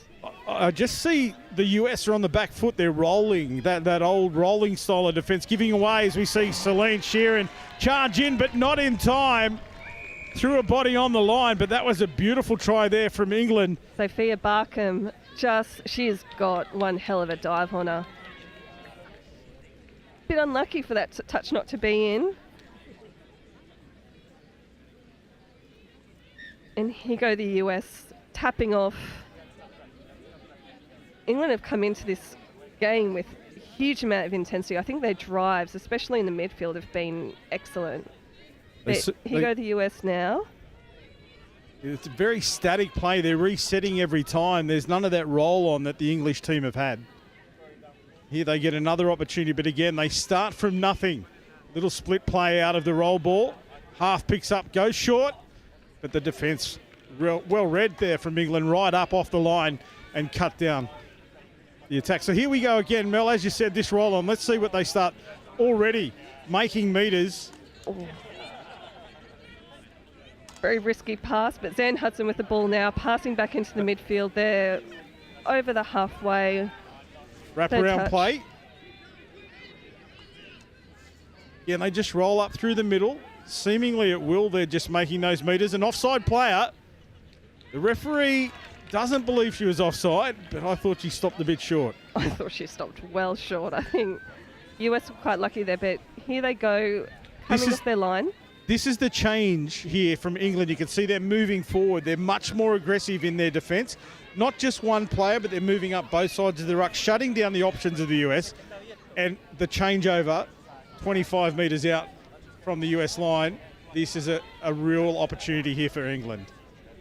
Yeah, Emily Irons, who's played in Australia now quite recently with the ball. Being up for a dump on the link, trying to attack that link there. Nice pass off the ground. She looked like she was going over for herself, but released it unselfishly. Fortunately, just out of the grasp of the winger. That would have been sensational. It was worth a speculator just to give us that, wasn't it? The chance of an epic try. It really is, this English team, early doors, they are sharing the load, which is really impressive. There hasn't been one standout. It's been a real team effort so far. Oh. There's that defensive pressure.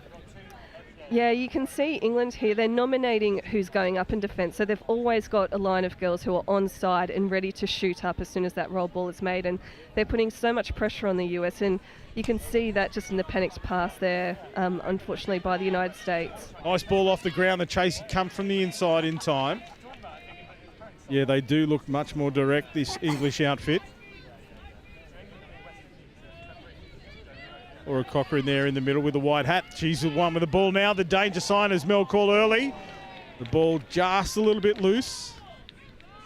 But again, enterprising play from England, asking questions of the defence. And as a coach, that's what you want. You don't want to die with the ball, die wondering. You ask the questions. The US defence looked quite solid there as well. Again, that player comes up at Sheeran. Experience there. Didn't give the ball early. Get some extra metres. A little bit just loss of control from the US in that roll ball.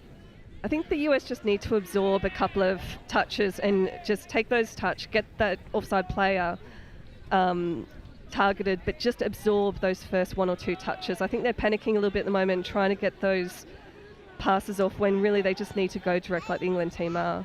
I mean, it's very easy for us up here in commentary and for the viewers at home to see the scope of the field, but when you're out there and you're fatigued and you want to get off, you do things that you wouldn't normally do if you could have the vision that we have.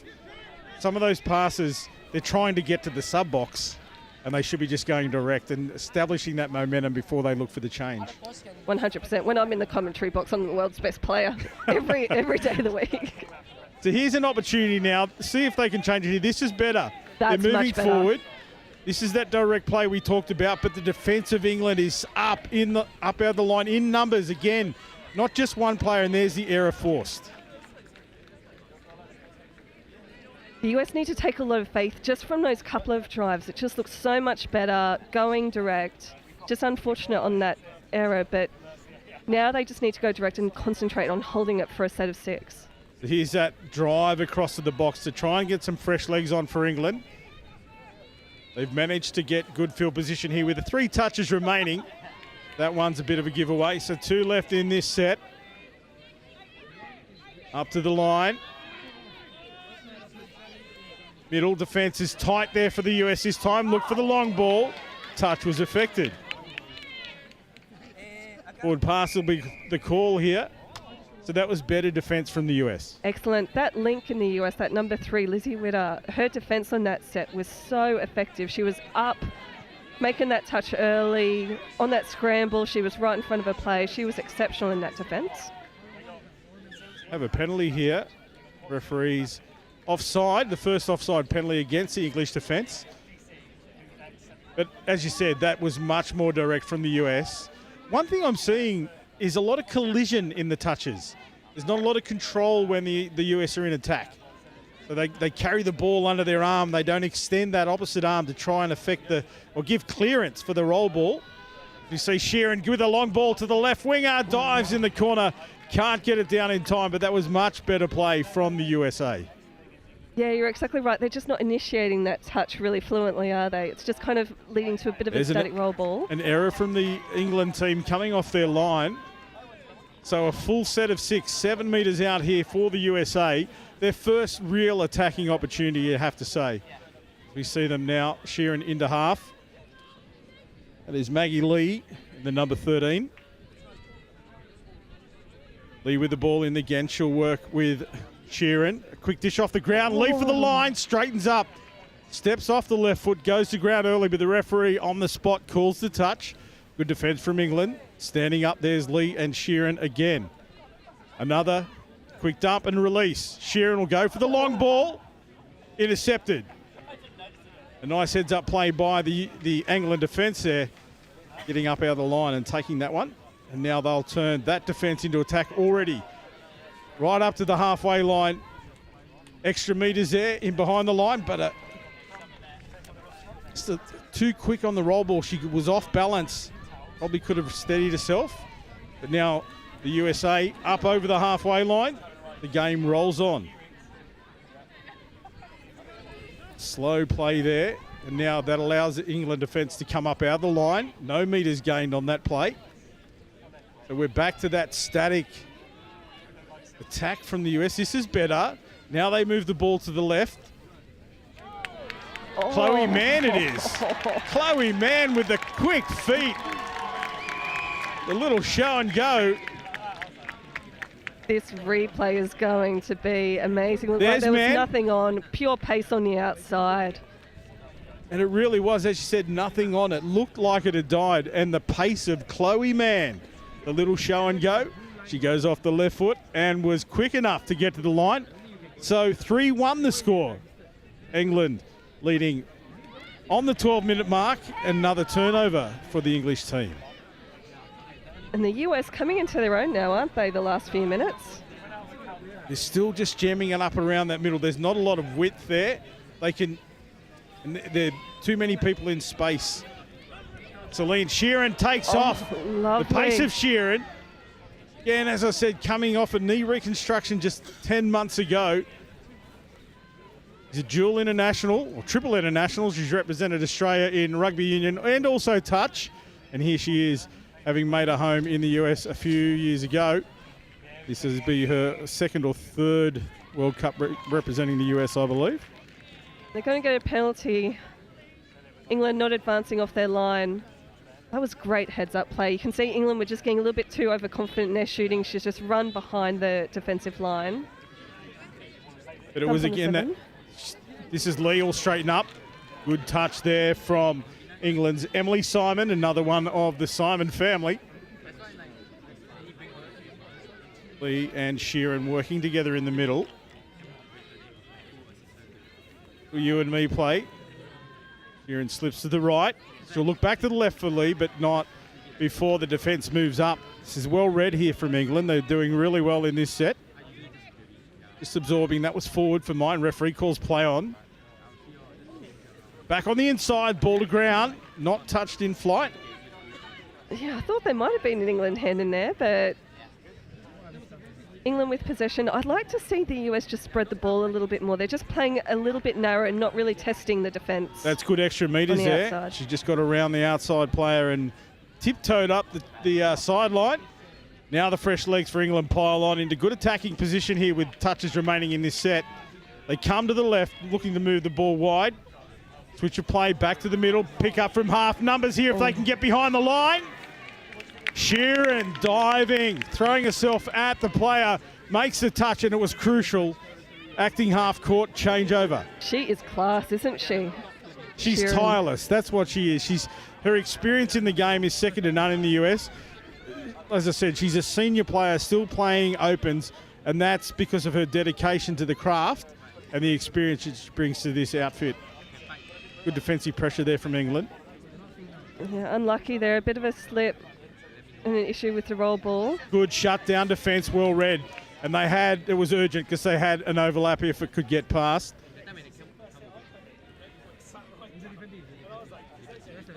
That is Jennifer Polly that made that crucial touch for the US. So England roll on once again. 10 metres out. A quick dump and a scoop here. Long ball. Shutdown defence again from the US wingers. Nika Friend. What a shutdown. But it was nice. It was enterprising play from England as well. It had to be shut down, and they were right up to the task there. Nika Friend it was. As now the US roll. This is better again. More momentum going forward. A little bit of an extra release there. That's nice. Good pace from Layla Shokat. Shokat again. Try to get an extra set there. Threw the ball into the England defence, but the referee was right on the money. Changeover. Again, this play where England roll relentlessly down that right-hand edge, trying to get to the sub-box to bring the fresh legs on. That's a good transition. And we're watching chalk and cheese in these exchanges, this interchange of play where they turn the defence into attack. Yeah, the US, when they're setting that onside defender, sometimes it'll be the onside defender is going to be very infield, and so all England will do is target the offside defenders near their sideline, and that's when the US just start to roll. So they just need to nominate who their defenders are going to be, just to try and shoot more forward in their defence. It almost seems confusing from the US. There's no one player that's looking to do a job. They're not sure who's taking on what role, and there's too many people around the ball, which forces an error just like that one. Whereas England, they have a nominated person to drive, the next one's there ready to go, and it just rolls on. The transition is seamless. Yeah, absolutely. Now they reset this change of speed play. One of the Simon girls trying to dive over. Yeah, Emily Simon it was. She moves the ball out now to Emma Oliver. Nice release off the ground, was beautifully executed, and that sees Danny Payton hitting the line hard. She did exactly what she needed to do. She just drove that hole. We've heard in the earlier commentary, that's what the game's all about. If you hit a hole, somebody looks to hit your hands and you're in, and that was a perfect demonstration of that. Yeah, well she's got done. Such a dangerous dive. She plays a lot of mixed touch too, Danny Payton. Plays for my club Galaxy at the national level, and incredible dive and just got them offside. Well, they're well in control here. Might be able to pick that up in the effects, Mike. There's great communication, not only from the players, but the referees as well. Just letting everybody know who's on and who's off, which makes the game flow much more quickly, as we see a penalty for not returning the ball immediately to the mark. So extra metres here on the back of that for the English team as Hudson drives it forward now through Phoebe Simon. Ball released out to the wing. Nicola Wise it is who gets that touch. Now they come back to the middle. This is where the change of pace. In behind the line now. Numbers running straight. Good pressure. Again, that winger shutting down had to be made. There's that collision again. Slows the play the ball down. They lose whatever momentum they were building. Again, numbers around the ball, bodies around the ball, but no real scope of who's going to do what. This is better. Yeah, they get very narrow there on some of their tries, but here they go. Layla Shockout it is, or Showcat. That's a nice release to the left, but it was a little bit in front. Tough to take for the winger, who did a great job, put a body on the line. And now the England team once again roll up that right-hand sideline, looking for that interchange of play. Nice metres there for Emily Irons. Now Simon. Back to the middle. This is Simon at half. Forward pass off the ruck. She almost dislocated her elbows to throw that one. Yep, if they were playing in the United States, I think it would have been fine, but... Oh no, now there's confusion from the referees. No, we're coming back to the England possession. Simon with a quick scoop out of half, picks up the inside switch play, but the US defence is on it. And there's the half-time siren in the background. So the home team leading 4-1 over the US. First half analysis. Mel, how have you seen that one played out? I think England look very good with their attack. They look very fluent on their drives. I think the US, when they get up to the line, they've got a huge amount of potential. I think it's their midfield D. Normally you kind of expect alternate players to shoot up in defence, and there's quite a few times where 2 or 3 defenders right next to each other will all step forward in defence, and it means as soon as one of them makes the touch, there's no one who's back on side to then shoot up forward for the next one. So I think they just need to work on nominating who's going to go up to make that touch, and make sure that they've got an onside defender ready to shoot up for that next one, apply some pressure. Yeah, great analysis and the experience showing through from Mel there, bringing us all that analysis or opinion of what's going on out there on the field. But it is England who lead 4-1 here over the US. We'll take a quick break and bring you all the action of the second half shortly.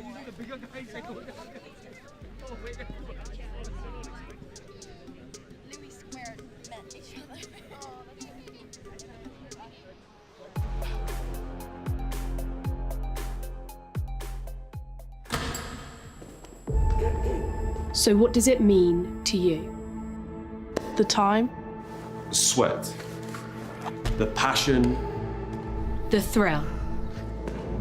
The determination? The support. The camaraderie?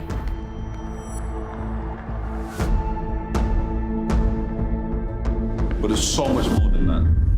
We're playing for something bigger. You ready?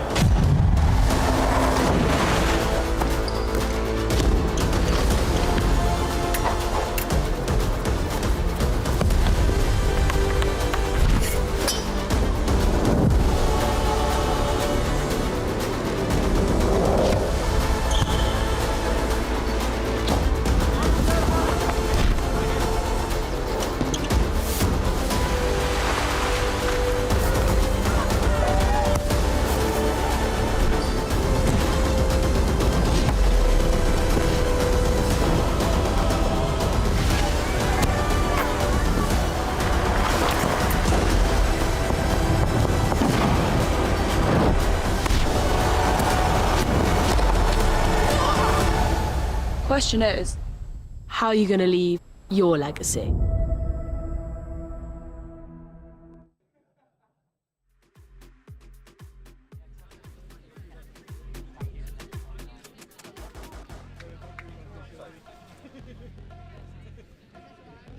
Players and officials, this is your 2-minute warning. Players and officials, 2 minutes.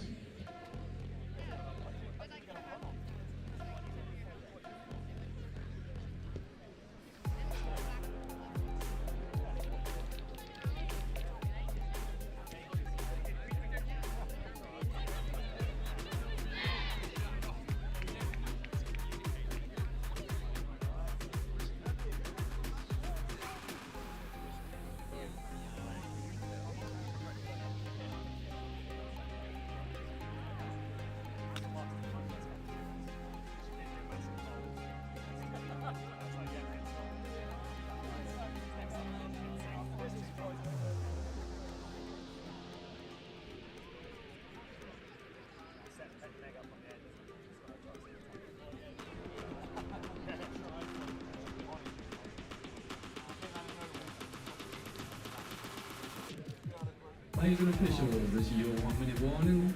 Players and officials, 1 minute.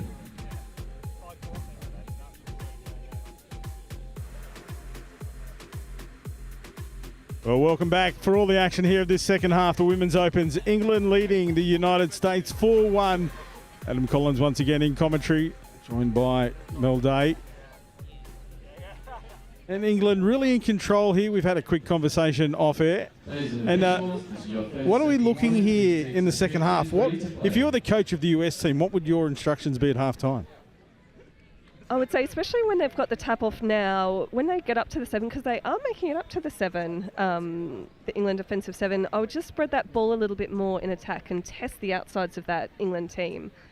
The England team are very well drilled, so I just don't think quickies are going to get around them. So I would just spread the attack a little bit more here. But they've got Celine Sheeran about to tap off, who's been the star of this US team. Defensive line of England are really compressed, and they're playing that aggressive, passive defence there. Cuts Celine Sheeran down, almost forced an error. But there's the numbers up again.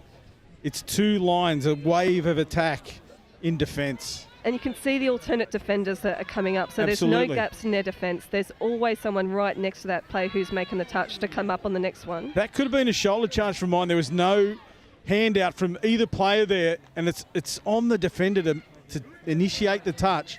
The referee didn't call it that way, and now another penalty against the US for not returning the ball. Yeah, I thought England got lucky there, avoiding the penalty in that touch.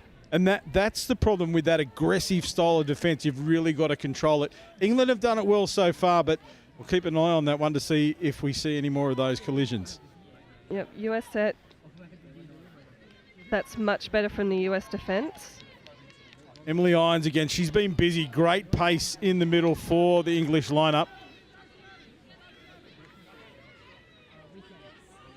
Sweeping around the back of the ruck, Emily Irons. Great dive and ball down there. And you called her earlier on, number 4, Laura Cochrane, really busy around the ball. She set that up beautifully. That was a nice dish from the acting half position.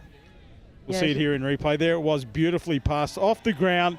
And that try scored by Emily Simons, as you called it. The speed to hit the hole, but then transition to ground was lightning. Yeah, she's playing NTLs down in Sydney at the moment, and you can see how much she's come along as a player. Better now through the middle here for the US was Zainab Sena Ukak. Unfortunately, a turnover now, so England come off their own line. They're going away from their box, which I like. A little bit of expansive play here. Now they turn it back around. Still driving through the middle.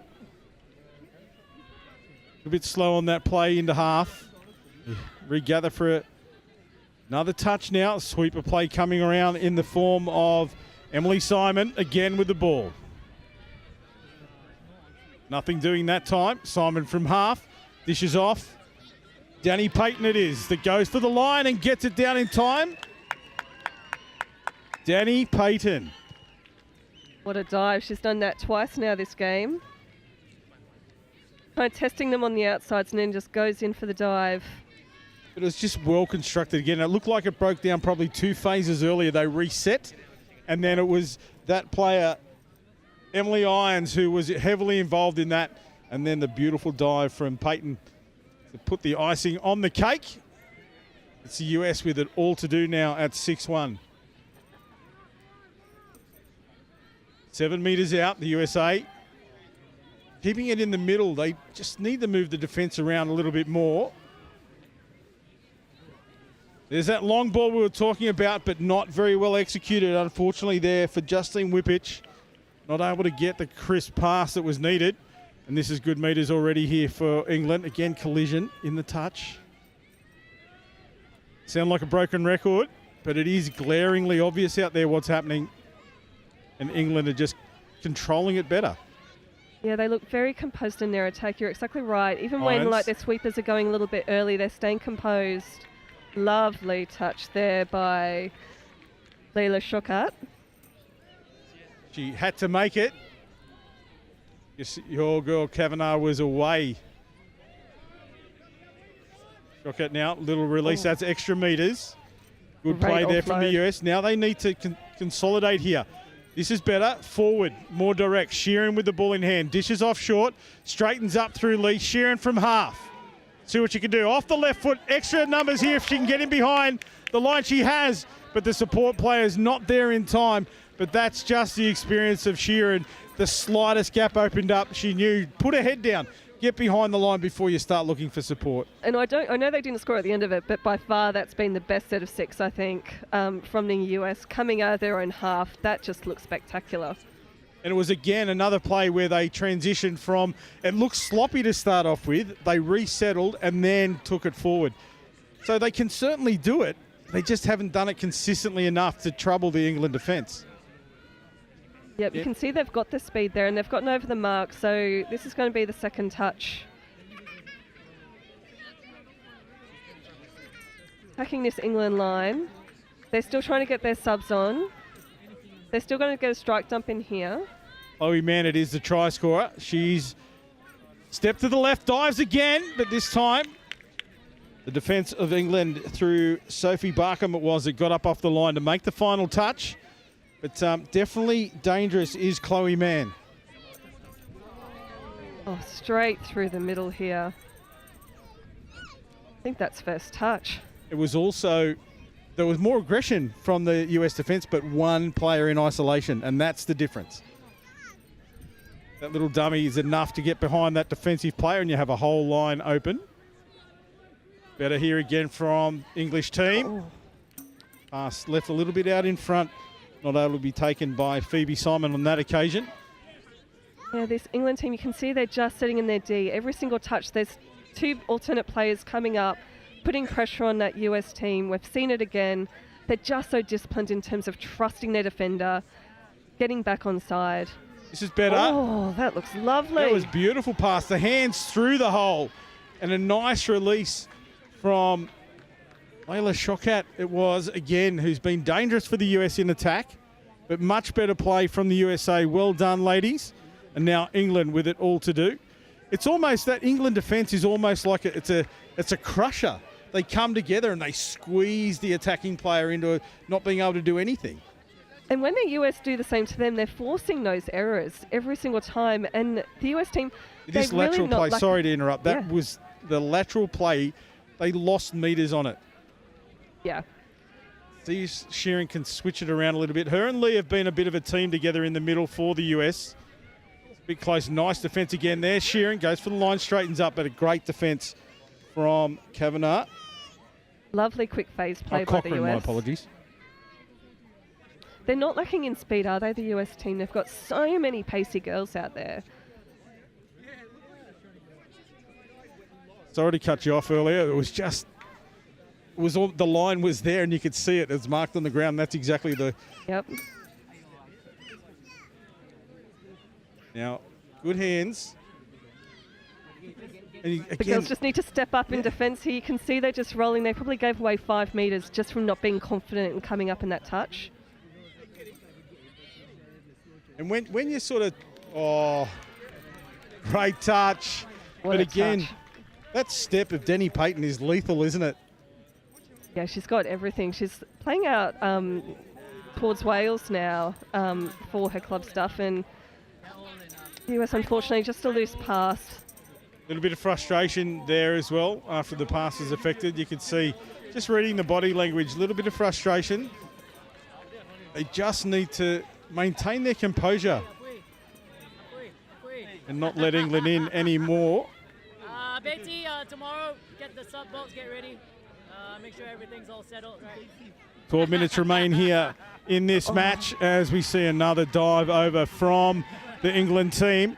The US defender was there, but not in time. She wasn't onside, and it is that young lady again, Danny Payton, scoring in the corner. Yeah, a dump right on that 7 metres, targeting on the outsides. Excellent try. I think it might have been Julia Norwood who was caught. She made a beautiful touch and broke to the right corner, but just sheer pace from Payton and that beautiful dive to finish off once again. It's the USA back on the attack. A little fumble in the roll ball there. Claims of a foot interfering, but the referee doesn't want to bar that conversation. And the ball remains with the England lineup. They'll come off their own line. So you can see those 2 middle players coming up to make that first touch. And this is where it just starts to break down a little bit. When you've got 2 players who are beside each other coming up to make that touch, if they do come and target those players again, there's just no one there set in an onside position. Well, it creates that broken line that you were talking about earlier with the way England do it with the opposite numbers coming forward. It gives the illusion of space, but there isn't any behind it. So now it's better from the USA, but forced pass from England. But they can take those extra chances now at 7-1.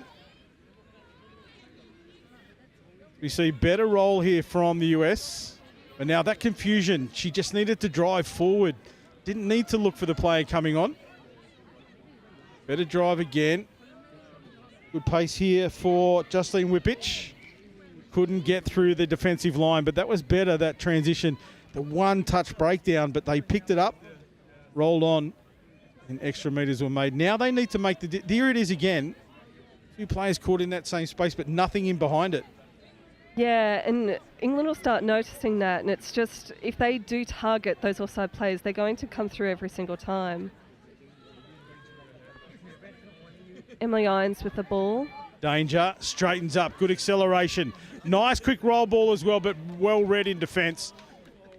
Referees called play on. I think they were looking for an offside there. They played the advantage, and that's a great heads-up call from our referee. And that'll see Carly Wynn, I believe it is, in the corner. See it there. The referee was almost in 2 minds. He let it play on, and Wynn finds the line here in the corner. Goes out to an 8-1 lead with 9 minutes remaining on the clock. Looks like it's all it's done. It's just damage control now for the US. They want to try and limit the against part of this scoreline. This is much better from the US. Just need someone there at half. Just that lack of half. Load up that roll ball there. And it gets back to what we were saying earlier about knowing your role. It's one thing to have a straight person or somebody straighten it up, but if you're not trailing and then acting half to get that second phase play, it all falls apart. And that's certainly, as we see a penalty, that's certainly what England's done much better. They take that opportunity. If it doesn't pay off, they reset and they just re-establish their roles. There's another error. Fatigue. Heading in here. But England roll on. They're relentless, as we said. Here she is once again. Jenna Hudson's been busy around the ball. She'll go into half here. Oh, dive over. Oh, great heads-up play there. Well, the USA held off. They thought she was going down for the roll ball. No touch affected. She just looked up and said, well, thank you very much. Oh. Emily Rona Roper with that heads-up touch footy. That's what we love to see. Yep, the England captain, great heads-up play. But that's experience. It is. She's been a part of this team for a very long time now.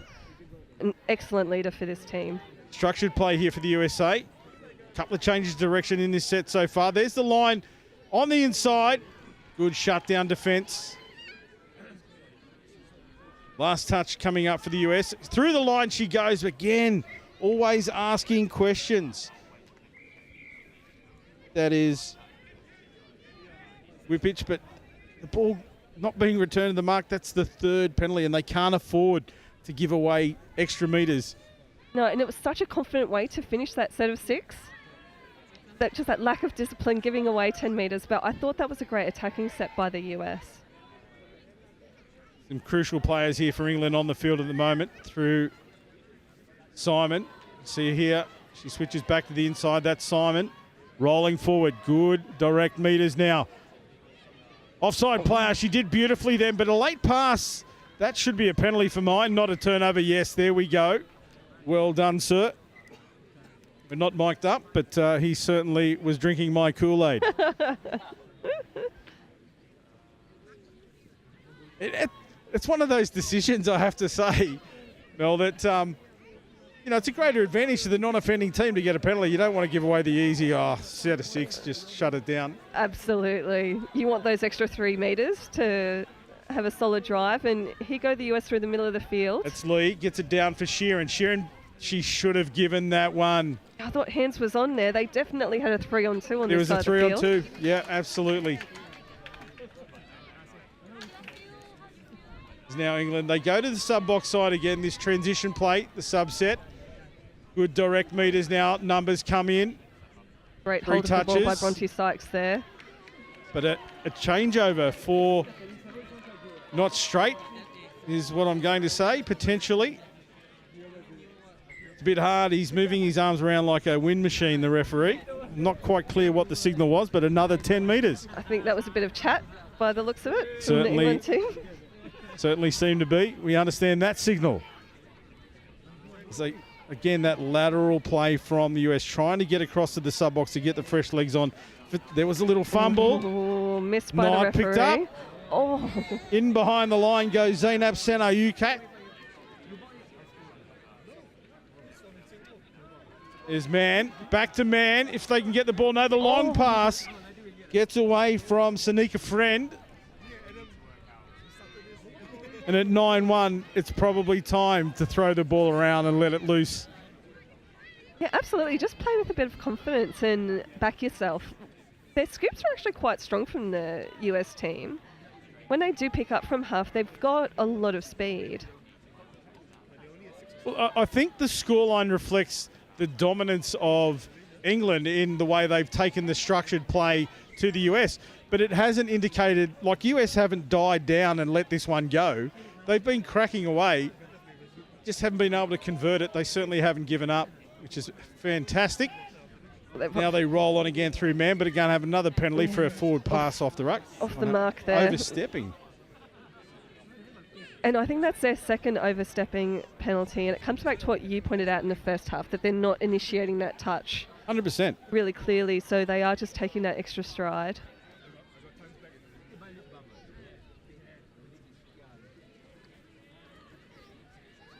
3.5 minutes remain in this match. England 9-1 up on the attack here, 10 metres out. Here's Emily Irons. Around the ball, but no, they go to the left-hand side. I thought they were setting up for Irons again. But they go to the left this time. We see. She's got a very distinctive dive, Bronte Sykes. Whenever she dives, it's just like all of her limbs just go akimbo and go a little bit everywhere. She's got some excellent action shots happening out there. She certainly played her role, but I am going to call that one forward from the ruck. Yeah, I thought it was questionable, a questionable pass. But the referees, as we said, they're not mic'd up. They don't care what we say up here in commentary, and it's 10-1 England over the US with 3 minutes remaining. I think the young link there from the US needed to stay out wide, but we're going to have a forward pass here against the USA. And it'll be England to come up off their line once again through Danny Payton. She's not going to dive from here, but I'm thinking she'll take the opportunity for a rest here and get some fresh legs on, and that's another beautiful drive in behind the defensive line. delay here as the players come into the position. And an error. That player that, the sweeping player coming on, didn't get aided by the running arc of the player carrying the ball. She kept on that outward line. Needed to straighten it up and go back towards the box to cut down the distance for the sweeper to come into play. Another overstepping the mark. This is where the discipline comes in when it's the last few minutes of the game. You get very fatigued. You get a little bit clumsy in that roll ball. Good meters again. They are just rolling up over the line. Good hands off the deck. There's another one. Beautifully done again. Susanna Hudson this time. And you can see this defender now who's made the touch just got completely turned around, back to the ruck. England taking advantage of that. Yeah, we're just going to see the final part of that play. Again, the applause of the US defender. Too good for us as she goes over the line. Young Hudson. Forward pass, let go. Another one.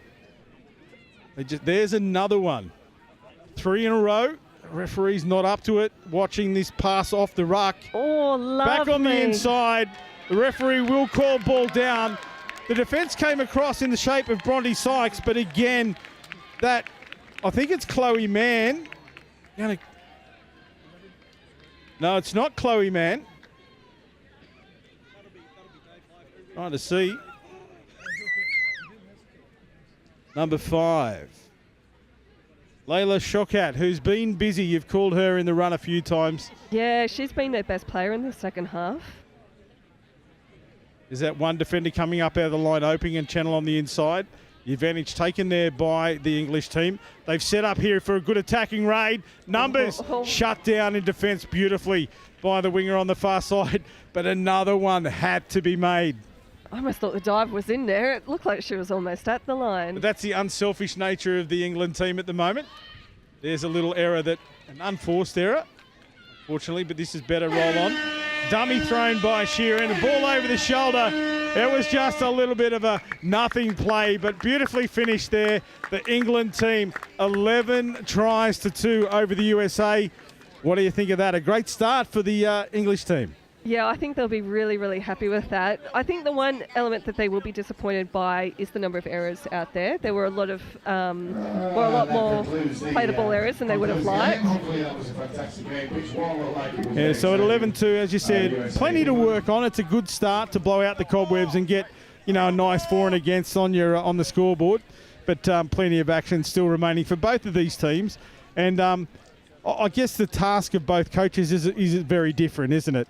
But, we'll wait and see how they go into the rest of the tournament, and we'll bring you all of that action, I'm sure. But one final wrap-up. Let's take it from the USA perspective. What are we going to talk about with the girls to try and drive them into the next match? I mean, once they get their defensive structure on board, I think with their pace, they've got a lot of tries that they'll score in their future round games. So I think the last kind of 5 minutes of that half, they'll take a lot of confidence from. Yeah, well done, and I will bring all the action here. It's non-stop from the Touch World Cup here in Nottingham. The Women's 27s division next time around, and it's Hong Kong taking on South Africa. All of that action coming to you shortly.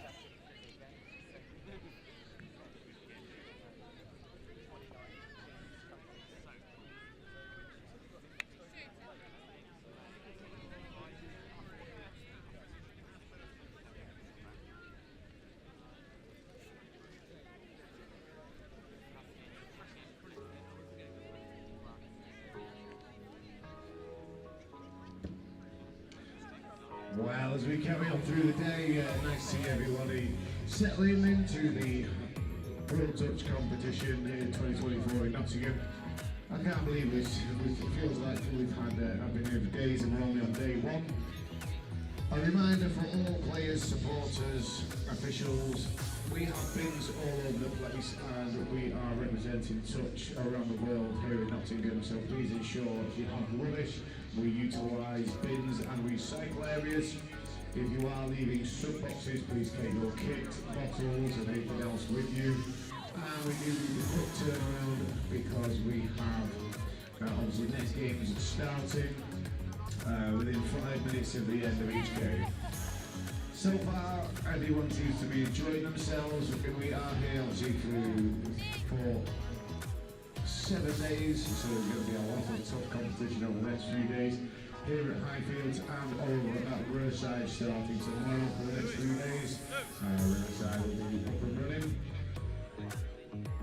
We will be keeping you up to date with all the details at this moment in time. We are just counting down to 2 minutes, so players and officials, this is your 2-minute warning. Players and officials, 2-minute warning.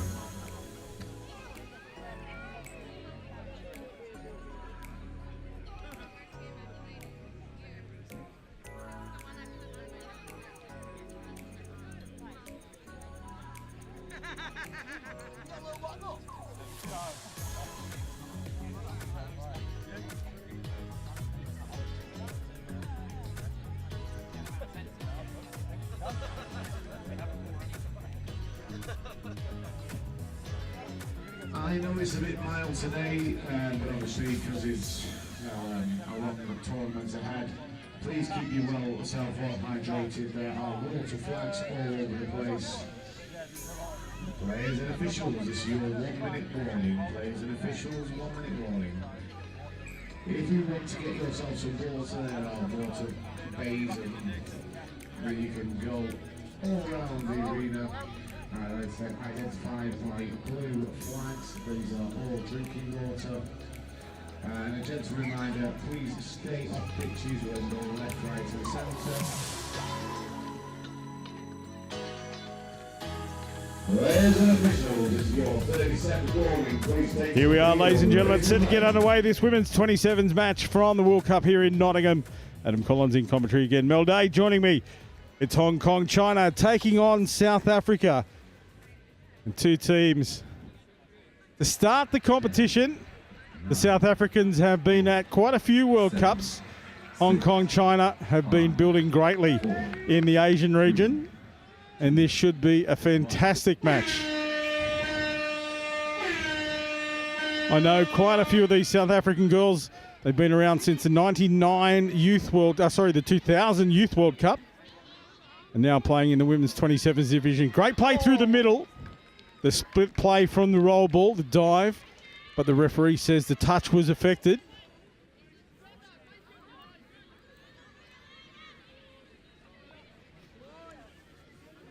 Oh, nice pick up from Long South Africa ball. here. Yeah. Collision there, no intention. Just 2 bodies not able to stop in time to avoid the contact. So this is the first chance here for Hong Kong, China to roll off their line. They've done this nicely. And they've got a great setup for Hong Kong, China. Touch, playing in Happy Valley, a lot of the touch happening there. I spent a year out there and played a bit of touch there, but it's great to see the sport. I think she dived for the line there, the incorrect line, thinking that it was the try line. It was a 7 metre. Do notice that they're quite long lines, and when you're running at pace, you can't see the breaks in the paint. You think, I'm there. White line fever. As we see now, South Africa roll forward once again. It's Amy Dixon-Collier. Oh, some great pace from this South African side in this drive. You'd think it was Women's Open. They look fast. Very capable was Whitney Richardson. Oh. This one now, the release from that young lady, Linda Wilson, has represented South Africa at the youth level. The Opens level are now playing women's 27s. Forcing that 6 again as well. Super smart play. The split between then hands needed, the shutdown defence right up. Crucial then, but they really favoured this split play between the roll ball. They look dangerous in attack, this South African team. Mona Lisa Tiata. Touch affected. Mona Lisa, another experienced player. Really interesting with that play the ball setup, that they've kind of got a player coming between the... It's a really old play, I have to say. It harks back to the 90s in Australia. Change of direction from Mona Lisa. They got numbers if they can keep the ball moving, but a nice shutdown again. She's been crucial, the defender for Hong Kong, China. I believe it's Yun Ying Shang. Hands this time. Forward pass will be the call from the referee, or late. The defence, no, forward was the call. But again, they look dangerous, the South Africans, with that line attack. Yeah, Yun Ying Sang, she saved, I think, about 3 tries out there. Absolutely. Exceptional defence. So now they roll on again. They've been fantastic in this part of the game so far. Defence now getting up out of the line. That shuts it down this time. They move the ball to the right. I love the way they're spreading the defence when they're streaming on in numbers. Play on was the call from the referee there. And now it's South Africa's first chance to come off their own line. Let's see how they go in transition. There's Mona Lisa driving through the middle. Moves the ball to the left. Looking for that sub box. Thought the extra pass might have been on there. Oh, I think it was, and Mona Lisa got caught up in it. She had to take an extra meters. Drops the ball back inside. That's good lines. Oh, the touch called. She didn't think she was touched. Oh, the backwards cap. Jarnell Charlie Ringrose was the one through the line. Yep. Keep an eye on this number 8, this Ringrose. Yeah, Ringrose, she is looks lethal. Great. Nice release. It was good defensive pressure there. And that split play again through the ruck. So obviously now Hong Kong, China have read that. So the next phase of that play should be to miss the player through the middle and find the split player. Little bit of a stutter here on that roll from Hong Kong, China. And now, as you said, that's just giving away so many metres. Lucky not to get a hard touch in, no? She will be penalised. Oh, no. He's just ordered a roll ball. Just a warning there for the touch. I don't know why you'd stop the play to have that discussion. If it required a discussion, I would have suggested a penalty. Probably would have been better. There's another one of those dive over the wrong line. We talked about, I talked about it with some other people earlier on in the tournament. That line marking is very, very confusing. It needs to be more broken.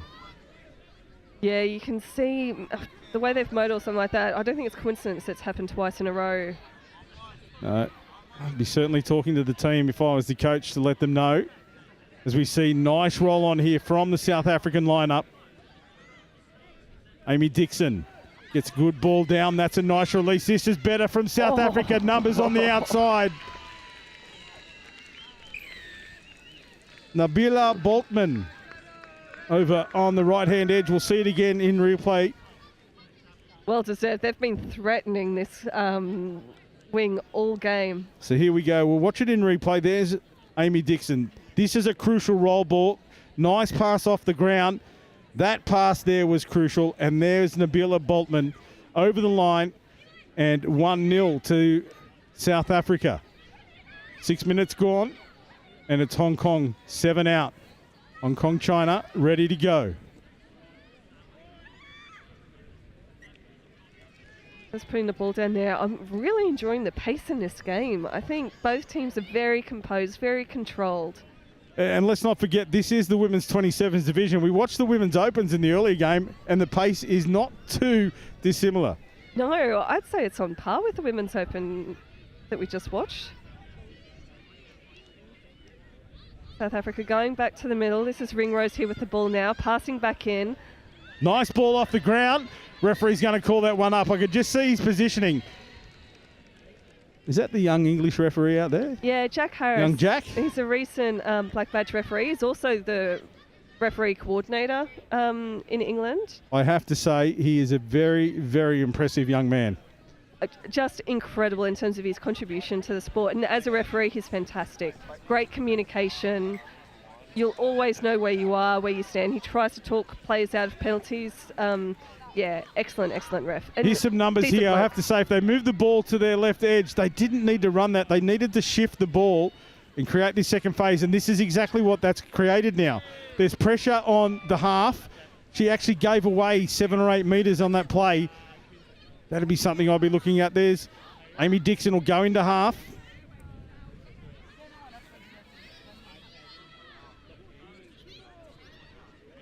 Kuluano with a big dive. She threw the ball just as she was going to ground. Couldn't find the try scorer in Nabila Boltman. That was nice by Kuluano. Love how they're really attacking the outsides of this defence. They look very, very good, South Africa, once they get up to that 7 metre line. Well, I know the girls were very keen on their chances at this tournament. They told me that they've prepared very well and they were quite confident. It's still only 1-0 over the Hong Kong China team. We see a changeover. There's Amy Dixon. Nice metres through the middle. Very direct here for the South Africans.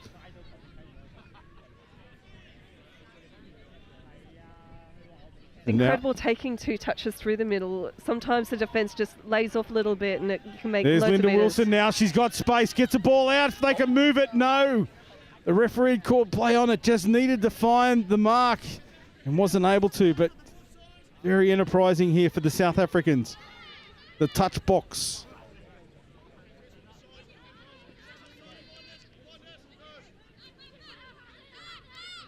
On a side note, one of the best kits, I think, running around this World Cup, the South African team.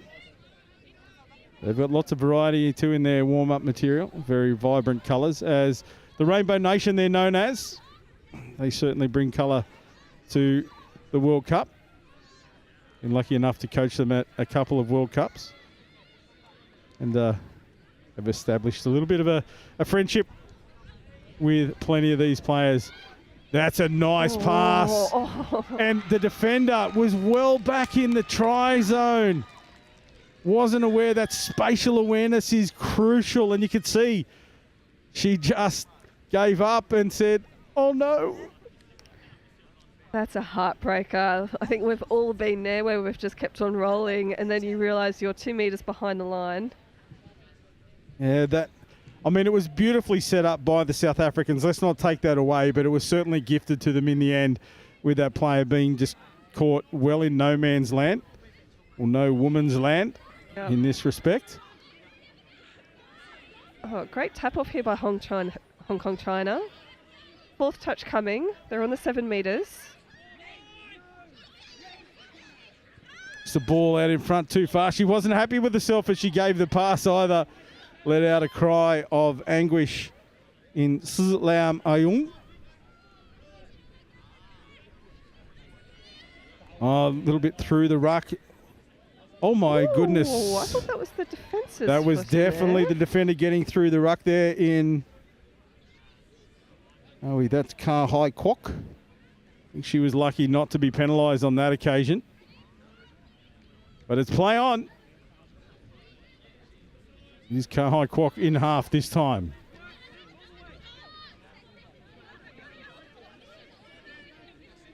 Just a slow play the ball. 7 metres out now, Hong Kong, China. Numbers coming on. They missed the first one. Ball in the middle. They want to try and get a dump down here. Strike if they can. A lot of people around the ball, but nobody really doing anything. They've just lost 7 metres on that play. Yeah, they kind of snuck into the 7 metres, but I don't think they were really pulling South Africa up quite far enough. So I think they felt like they had to go deeper to create the space, rather than demand that the defence stepped up. Come up to them. But again, it's that confusion around the ruck. If the defence can see that there's nobody putting their hand up for that next phase, they're going to lay off. There's no pressure coming forward at them. And this is what now South Africa are doing in transition. Again, through the middle, lots of metres. That extra pass. Now there's 3 up out of the line. They're offside. They're going to get beaten all ends up here if they're not careful. And that's exactly what happened. The inside player that made the touch, there were 3 around the roll ball, and she broke to the short side, but she just got beaten. That pass could have been forward, but play on. That split through the middle, and that was another try. So much of that was from the drive of Nabila Boltman, the number 9. She was exceptional in that drive and just set up such an effective strike play. She scored earlier herself, and they're showing what she can do with the ball in hand. That was a forward pass. I don't understand how that can be missed. So now we have the sideline referee who's made that call a little bit late, but yeah, one of those plays for mine that really frustrates me in the commentary position. Oh, absolutely. And Never mind when you're at the defence. Yeah, absolutely. But and that's, funnily enough, I was talking to somebody about that earlier this morning, and every player cries about, that was forward, why didn't you stop it? As we see South Africa on the attack again. They claim, why didn't you stop it? But then when they're in attack, guess what they're doing as well? Absolutely. So, one of those things. There's Amy Dixon, nice shift out to the left-hand side. Final touch, nothing doing. So, turned away this time by Hong Kong China. Yeah, I'm killing it on that far side, so it's going to force Hong Kong China to bring the ball all the way back. But this is again where I go back to I query. Too many teams are doing this play where the ball's caught over there. Drive forward. Burn yourself a little bit extra. Get some direction, some momentum, and then try to come off. Yeah. Because we're just giving away touches with nothing.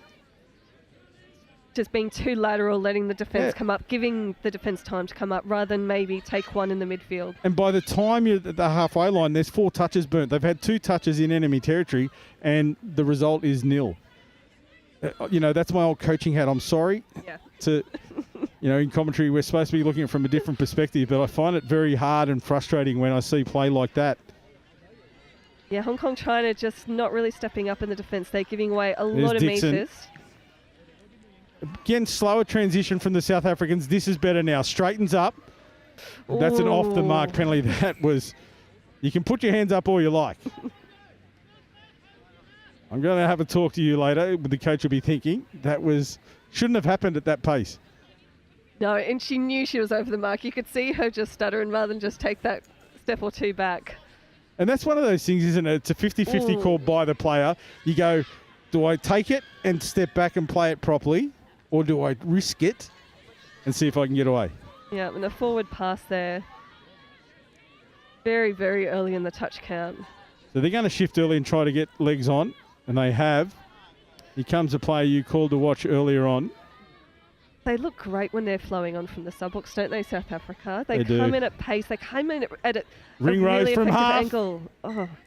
They come in from a really, really great angle. Like, they're not running completely laterally, but they're coming at speed. But what you also see, the player that has the ball, when those players are sweeping on, they straighten to cut down the distance that the sweepers have to travel. We saw it earlier where they didn't do that and the error was forced. This time they executed much better, but the final pass, as we see Hong Kong China then, just into South African territory. So this is a good opportunity here for South Africa. If they can get that roll on again and get a genuine line attack opportunity, we'll see what happens. There's Ringrose in half. They're only out there for 1 or 2 sets of 6, South Africa. They're really looking for the fresh players every time they get a chance. 3 touches remain in this set. And there's some danger here on the field in the shape of Dixon. Looking to dish back. Trail in time. Nice change of direction. Dixon will find... No! The pass just wasn't the right one from Dixon. She created the space and it was a beautiful change of direction. And then Dixon just delivered what could only be called not a very good pass. No, and I think she probably had more time to make that pass than what she thought. And I know, Amy, she won't be happy with that one, but I also know she'll shake it off and get on with it. Okay, here goes Hong Kong China up through the middle of the field now. This is better. Extra metres in behind the line. They needed to get that half there quicker. And a changeover, just not knowing your set.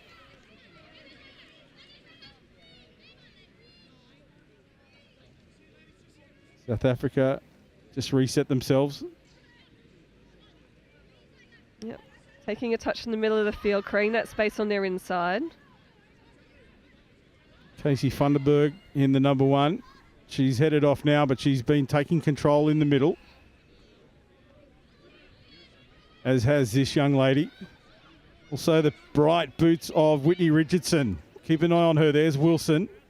She's certainly very quick on her feet, Linda Wilson. Look at her. She's like a little jackrabbit. She really is. Oh, great pick up by Wilson. Short ball is on. There's a nice pass too. Unselfish play. Okay. Whitney Richardson, we called her in the bright boots. A much taller player. She wasn't able to get the ball to ground, so she gave it away to that winger. Beautifully executed.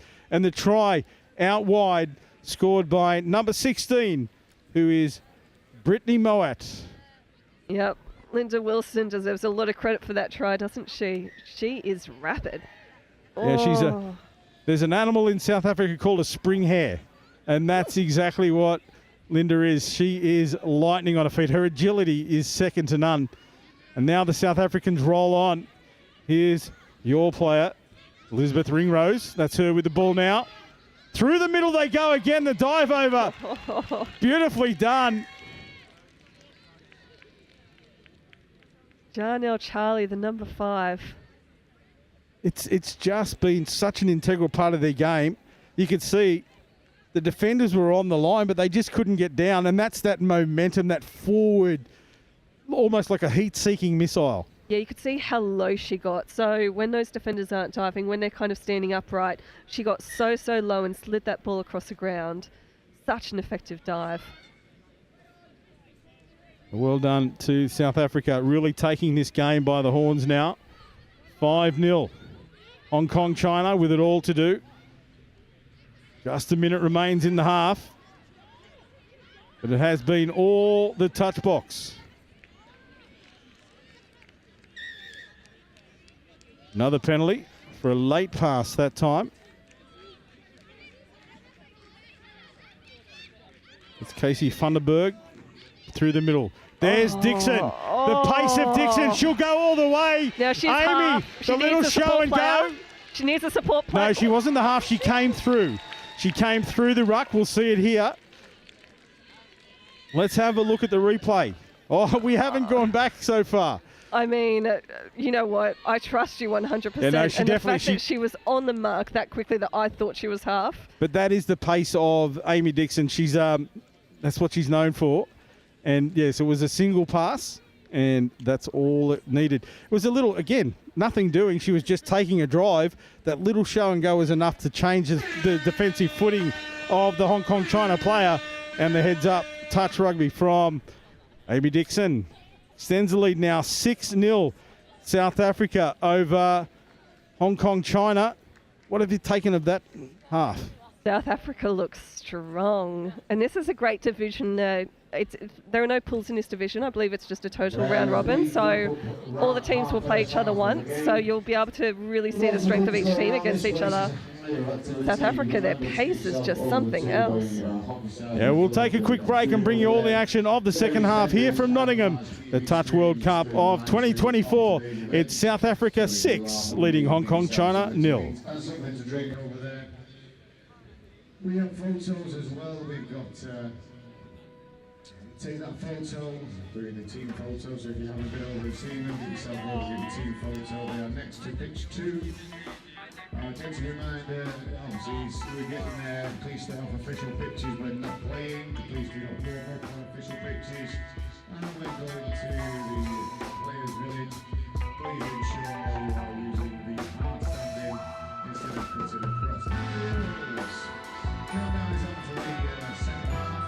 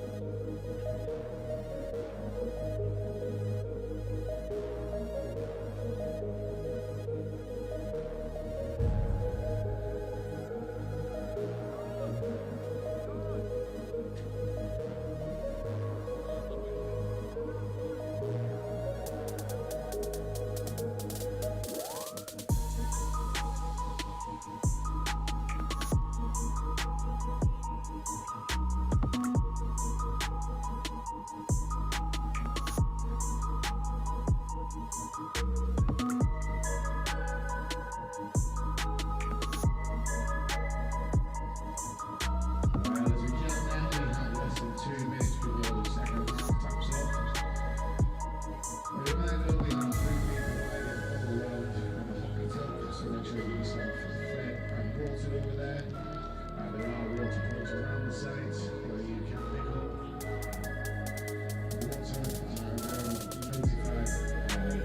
Notified big blue water points.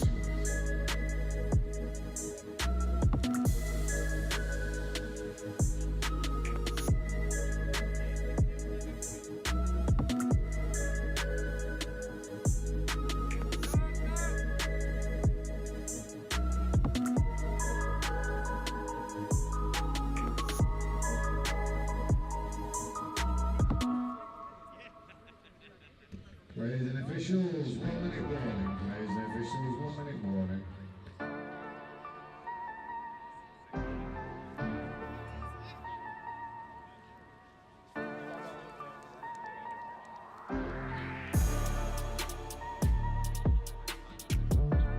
Players and officials, 30-second warning. Please take to the field, ready to play.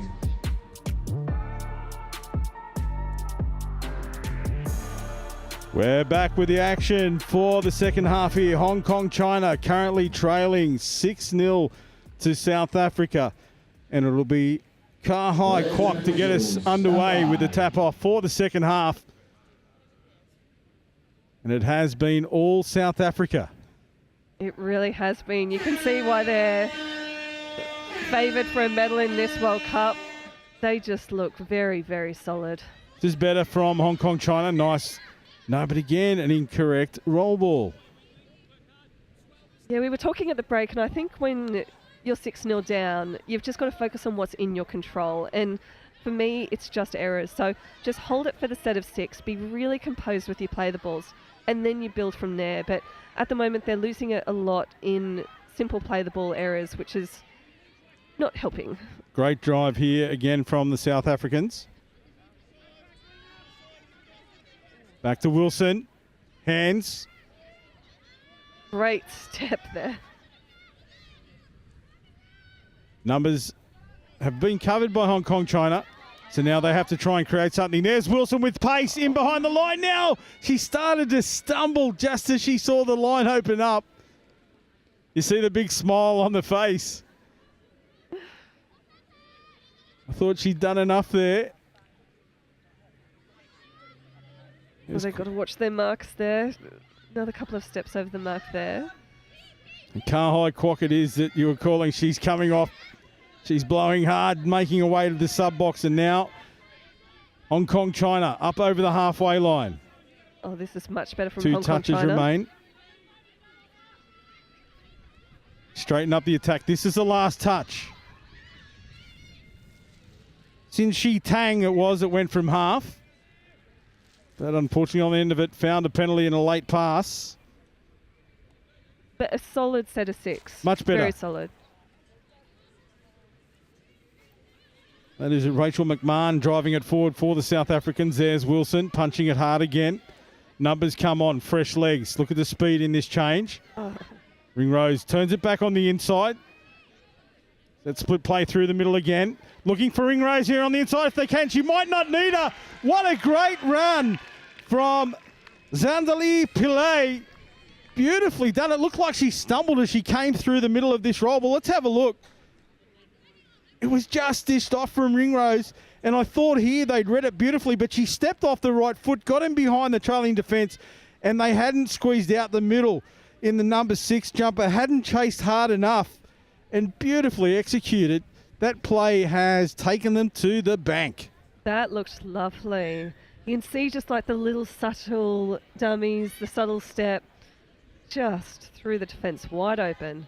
It's a 7-0 here for the touch box. Hong Kong, China, as you said, Mel, they just need to consolidate and correct their errors. But when they're being asked questions by the South Africans the way they are, it is just being taken to them. This Van der Berg up through the middle. She's again dishing off to Dixon. Dixon, nice meters. Van der Berg going to the right-hand edge, getting those runners on. They're coming in from deep as well. They There's look Wilson great coming punching on. through the middle. Good hands. Winger unmarked in the corner. Menka Singh in the number 7 jersey finds space in the corner, but this was beautiful. The referee called the player offside. Wilson was almost in the action of rolling it on. Then she found number 13 in Rachel McMahon, and McMahon gets it out to Singh to score in the corner, and Singh it did. Beautifully executed once again. We could hear the ref from here calling the player offside, and very, very composed play, just passing it out. Good defence by the Hong Kong China winger to come in. She needed to come in and force the pass there. As you said, you could hear the player being called offside, but Wilson, you could have just died with that one and taken the extra metres, but she didn't. She looked up, she found she had players outside and let the ball go, took the advantage that was offered to her. And now it's 8-0 Hong Kong China on the attack, 10 metres out. Kahai Kwok gets the ball down. Tan Tung Lo. Thought the dive might have been on there. That was a great little setup. Yeah, that was Ka Yuden.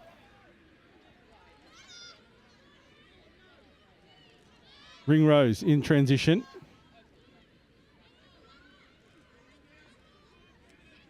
That one out to Zane Pina.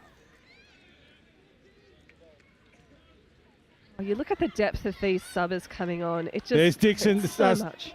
Straightening up, Amy Dixon. Another one of those electrically footed players. The acceleration from 0 to 100. And that beautiful long ball executed perfectly by Kutluano Magashule. Well done. Magashule, she has created so much in this half. She's got such an incredible turn of pace. Great left to right, which she just demonstrated there. She's been fantastic. Every time that she's been on the field, it's looked really, really dangerous. Yeah, beautifully done. And it was Singh again over in the corner. As a winger, you just hope for those ones, don't you? Presented to you, beautifully done by those middle players. And now Hong Kong, China facing a 9-0 scoreline. But again, these girls will not give up. They are just taking it to the touch box. Oh, just a loss of possession. Just a little bit unbalanced in the roll ball there. Yeah, they need to be a little bit patient now because South Africa weren't coming off their line very strongly at all. And I think if they just take their time a little bit more, Hong Kong, China, they could draw a penalty there. Good meters here for the touch box. Ringrose straightens up. Oh. There's that pace, a little step back on the inside. Shut down defence this time in the shape of Sin Shi Tang.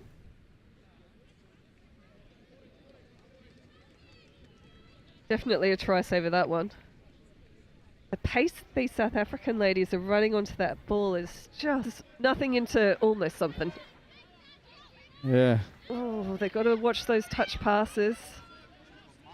But again, at 9-0 down, it's one of those things, take the risk.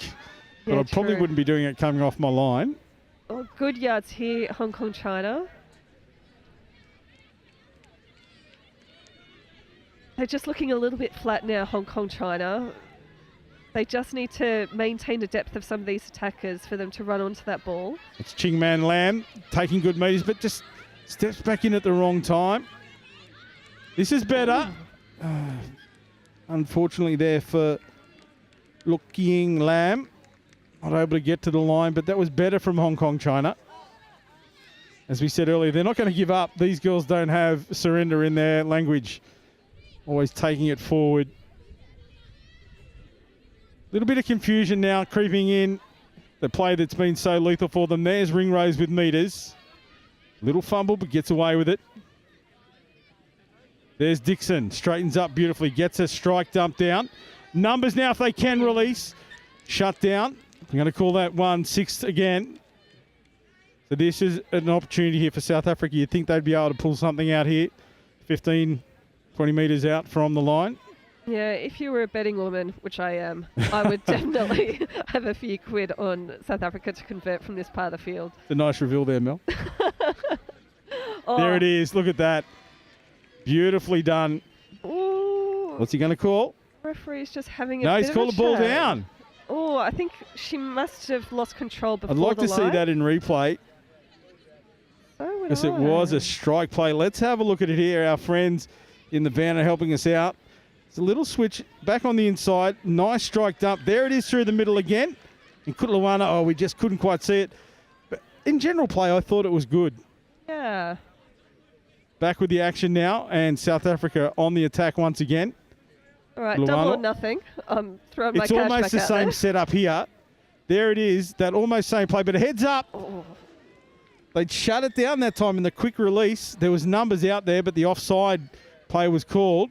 So Kutluwana could have scored then if she had a dive for the line. But here they've got another shot at the line. Very overcast all of a sudden here in Nottingham. Beautiful English summer. Oh, it's stunning, stunning. All the Englishmen will be building up a tan on the sidelines. Oh, That's lovely. I mean, the young defender that's claiming the touch there, she held a space and just gave all of the direction to the South African player, young Jasmine Howe. Let's see it here. There's that split play through the middle once again. And you can just see she broke the wrong way and realised too late that she needed to come in and shut that one down. And that was beautifully done by Mona Lisa Tiata. That was a lovely dive as well. You could see her just position that ball so close down to the ground that the defender, to get that touch in, you've really just got to take a step up off the line. Oh, High Kwok takes it forward once again. That's been her job. She is taking it forward. Nice sweep of play. There's a little bit of space out there. She straightened up, come off the left foot. And then they get the penalty from South Africa not advancing. And I think South Africa have been a little bit lazy or hesitant to come off their line. Sa Young it was that went for the line. Tentung Lo, just not getting that one where she needed it. So now this transition play from Ringrose again. They go wide early. And that's through Jean Pinard. Straighten up this time. Charlie Jarnell, try scorer.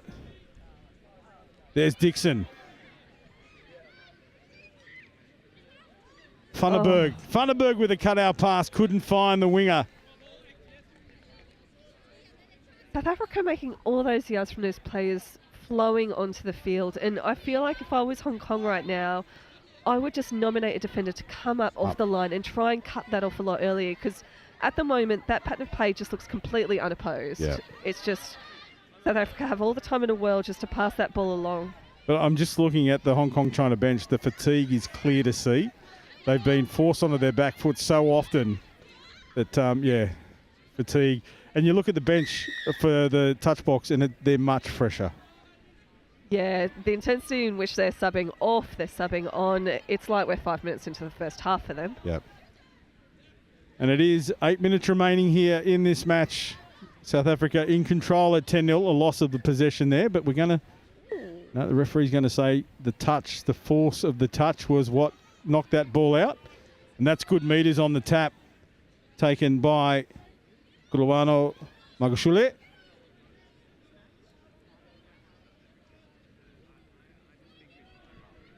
Nabila Boltman, she just drives it up the field. Now the change of pace. Wilson drives in, strike dump. They go to the right-hand side this time, in behind the line. Singh will be unmarked, and that'll be her third of the game. Just presented to her on a platter. Easy as you like. We'll see it here. It's the strike dump here. She splits left, and the defender turned to chase and opened up the opposite side of the field.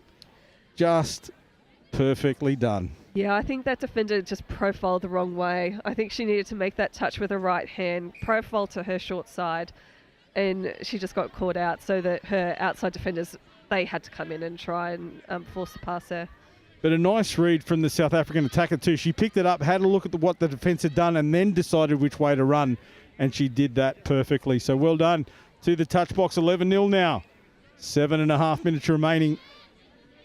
Hong Kong, China, you're almost cheering for them here. They deserve it. They've worked so hard. Couple of bodies on the ground here. One for Hong Kong, China, one for South Africa. Yeah, there was definitely a leg-on-leg collision there. It's Jean Pinard. She'll go off. They breed them tough over there in South Africa. She'll get a little bit of ice or a touch of water. Maybe a hard nut pill. Some biltong. Some biltong.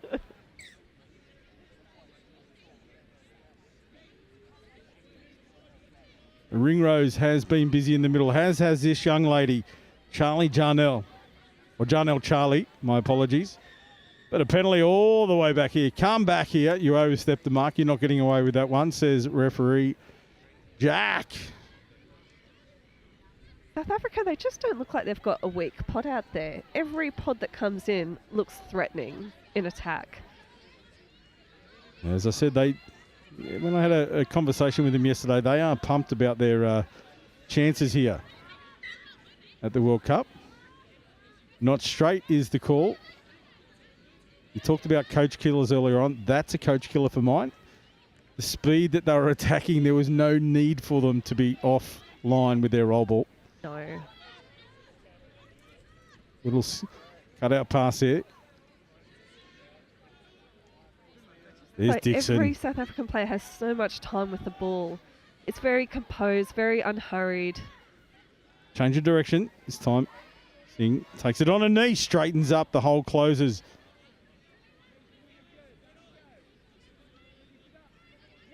And Mona Lisa there directing traffic in the gold boots. She'll sweep around now, find herself in space. No, they went the wrong way. Yeah, but they've got a penalty here. Hong Kong trying to I dropping don't very, care very about early. the penalty. Mona Lisa had done beautifully to put herself into a try-scoring position. Mona Lisa Tiatia. You can see her, she's the third player that's going to split through the middle here. Yep. Now, they step away because the touch wasn't affected. They'll reset here again and regroup. Rachel McMahon. There's Mona Lisa. Goes to the right, Singh. Yeah, it's such a lovely little play. I just haven't really seen that in European touch. Well, may I suggest that we might in the future? I mean, it gets the defence thinking in terms of who your player is, who to target. This is a long ball, beautifully done. Oh. And it was a nice defensive dive from the Hong Kong China player, but it is Darnell Charlie. And you can just see this defender was like bang on her line, and I think they're always going to call the try in that situation. It might have been Mona Lisa Tiatia scored that one then. My apologies. She's had a cracker this second half, hasn't she? Certainly a very, very good touch player. Wouldn't want to be picking an MVP of this South African team. They've been so consistently strong.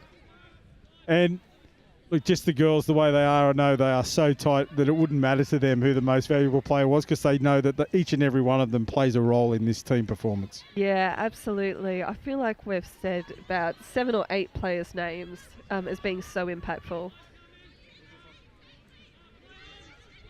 And they all have their role. They all play a different role in this performance. Again, that shutdown. Brittany Moat, she scored a try, but she stopped a couple as well. She's quiet and unassuming out here on the wing. And it's just great touch to watch. Just gets the job done. Entertaining. Really fluid, attacking touch, fast.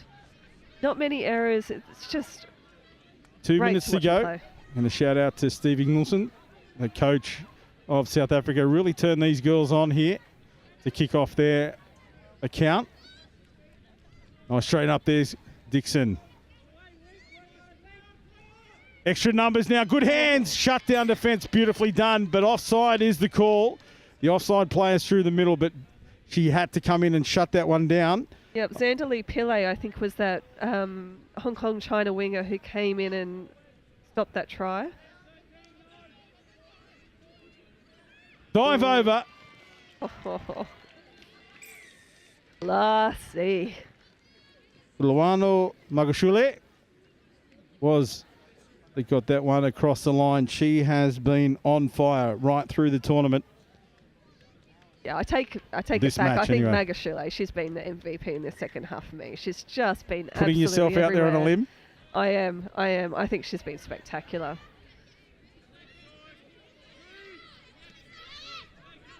Hong Kong China, they want to finish this game well. And they're certainly having a go. I love the tenacity of this Hong Kong-China lineup.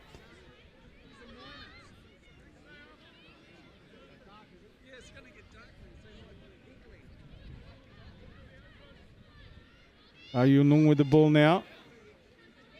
It's Tan Tung Lo. And just the last pass going to ground. But we're going to call that one fifth touch. Yeah, I'm going to be honest, I thought it was fifth touch the play before as well, so I think she was just trying to kill the ball. But can they create something from nothing? They just don't have any options, do they? There's nothing. Straight away in transition, the South Africans just switch on to something. There's always something going on in a player's head, and they take the initiative to create this momentum now. Didn't need to give that pass. Is that a tired pass? I think it was an optimistic pass. I don't want to run the extra distance here. You take it. As the siren sounds in the background, and that's all she wrote in this women's 27s fixture. A convincing win for the touch box of South Africa. 13 points to 0 over Hong Kong, China.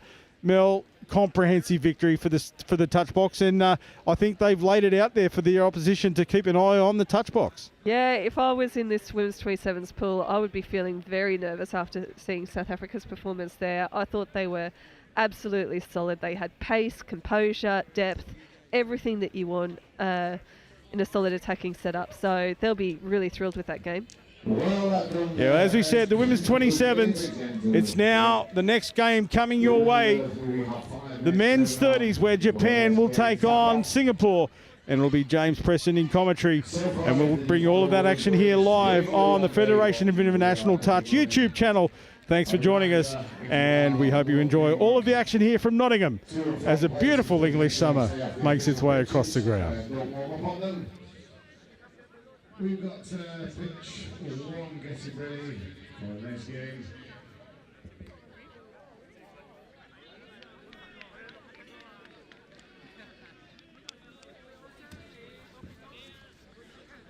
We've got everything to and froing.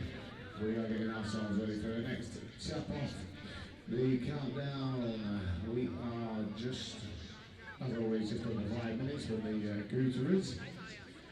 I think we're going to be, unfortunately, used to the UK weather. We are going to be getting a bit wet now for the rest of the day. Make sure you keep yourself warm.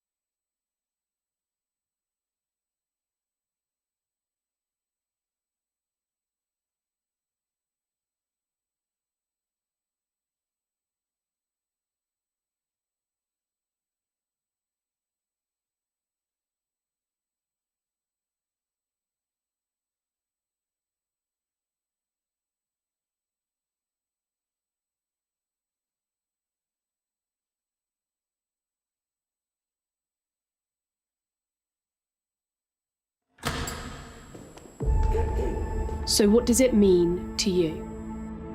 The time?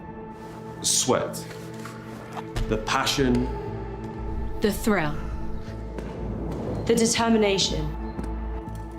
the support, The camaraderie?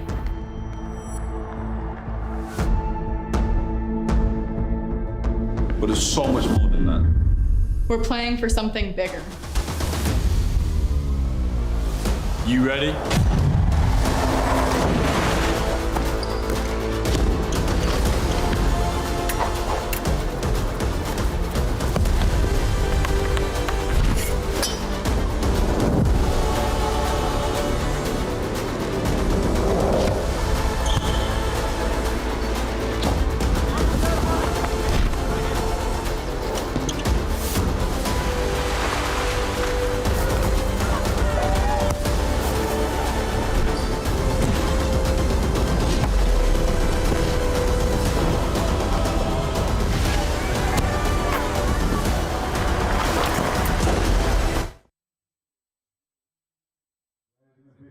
This is your 1 minute warning.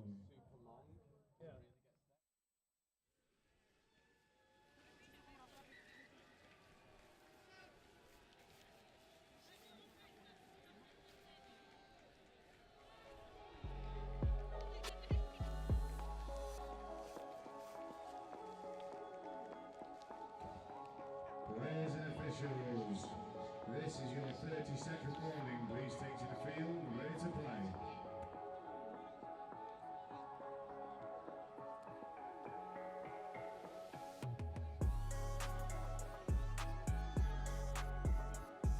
Well, good afternoon and welcome back here to Nottingham for the Touch World Cup 2024 Men's 30s Division now. Two of the heavyweights of the Asia-Pacific region, Japan taking on Singapore.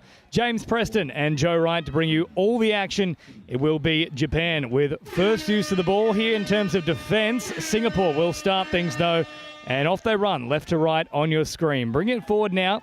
Nice quick roll ball here from Chung as they then turn it back towards the middle of the field here. That's Lim. Drops it down. Concerted approach to begin here from Singapore. Just trying to draw in the numbers towards the middle here. Off they go out. Why? What a great ball that is. And it's taken, and the first try comes here for Singapore. One set down, one try on the board. What a ripping left to right. What a ripper. To start us off, this is just world class. Big left foot step, left to right, long ball. And what about the diving take in the corner from the winger? Getting the ball down nice and clean. What a start to this game. Well, they couldn't have asked for a better beginning here. Singapore and now Japan have all the work to do as they go on the attack now. Turn it back towards the middle here for Takiguchi. And they're caught. Back to the 7 they go now. Takiguchi. Slowing things down, then shifting it to that right-hand side. He pops back towards the middle now. Now, that must have been a touch pass at the very least. No, they've called play on there and then an infringement for Singapore.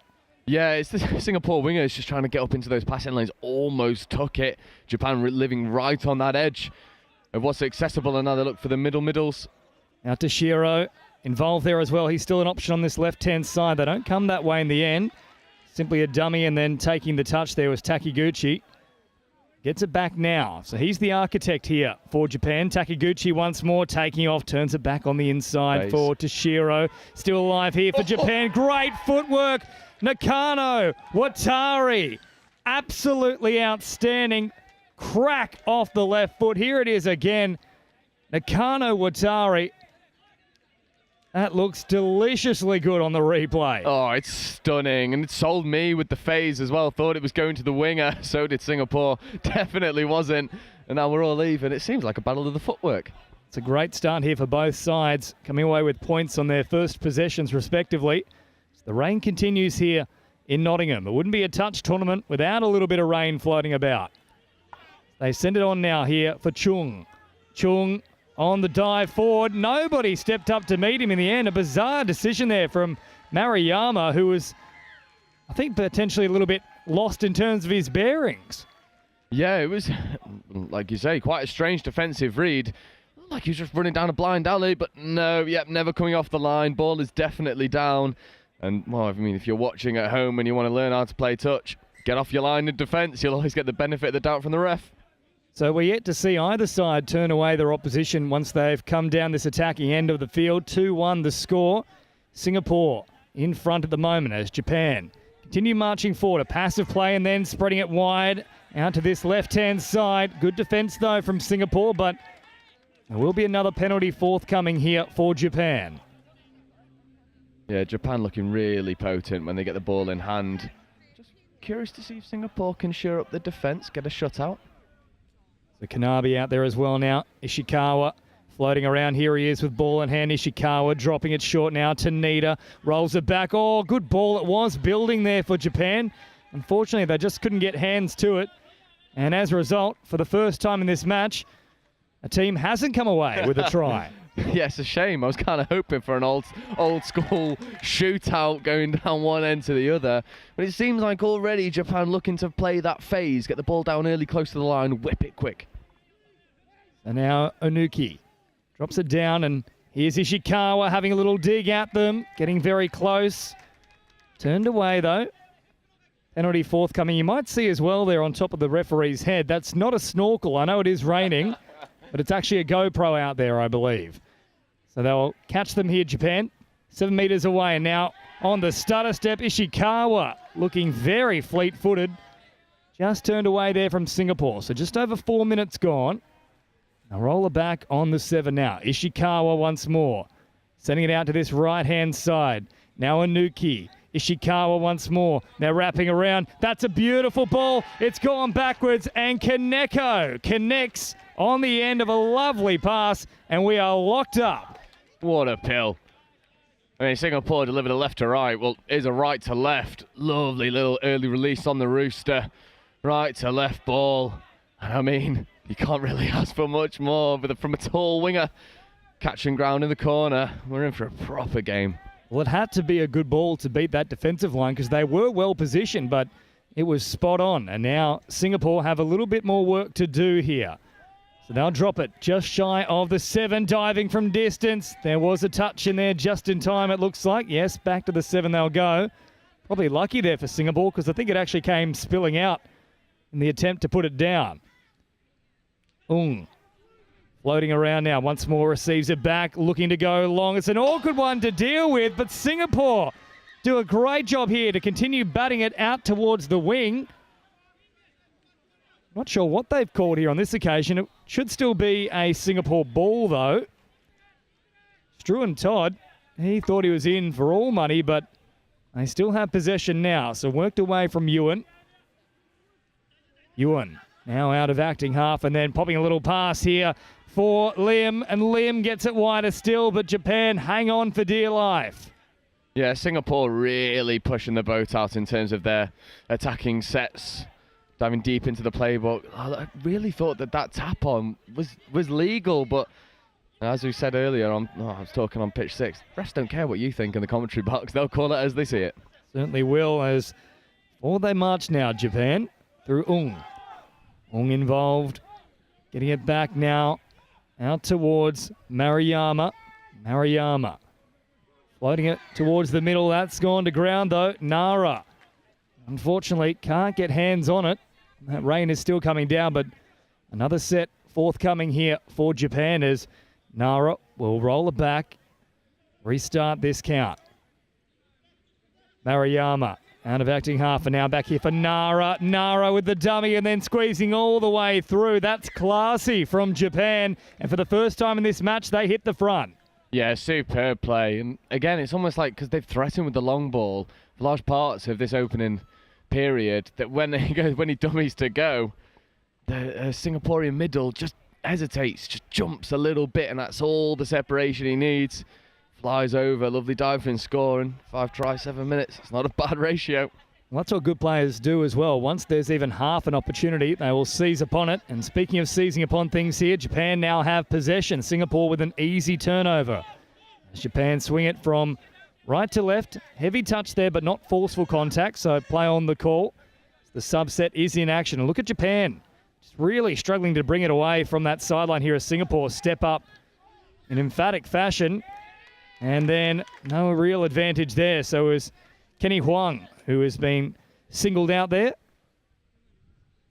Yeah, for me, Japan are just starting to really bubble into this game. They were sort of simmering at the start, now they're bubbling over. They look like they've got much more drive when they get into the final third.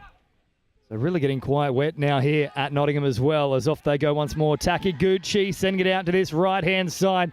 They're claiming the touch here, Singapore, and the referee agrees, so back to the 7-metre mark they go. Much to the applause of their fans here, Singapore. Takiguchi sends it on now for Toshiro. And then wider still for Kanabe. Now once more threatening, looking good here, Takiguchi. Dove from distance. Singapore got down quickly enough. Huang and Ho were there to put an end to things. Kanabe now to the middle here, and then back to Takiguchi, who drops it down. Kanabe in an acting half. Takiguchi popping a little ball. Once more, they look to be offside here, Singapore, so that's 2 in a row now. Yeah, and they're walking a fine line because, as we know, 3 repeat penalties on the line. Someone's going for time.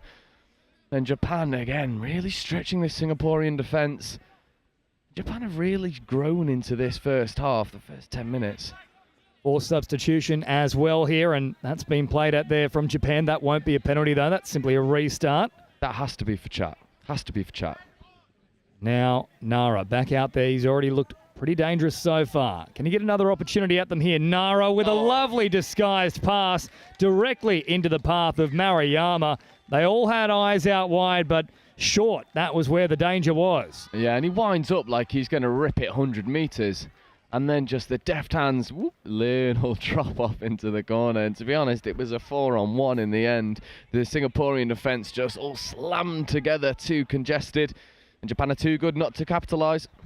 Now, great ball there from Nara, but certainly don't take away the effort there from Maruyama, who not only hit a great hole, but that was a tough ball to take in the end. It still had a little bit of sizzle about it. Especially with all the rain coming down, it really shows proper skills. And Singapore looking to get back on the board. And a little bit of a wild goose chase going on in the midfield. I don't think I've seen that in elite level touch before, literally running away from the opposition. We nearly had our first long-range intercept on Highfields 1 for the start of this tournament. But Japan, nonetheless, haven't gone the whole distance, but they will now work it away from their own end. And Kanabi just couldn't quite find a man who was in the right line. And as a result, that ball goes to ground. So they just keep inviting Singapore back into the contest here. Yeah, and Singapore seems to be one of those teams where if you don't put them to bed, they're going to keep asking questions. So Japan, you can't fall into complacency. And yes, the rain is really pouring down. We're going to, your hands are going to struggle. We need to take a little bit off each pass to secure the ball.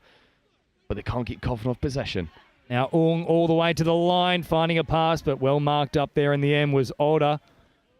He scrambled across for Japan, made the touch. Now they work it back towards the middle here. Short little pass, once more running at them. Bit of a threat here for Chung, who then drops it over the top. Oh, was very close there. They had to scramble Japan, but they saw it off well enough. Yeah, Japan just scramble really well in defence. Doesn't seem to be much defensive policy going on. There's no sort of smiley face or save a middle. It seems to just back your athleticism, make the touches as the referees hit the deck as well. Too much speed there from Maruyama. Now they're all looking to squeeze through, and in the end, the only one in support was the ref getting back to his feet. So a lucky escape there for Singapore, who now drive forward. It's Chung. Gets good meters here, and then once more easy meters upfield, this time for Khan. But now it's all gone a little bit sideways, quite literally here for Singapore. They were waiting for those reinforcements. This is better stuff, though. They get in the right direction. Now the last, and they're all locked up on this right-hand side. They had to keep going that way. Unfortunately for them, Japan also read it well enough, and in the end, despite having an enormous amount of numbers out on that right-hand side, it was still 4-on-4. Yeah, just telegraphed their intentions off the back of the sub-move. Everyone was sort of fading round. Maybe you needed someone to just cut a line underneath, change the impetus, ask a different question of Japan. They're just finding it a bit too easy at the moment. The meters here now for Japan, really rolling upfield with relative ease as Inui drops it down, and then once more at pace here. Threatening again is Ishikawa, who throws it long. What a ball from Ishikawa. Oh, great movement from Hasegawa, who has a try now as well. That is stunning. Watch this in the midfield. He sucks about 4 players onto him. Here, 1 dummy, 2 dummy. Now we go long as the defence has been completely congested. And take nothing away from the finish, he's still got to get there and get the ball down in what is quite torrid conditions, to be perfectly honest. And Singapore open the scoring and Japan have run away. Certainly right, Joe, right? The conditions have deteriorated significantly here at Nottingham. Looking like we were going to get away with a clean day, if you will. Clear and no rain. And there is the touch made from Japan. But I think that might have been the play of the tournament thus far from Ishikawa. He was just delightful in that movement. Oh, he's acting like a magnet in the midfield, just drawing everyone onto him and then going, oh, okay, there's a space, bye. Speaking of a little bit of space, it nearly opens up here for Singapore. In fact, it will open up. They went direct, dove from a bit of a way, and they get the ball down. Here it is again on the replay. It's nicely worked here from Singapore. Yeah, it's nice. It's not that link punish. Takes it, yeah, and just gets the ball down. Number 6 for Japan, just retreating beyond the line. And, we talk a lot as a coach about painting pictures for the refs. It's not the picture you want to paint when you go past beyond the line. So just under 14 minutes gone here. Getting closer towards that halfway point. 5-3 the score. Japan over Singapore. Tough conditions in Nottingham as they send it out wide now for Nara. Nara once more with a beautiful ball here for Kanabi. And Kanabi was pretty confident he got all the way through. The referee disagrees though, so back to the 7-metre mark will come now as the spectators start heading for the hills here, or even the grandstands, if you will. So still a threat on the Singaporean line. Japan sending it out to this right-hand side. Played quickly here for Maruyama. The hat comes off. So too do the bearings momentarily, but Singapore scramble, make the touch, and ultimately they probably survive another one that should have resulted in a try. Yeah, definitely. Japan look really good value when they get into the attacking third. It's just the explosiveness. And again, it directly contrasts what we've saw earlier on in the day. Hole hitting, running through the ball, running through the holes and with real intensity. And at the moment, Singapore masterminds their own downfall, can't get out of their defensive third, just inviting the pressure. A very deep pass here to link up with the replacements streaming onto the field. As now Onuki is caught, plays it, receives it back, and then swinging around here is Ishikawa. He's the danger man to watch. Gets it back from a strike dump. Ishikawa once more, floating a lovely pass. Again, he found the right target. It was Onuki who was looming. Just couldn't get fingertips to it, though. Yeah, maybe if the rain wasn't pouring down, that ball probably stays in the hands. But it shows the real intent from Japan. They're not taking the conditions into account. They're going to run their structure whether the rain likes it or not. And they'll see what comes off. And I mean, the ability they've shown in this first half, why not? Well, it seems incredible that the margin is only 2 here, but 5-3 the score to Japan. Singapore somehow with a chance to make this a 1-point margin, but it won't happen on this particular set as Khan has turned away. Now the changeover here for Japan as they will look to get their fresh troops onto the field here with a subset rolling forward. So pressure coming in now. Good touch made in the end from Tan. And then up over halfway now. Good momentum about this set here from Japan. They roll it back quickly. Little bobble, but I'm happy to see that called play on. As now it comes here for Toshiro. Toshiro dropping it down. Last one now. Takiguchi once more. They look for the wide option. And a great covering touch here in the end from Singapore. It's made from Ji Yangtan. Yeah, really good defensive read. Almost sort of covered the tap back ball to the Japanese wing and then is able to track out hips facing lovely. But that's, again, this unforced error just invites the pressure from Japan. And I wanted to say a little bit earlier that a mark of a good team is staying in the fight when you don't really deserve to. At the moment, Singapore are giving themselves so much to do with these unforced errors. Japan are just going to capitalise. Well, 2 of the last 5 sets coming out of their own end have resulted in early errors in the count. They just keep inviting more Japanese pressure on that line. So Nara, certainly one to watch. He's waiting for this strike dump. Gets it now. Nara with a short little pass here for Takiguchi, who squeezes all the way through. And those two have combined multiple times in this match. Yeah, and touch is about partnerships. You know, when you're playing on a pitch together as a set of 6, you need those interpersonal relationships, and these two have that in abundance. Lovely middle quickie, pop ball on the inside, right foot step, dove underneath, Singaporean defence, disjointed, Japan take full advantage. Nothing Caleb Ong could do there. Maybe if it wasn't so wet at the moment, he could have been able to step back on the inside, but the only thing that was going to result from that was a big clump of turf being spewed up onto the Nottingham fields here. And there's another turnover from Singapore for that matter. So Japan now start to wind up from their own end. I'll take a little settler here as they start to get fresh troops back on the field. And it's a pretty good subset as well. They keep rolling forward. And look at this, easy meters up for grabs. There's now short balls provided here for Toshiro. Last one, and they will get a crack at them. Takiguchi, now that was stepped up into the passing lane. It wasn't an obvious one, but definitely a hand involved. Yeah, definitely. It's one of those where you sort of go for the touch, and I mean, I've done it. You've probably done. You leave your elbow hanging around just in case the ball does go. And it's definitely 6 more, and for Singapore, it's not what you want, especially with these two on the pitch. Toshiro once more back on the inside. It's one of those ones where you say, no, sir, that's the actual natural angle of my arm. Yeah, I've definitely not hung it out there on purpose. Sorry, sir. The Takiguchi now. Sending it once more for Toshiro. Bobbing around. A lot of energy about his work. Takiguchi now on the charge. Dropping a little short pass. They'll play it inside the 7. A bobble there as well. I think they're a little bit unlucky on this occasion here, Singapore. Yeah, it seemed like Japan tried to run the phase when the space really wasn't there, and it's one of those where, from a Singapore perspective, you've gone to make the touch, you can't automatically just vanish from that touching area. You've got to have a little bit of consideration from a Japanese perspective. Well, they're now looking to capitalise here. Japan, Ishikawa is back on the field. He's been the most dangerous player on it so far. Quick roll ball here for Aida, and now the big, that's the old Carmichael Hunt step. We haven't seen that in a good 20 years. So they'll roll that back on the 7-metre mark. One of the famous names in rugby league, that's for sure. Ishikawa still an option here on this right-hand side. They'll come a little further out to the left, though, for Aida. And he's caught in the end. So last one now for Japan. Ishikawa opening up the space. Now the dancing feet come out. The flick pass as well. Well, that's one to get the taste buds all tantalised, but doesn't amount to much when it goes to ground. Yeah, and I was just sort of thinking to myself there, from a Singaporean perspective, because I don't think they've played badly. I also don't think they really deserve to be 6-3 down. But one thing you say as a coach, in the rain, you go, defend hikes, they can't throw long.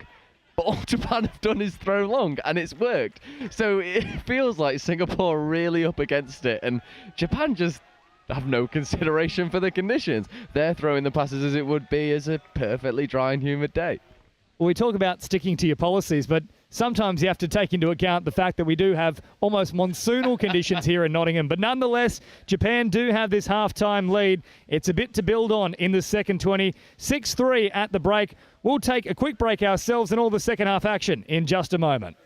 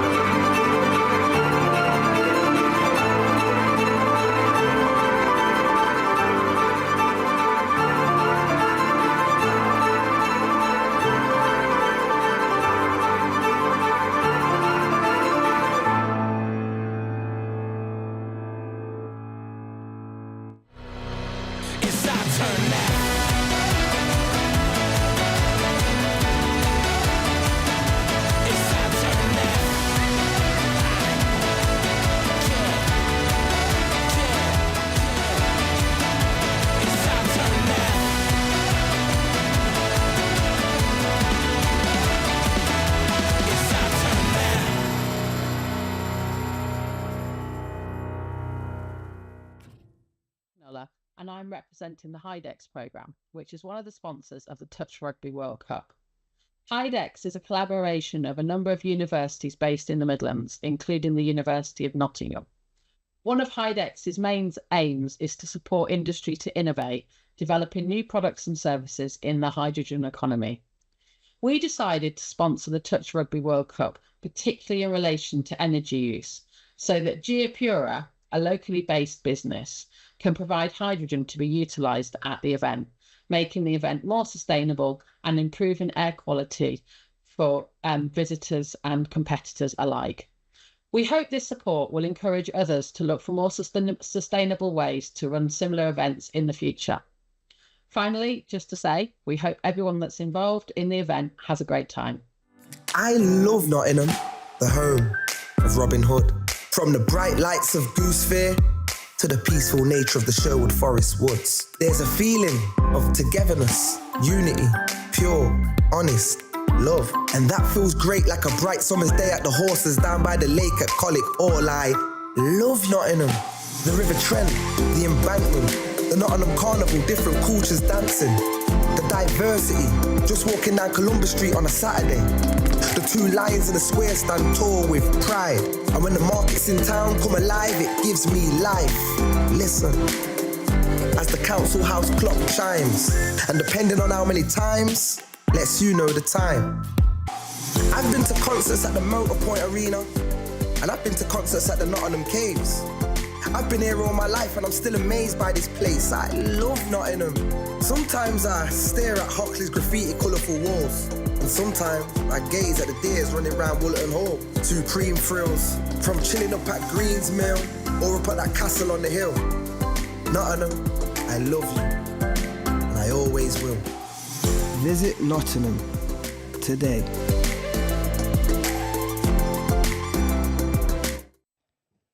Yes, Nottingham is indeed the venue here for the Touch World Cup 2024. We're about to get back underway here for the men's 30s division. Japan with a good lead in that first half, 6-3. And Singapore probably lucky to only be behind by 3 as Japan go on the attack immediately here. James Preston and Joe Wright bring you all the action as Anuki comes forward and then stops on the run.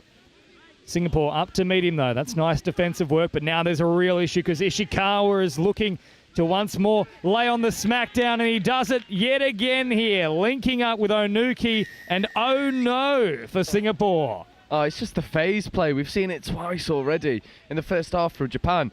They take the ball really hard to the line, and then rather than taking the safe bet and come back to the 7, they go, we don't need 7 meters, we only need the 1. Quick ball down, quick flash out. The link kind of has to commit. The wing also kind of has to cover his corner. It leaves the Japanese link an acres of space.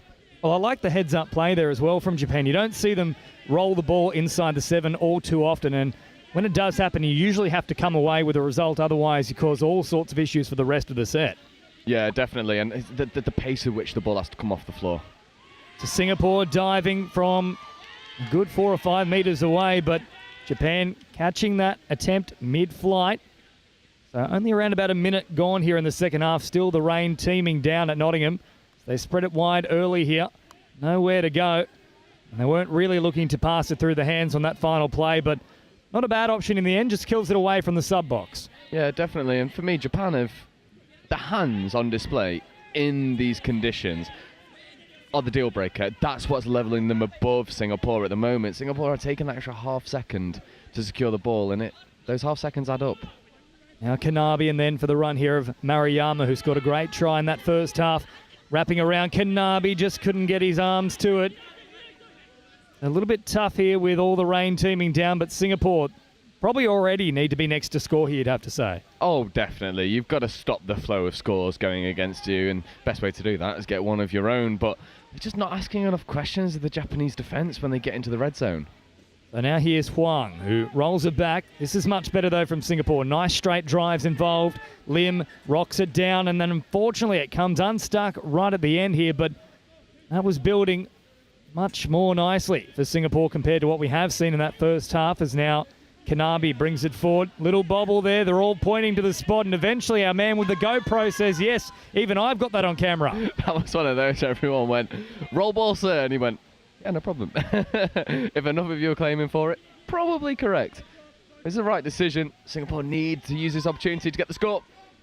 Well, it was building there too. I thought they could have had a crack on the more direct option instead, but in the end they pulled up short and then caught out of acting half. So fortunately a bit of a cavalcade of errors there as they turn it back on the inside and now up towards halfway. Good momentum here from Japan, running directly in the back of the offside Mingwei Vincent Lim.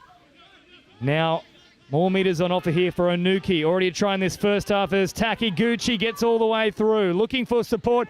Finds it in the form of Anui. And once more, Japan are on the board, 8-3.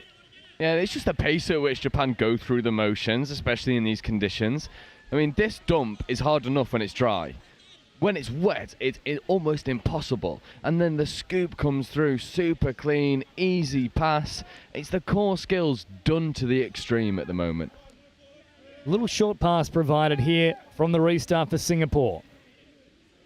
They've struggled to break down this Japanese line throughout the first 24 minutes here. But they have looked a little bit better when they are attacking directly up through the centre. They'll play it now on the 7. They'll turn it back once more here for Huang. Huang now out of acting half, trying to operate down a short side, but they didn't get the numbers right. In the end, it was actually 3-on-2 in favour of Japan. Yeah, it felt like there was a lack of communication there in the call of the play. And as you say, the numbers were just never really in the favour of Singapore. Now Kaneko bring it forward, and then another strong charge here as well from Anuki before he heads to the sideline. Kaneko once more, dropping a little pass here for Ishikawa. All building nicely in this set here for Japan. Now Kanabe takes off, looks to link up out wide. Good read made. Kanabe back in at acting half. Can they get to the line in time? Well, Singapore had their backs turned momentarily and just were able to recalibrate. Otherwise, that was another try looming.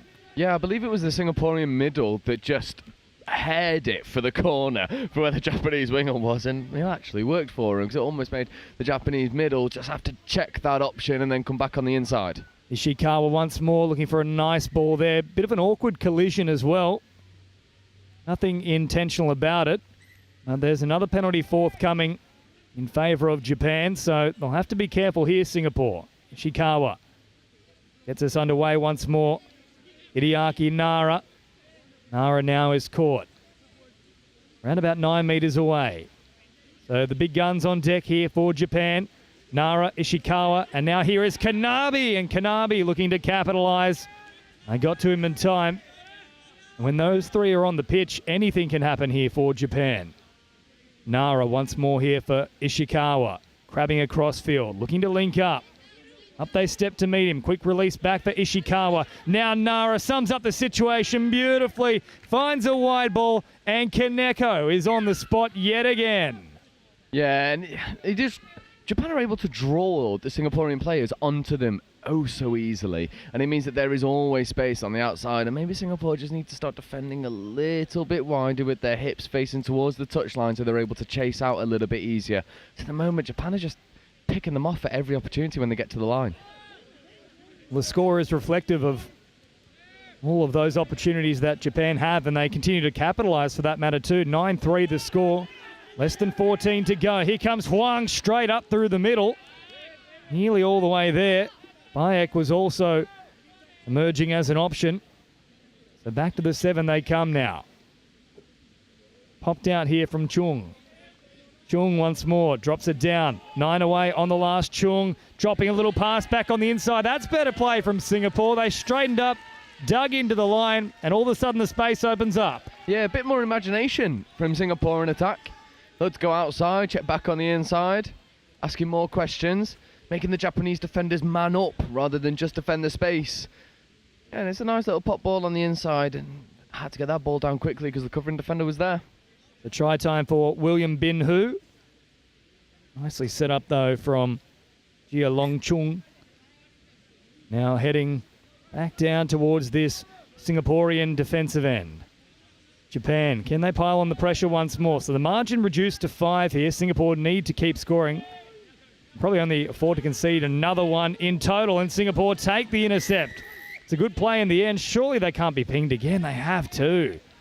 They just have not had the rub of the green here at all, Singapore. Definitely not. And, you know, on another day, this game might be closer because they've definitely been in the fight. It's just, it's so few and far between. You allow Japan just to bubble in momentum.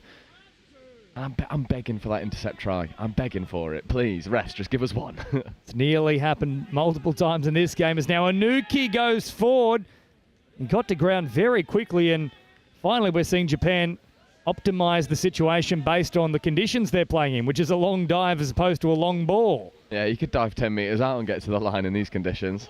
Let's see if they try it again. Now Ishikawa once more takes off, oodles of space, again nearly intercepted, falls into the arms of Japan. It can't possibly be forward because it was touched twice from Singapore. But still, this isn't going to go the way of Japan. I'm not sure what they've called there in the end. I saw the signal for 6 touches, although, is there a touch? Well, as we said earlier, refs don't care about what we think. Fair enough. 9-4, but I do think Japan are a little bit hard done by, and if this game was closer, maybe that'd be a bigger talking point. But 9-4 with just over 10 minutes to go, feels like it'll be a bit of nothing. The Ewan now comes forward. 7 away. Ewan once more an option. Did well to maintained control of the ball, but Japan were stepping up quite aggressively. As a result, they shut it down. Something I noticed about the Japan defence is they get all 5 players, aside from the touching player, onside so quickly that it means that Singapore have to be as crisp as humanly possible off the base of the ruck to even get any sort of advantage going to the line. It's the organisation from the Japanese defence that are setting them apart right now. Well, elite level touch, if you're not across watching it all the time, you've decided to tune in for a very special occasion, namely the Touch World Cup for 2024. Some of the fittest athletes on planet Earth. The meters they have to do in defence and the sheer speed and velocity of it as well, as now once more Japan on the attack, and then a smart play there from Singapore too. Rushed in, pulled the hand away, and ultimately no touch of the ball, and then a turnover off the back of the drop. Yeah, it's a much better defensive press from Singapore, actually getting into the passing lanes and making Japan play around them, and they get the penalty. An incorrect roll ball, the call here, and there was audible groans just to the right-hand side of the commentary booth here. I think there's a fair few Singaporean fans floating about in that direction of the grounds here at Highfields in Nottingham. Yeah, they're underneath us in the cover. Smart. But it must be frustrating from a Singaporean perspective, because obviously, if first half, 3 tries went in pretty quickly. You can do it. It's just not been consistent enough. Well, let's remember, they led. It was 2-1, and then a real flood of points in favour of Japan. This is better stuff, though, from Singapore, playing right at the advantage line, and now up over the halfway line for that matter. Chung, still an option through the middle. Nice cycle of the footy, picks it up and then scoots immediately here. Chung back towards the middle once more. So a bit of cat and mouse here from Singapore. The roller back on the last. Chung at the line. No way Japan were ever back on side there. At least that man through the middle. I think the number 12 was on side. That was a Nui, but there is the call from the referee. Yeah, I think you could pick 4 or 5 of them that were offside there in that defensive set. Japan just not hitting that onside line, and Singapore might feel a bit hard done by. The ref didn't just call play on and give the score. So Chung now. I think you're right, Joe. That was certainly a case of probably at least half the team being offside, and plenty of times we've seen a play-through called, and here they go early in the new count, diving from their way out, trying to get the ball across the line. Once more, they are denied, though, so really not getting the rub of the green here, Singapore. In fact, it'll be a turnover, so it goes from bad to worse. Yeah, and it's a coach killer. It's also sort of a desire killer. Like when you have sort of a decision that goes against you that you really think was in your favour, and then you cough up the ball, it's like a dagger through the heart. Especially in these conditions against such a well-drilled side. It's like, how do you pick yourself up from that? How can you go again? It takes a really strong team to do that. Well, fair to say, Japan would certainly be floating about most people's predictions for some sort of medal in just about every category they're competing in. So one of the strongest teams. We know Singapore have certainly come on leaps and bounds in the last few years, but still in terms of that Asia region, probably Japan is the heavyweight. I'll tell you what, I'm really looking forward to seeing Japan-England in this category. I think that's going to be a really good game because England have a lot of really dynamic players. I'm not going to spoil anything for people who've not seen their men's 30s for England yet, but Marcus Evans, brilliant player, pill off both hands, one of the only people I know that could throw a 30-40 long ball off both hands. Excellent player, but then how can you stop this Japan side? They're so dynamic, so explosive, it's almost impossible. Now Anuki and Ishikawa, both involved through the middle here. So Ishikawa, speaking of dynamic, doesn't get much more dynamic than him.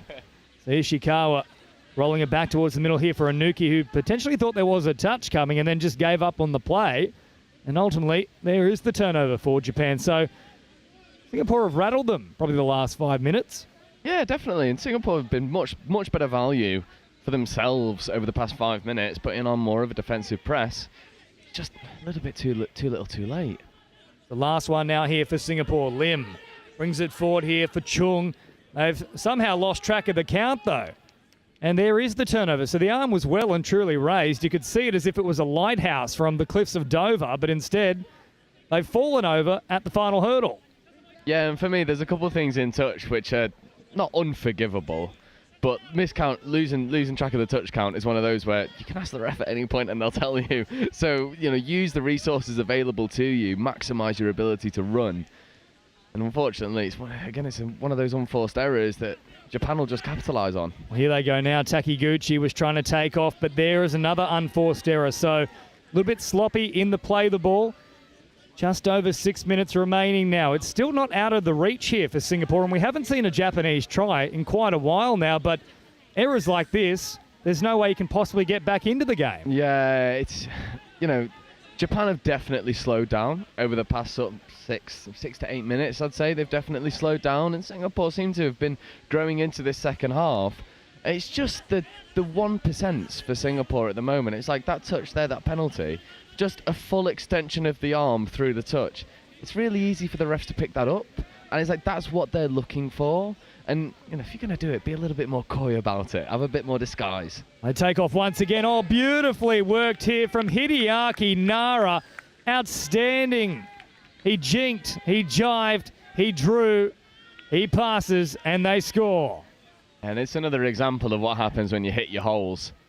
He engages sort of two players, and then just a little pop, dive through. Didn't really need to dive in the end. Could have probably had a cup of tea, watched some TV, relaxed, and then put the ball down. He had that much time. Japan really good value for the lead. Well, it's probably the one that kills this off as a contest. It was still a slender hope for Singapore, but with that try for Nakano Watari, you can put a cue in the rack just about here. Singapore, however, they are looking to build for the rest of this tournament. They want to finish strongly.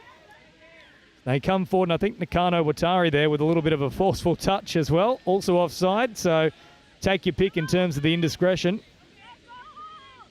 Another fresh set to come here for Singapore as Jia Long Chung.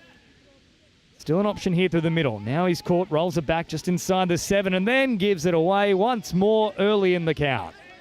Yeah, and it is really frustrating. And I sort of find myself in the commentary box thinking like, oh, you really well to get there, and then what is actually quite a straightforward pass. It's basic skills, and lines are just being overrun. The support isn't where it needs to be, and fair to say, it's day one. You've got a lot of time over the tournament to fix these errors, but they are still errors and they're costing you. Last one now here for Japan. They're all offside too. Singapore, they got back just in time though, and then the ball went to ground. So that's why no penalty forthcoming on that occasion. But it's quite interesting too. Since the rain has stopped, it's almost like both teams have decided to play more conservatively, not less, and yet we're still getting the same errors. Yeah, I know. It's bizarre. I'm really sort of stumped for words, because when the rain was really huffing it down, a sort of monsoon-style rain, all the long balls were sticking, the hands were perfect, steps here, there and everywhere, big left foot, right foot whack, and then the rain stopped, and it's like we've gone, oh, it's boring now. I don't really want to do it anymore. So short pass here for Singapore. Lim. They keep promoting it out to that right-hand side. Play through is the call initially. Well, that certainly seemed to be what Singapore thought, but penalty comes nonetheless. So with around about 3 minutes to go, Singapore looking to finish strongly here. Japan have sewn this one up. They send it out now for Ong.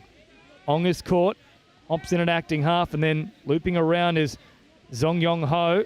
He hasn't seen too much of the ball so far, Ho. Once more, out on this left-hand side. Ho waiting for it in that right link position. Doesn't quite get there. Now it arrives to Ho, who takes the touch. Out of acting half. Ho still there in support. Oh, he had to hit Ho, though. There was a giant hole that had opened up. Yeah, there was two. There was one in the link in the middle, and then there was one outside the wing as well. The Japanese defence had collapsed with no real structure to it, and Singapore probably rue that missed opportunity. Ong now on the last. Quick switch and then out to this left-hand side. Well marked up, though, from Japan. Across there very quickly was Kentaro Oda. He shuts it down. And I'm not sure Singapore will get too many more chances to put another one on the board. No, I don't think so. I think Japan have been, by and large, excellent in attack. And they've done enough in defence. They've not been perfect by any means, but they've definitely done enough.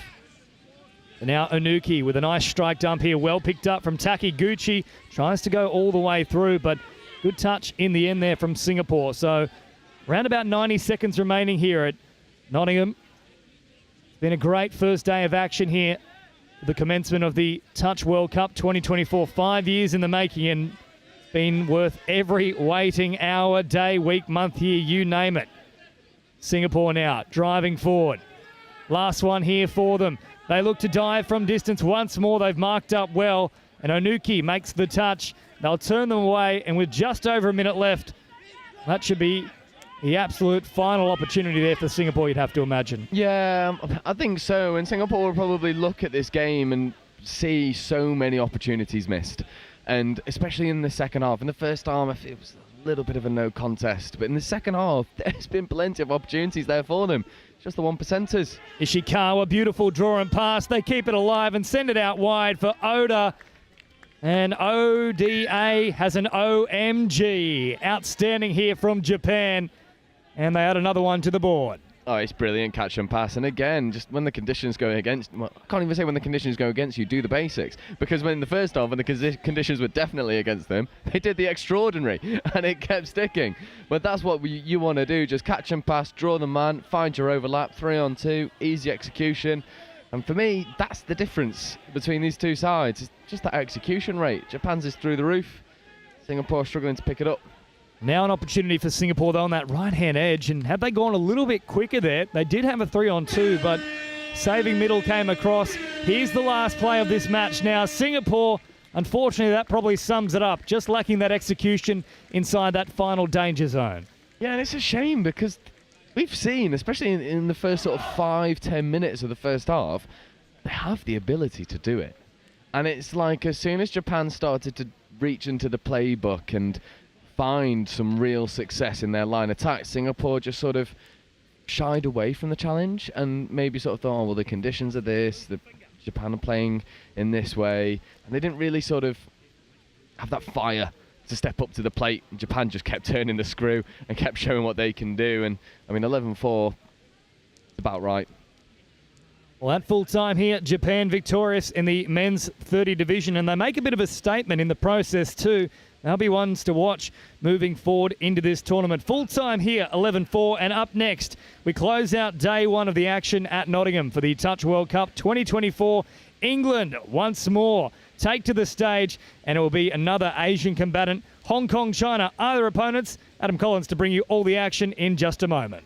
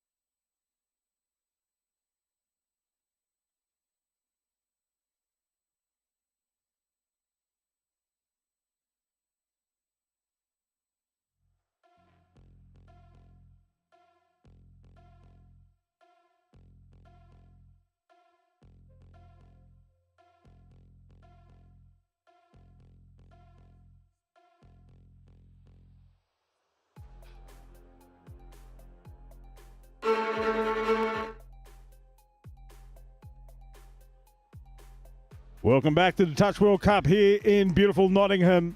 This is the final match of day one, where the England mixed 30s take on Hong Kong, China. It's Adam Collins in commentary, joined by Alice Summers.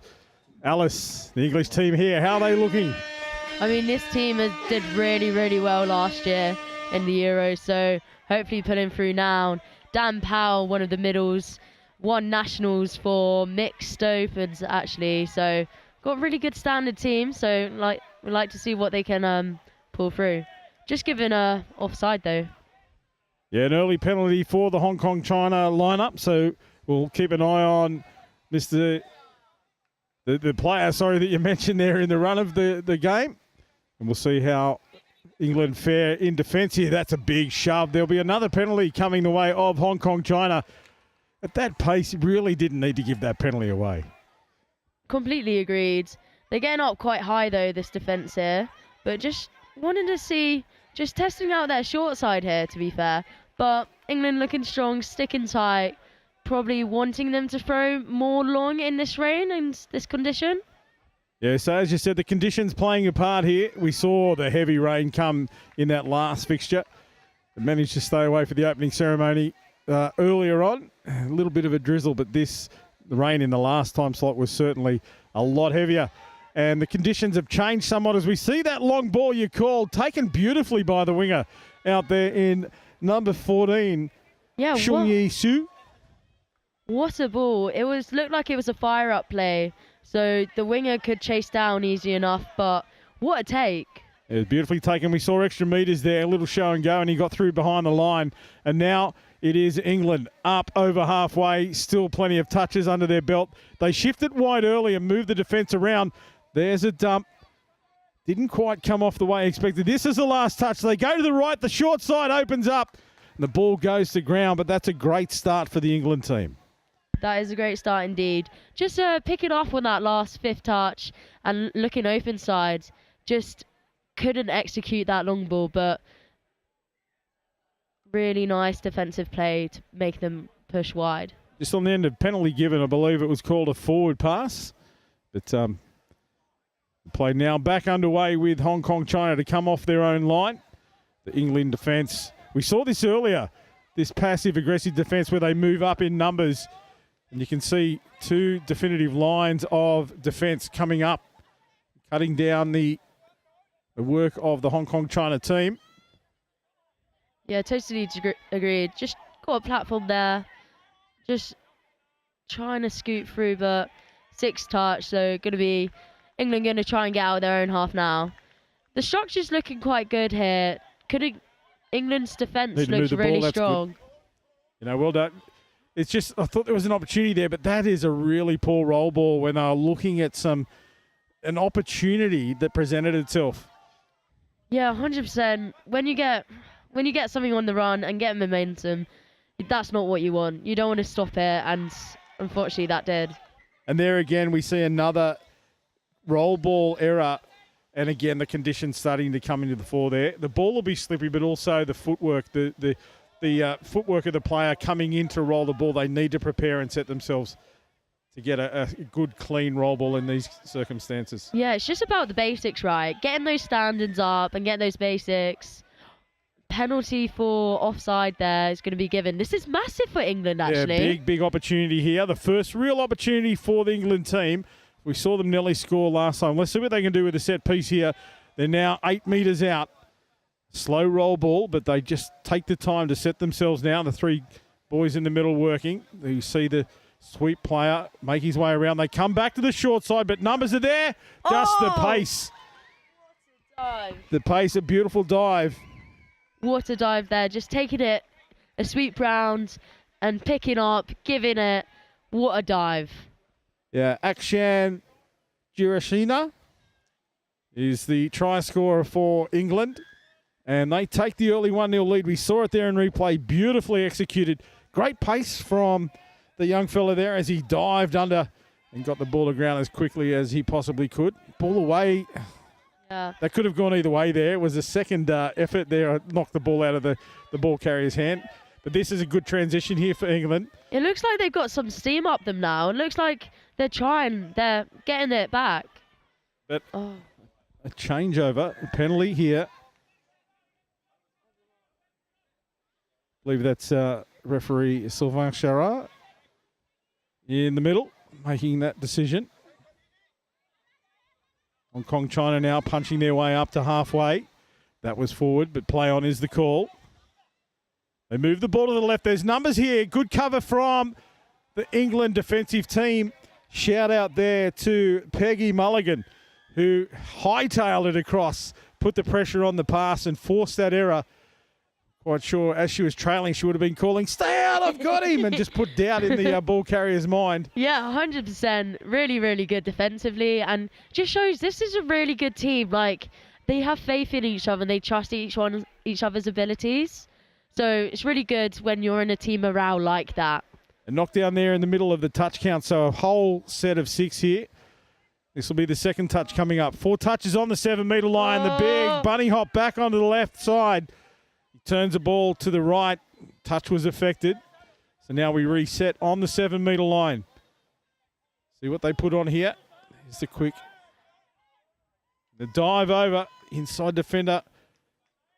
Comes across and makes a touch. A little bit of confusion there. Referee just checking. Great defence. This is all mid play, so they have to stay super, super tight. So getting on the step back, they don't get hit. Sweeper again. This time they go that way. Now he turns it back inside. There was nobody home. And that is try number 2 for the home team. Beautifully executed. The defence just wasn't watching. Yeah, 100% on that sweep. Step back. And it was mid gap. Where was the other middle? It was space for days. There really was. And you called it Luke Lawrence, I believe, was it, that scored? No, Bobby Taylor. Yes. Bobby Taylor, the try scorer.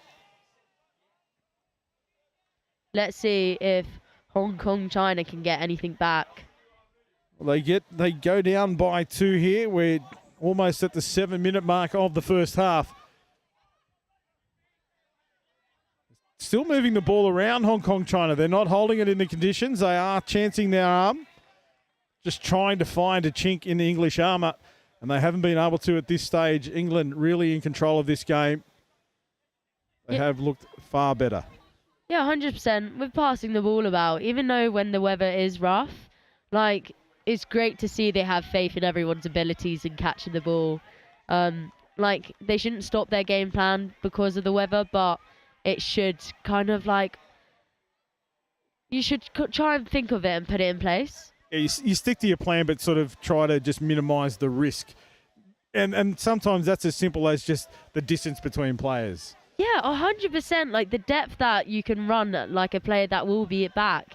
Just a simple thing like that, a couple meters would set you. Absolutely, as we see there, that one going to ground as they look to spread it wide. There's a collision between the winger and the referee as well, but now Hong Kong, China come off their line. And they're looking to go direct here to try to get some momentum behind them and subs onto the field. They've been able to do it, but they're trapped within their own area. And now a penalty for the offensive player grabbing a defender. Something you don't see very often.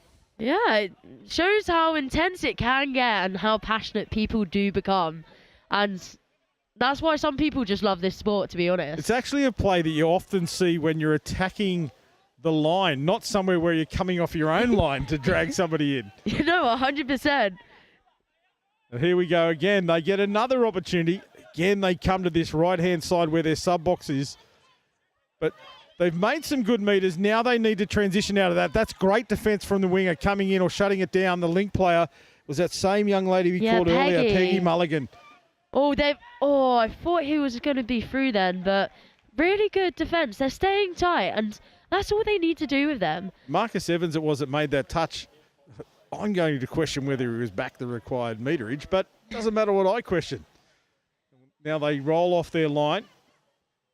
It looks like they're staying direct. This is just to help build momentum in their play. And just... There's your man, Dan Powell. Let's see what he can do. This men's play in the middle. It's a part of mixed touch. Not a massive fan myself. Looks like it's going to be a 6 more. 6 more touches. That's the coach killer. And off he goes. Yeah, he's off. I've done my job. He's done his job. He's got 6 more. Someone else is coming on. I think this is Ryan, actually.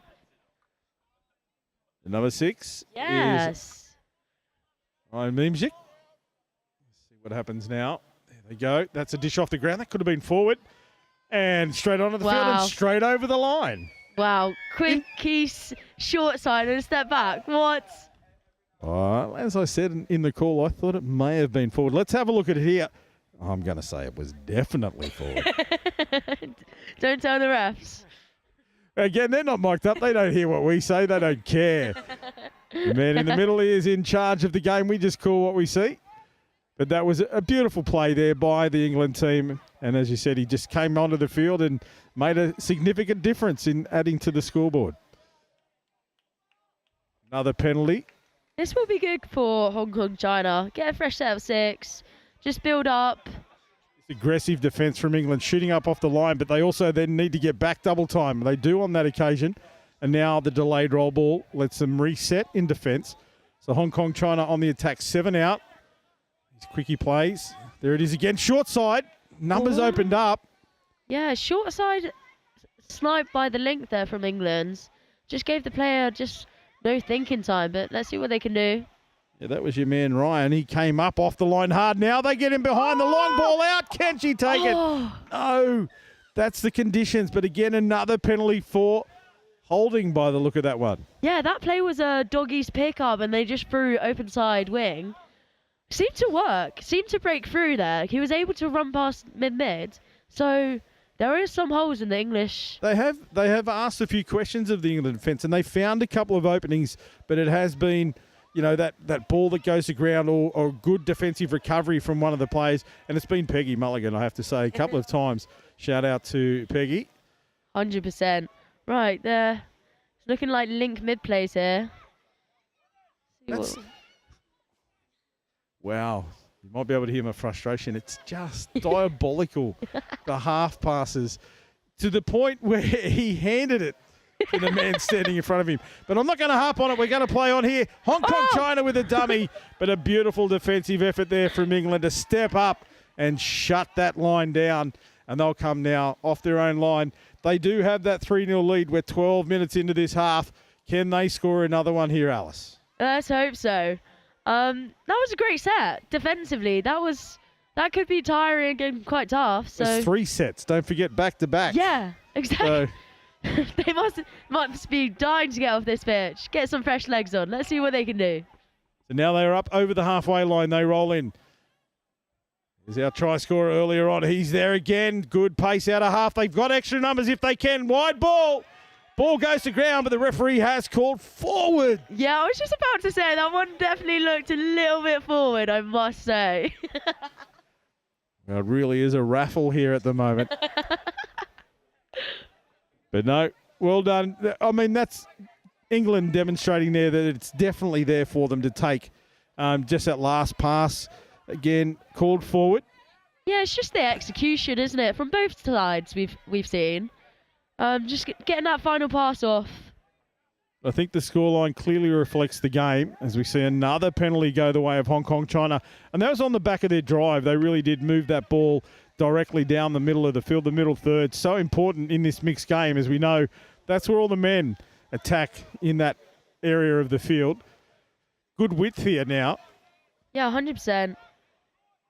They go short. They'll look to go. He dives, hits the line before the line, and slides the ball over as you are allowed to. That's beautiful play in these conditions. Wow, that is stunning. Just quickie, take him short side, and just got it down. There was a little stutter step that held up the number 16 for England, and that was Jacob Whitehead. He just, as he stuttered, Jacob stopped as well, and that was enough for the try scorer to dive over. The beautiful play there by Hong Kong, China. Good heads-up touch. And now they're back within 2 after 14 minutes of the half. Looking like they're running a sweep round the outside. Step back, mid-mids, and England do reply. Yeah, the referee said the ball was down. The defenders were certainly there, but again, that transition to get the ball down quickly sees Andrew Smurden score for the England team to go back out to that 3-try lead. You can see the defenders there in replay calling the touch, but the referee said you may have got him, but the ball was down, and that is an extra to the scoreboard for that 4-1 scoreline. That was great. Just this defence of England is just really, really physical and just like high. They're just putting a lot of pressure on this Hong Kong China team. Now they roll on. They're to the 7 metres. Good momentum here. Numbers on the outside. A wide ball, but beautifully shut down once again by the England defence.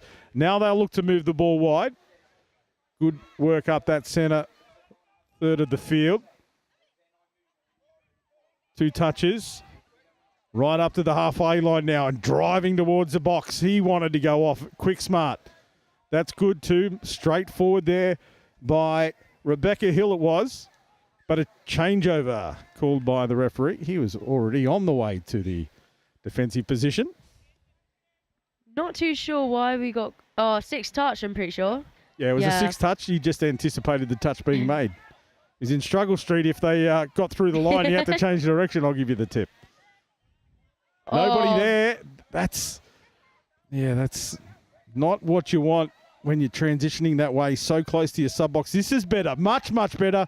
But the dummy needed to pass the ball and go for second phase play there. Yeah, no, totally agreed. This could be really dangerous team. A lot tighter than it looks, but England has been all over them.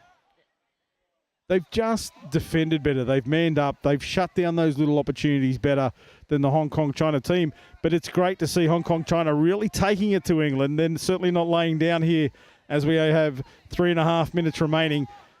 And there's your man back on the field now. See what he does. Dan Powell, the number 9, diving for the line. This time the referee says, no, champion, you've been touched. Still looking for that mid gap that we see. And so many teams and so many policies have always been stay super, super tight in that defence to try and not let anyone in. 2 players come off there for Hong Kong China and left them stranded a little bit. Again, isolated. There's only 4 players on the field. Now they're back at full strength. But those little split seconds in that transition play can be really, really costly. Yeah, and especially when the ball's on the floor for longer than a second. That's devastating to the team and to the momentum. So we just got to make sure we see it quicker, someone to half, and just the structure. Yeah, it really holds the role that they were starting. And now on the back of that, they give away a penalty for not returning the ball to the mark. So it gives England here a chance. Midfield, they'll drive up to the halfway line, only giving away 1. And now they'll look to reset and get some fresh legs on. And they'll have 4 touches well into enemy territory to try to convert into points. Yeah, because it's so close to the try line, I reckon they'll try and definitely do a live play instead of a scoop here.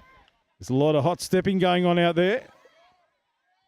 They go wide. There's the long ball this time. Oh, I potentially the way she dived for that one, it's forward. Yeah.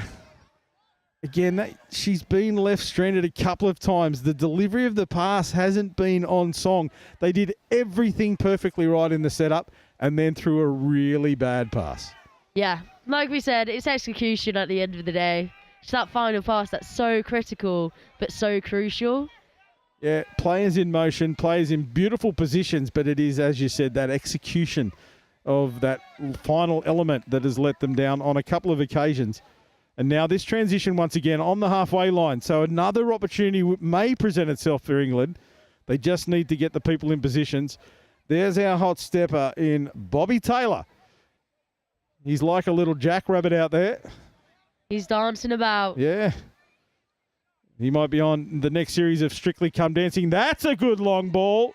This time, she takes it perfectly.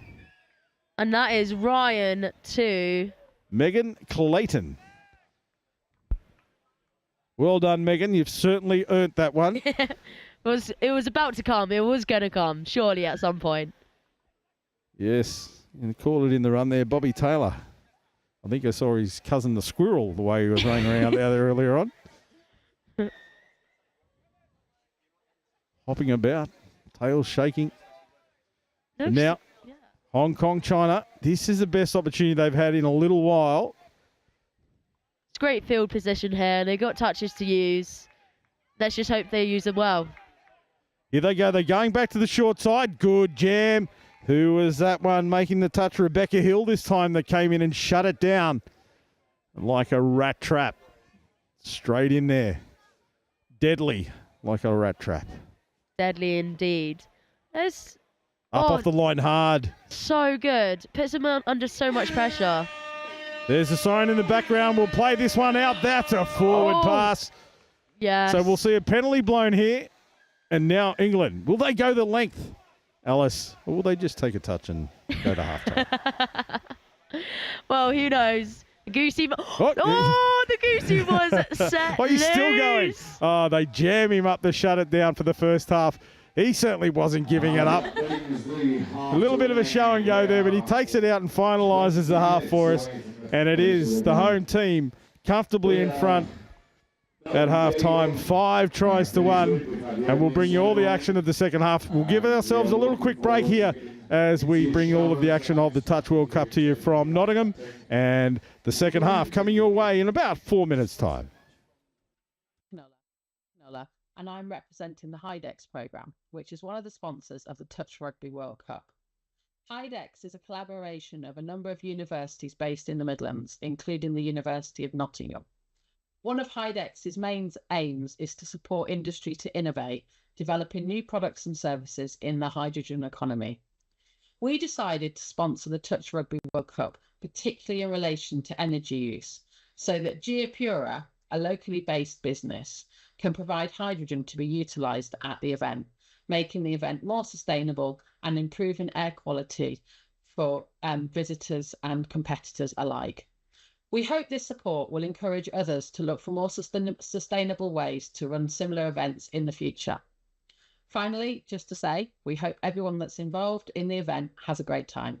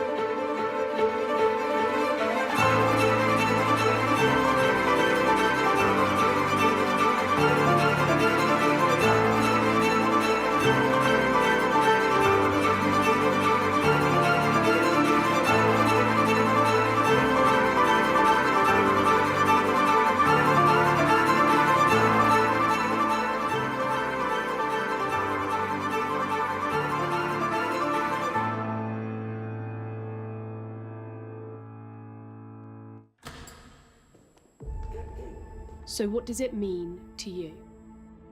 The time? The sweat, the passion, The thrill? The determination? the support, The camaraderie?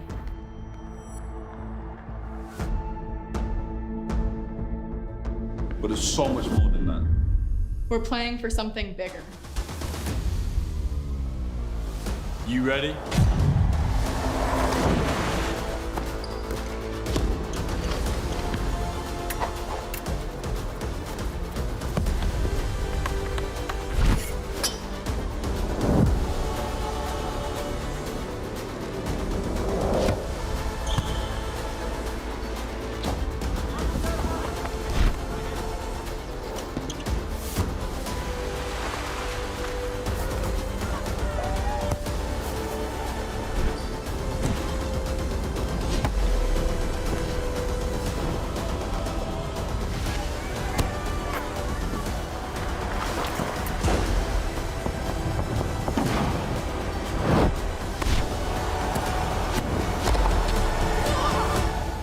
Question is, how are you going to leave your legacy?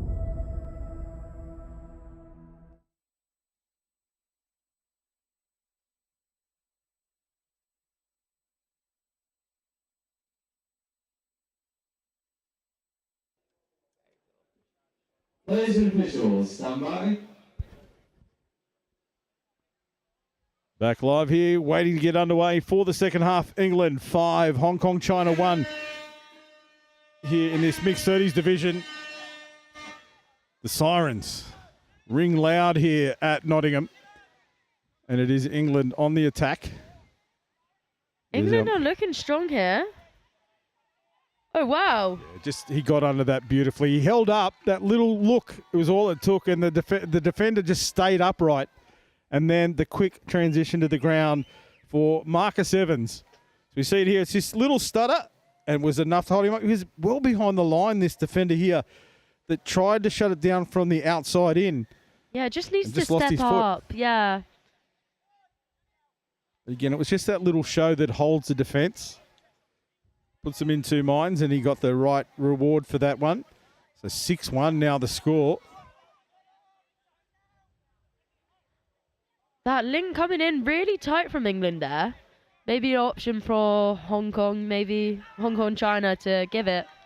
They have been doing it quite often, and as you said there, it's up to the attack then to have a look at that heads up touch footy that we really want to see from them. And now this England team just roll forward. That's good play there. He could have rolled that and been off the mark, but he took the time to go back and play it, and now they reset. Up over the halfway line they roll. Good momentum here. Pick up and scoop. He just tried to change direction, couldn't do it. They're still underway. There's been no touches. Find space on the outside. Oh, that was great feet. I think that was Jacob Whitehead. And great feet dancing about there, but just couldn't execute that last pass. And the execution, Megan, she was there, waiting for it. Hands are out. Hands are out. Pleading for another one. It would have been a second. She's probably had 4 or 5 offered to her, but the execution of that final step, as you said, hasn't played her way. And now a penalty as Hong Kong, China were coming off their line. They've also thrown the ball away. Not sure how the referees are going to interpret that one. Yeah, normally it's a penalty, right? Yeah, that was a good distance. But anyway, we'll get back underway, and it is Megan that gets us underway with the tap. Now the men in the middle. Let's see what they can do. Jacob Whitehead, he's been dangerous. Is that our little mate, the squirrel? No. No. But that's a beautiful touch from try from Megan. That was a great dive. He just read the defence there because they all thought he was going to go in for a touch. Let's have a look who it is.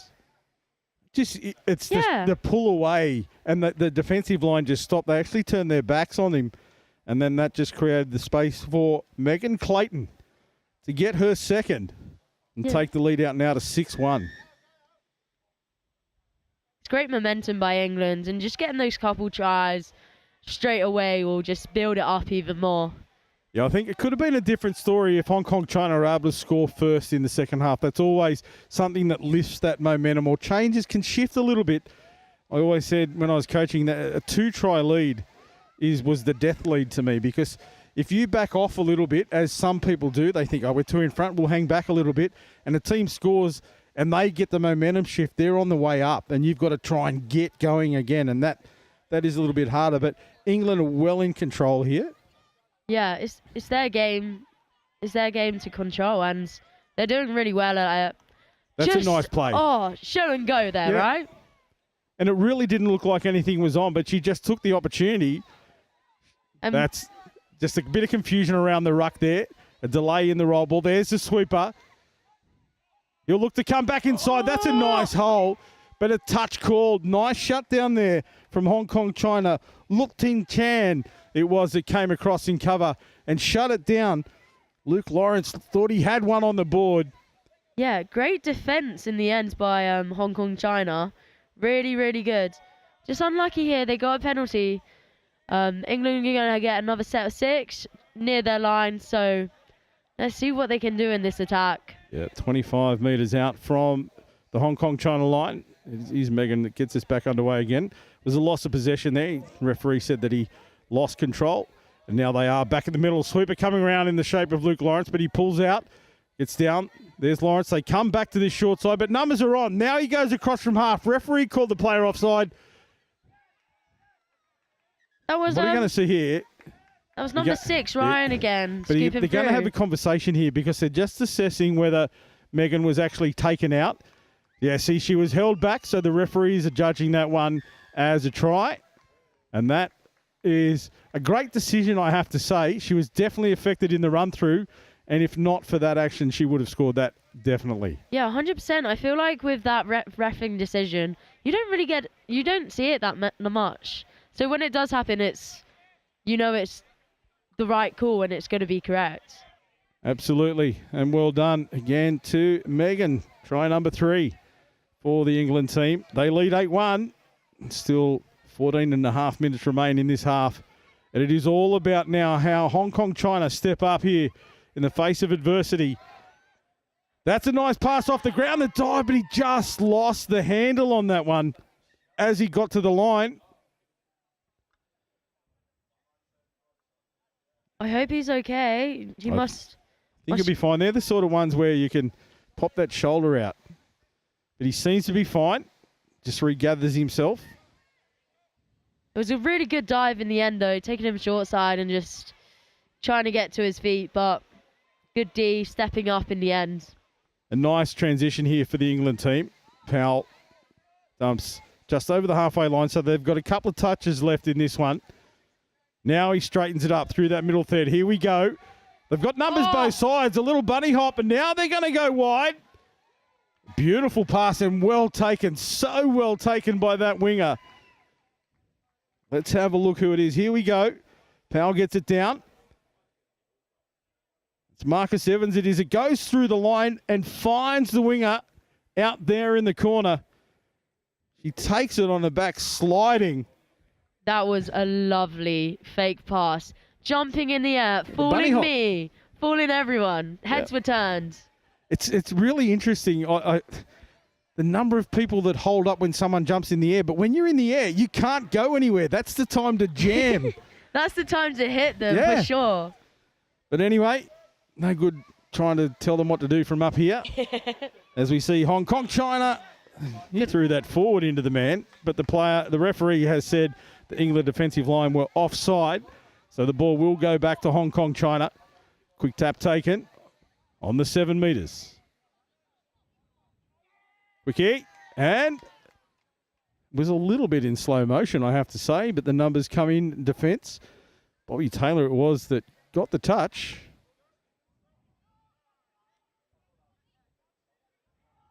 Going for the same good dive call again. there. This time, Bobby Taylor puts her hands out and says, "No, sir. I didn't get him. I probably should have, but I didn't." Yeah, just going on the offside player there, which was Bobby Taylor, and stepping in. Just no one tucking underneath. Good try. But a great call from Bobby. The referee was right there, but sometimes you might not see it, and if the player doesn't own up, and that is the perfect demonstration of the best part of our sport, the honesty that all the players have here at the World Cup. 100%. This sport is built off it, and that's why I love it so much as well. The amount of trust and everything that people put in this sport, it's amazing to see. Yeah, look, I've been around the game a long time, and you call a phantom, you are going to get a reputation, and it's not a nice one. So it's really, really important, and that was beautifully done by Bobby as we see England on the attack now.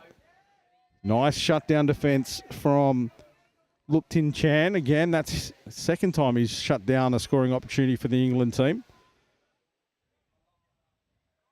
But Akshan Jirasena, he's dangerous. Here he goes again. That one was down. That's a great call from the young referee. Yeah, just running it down and just diving. On England, number 7, he has a great dive getting down low.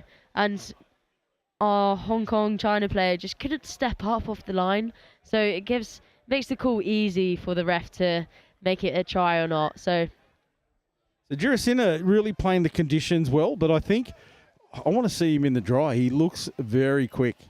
He does. I'm imagining an intercept and full length of the pitch could be happening. Could be on the cards. Yeah, let's hope that's a bounce ball there. Not the Basketball World Cup.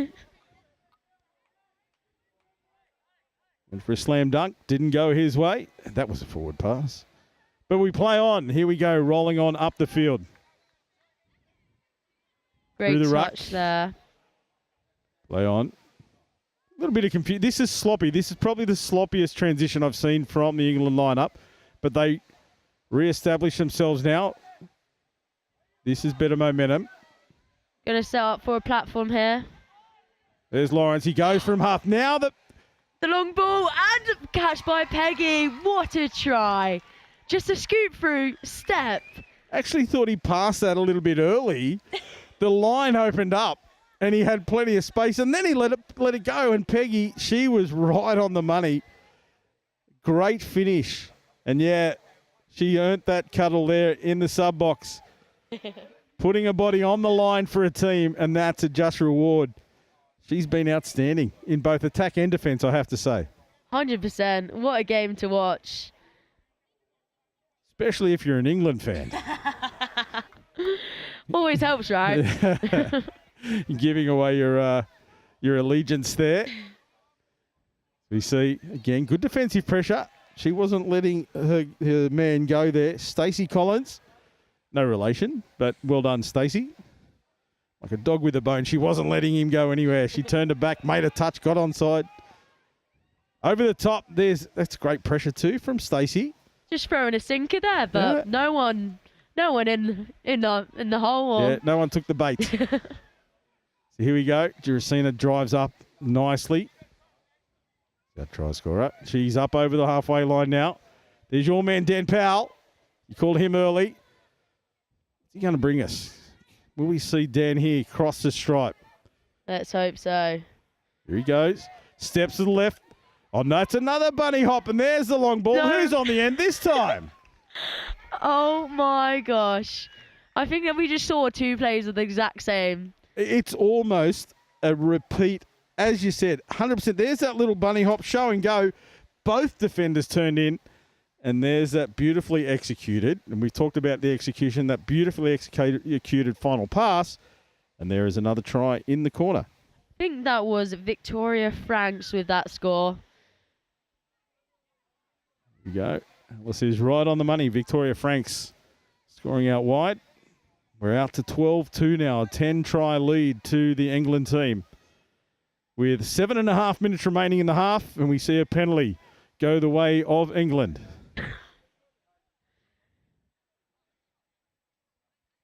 Just trying to get out of their box now. At least they're box side for England, so it's going to be hard for Hong Kong China to get some pressure and stop their momentum. There's Taylor making his way up, throwing his head back, almost like a soccer player that had been touched with a feather.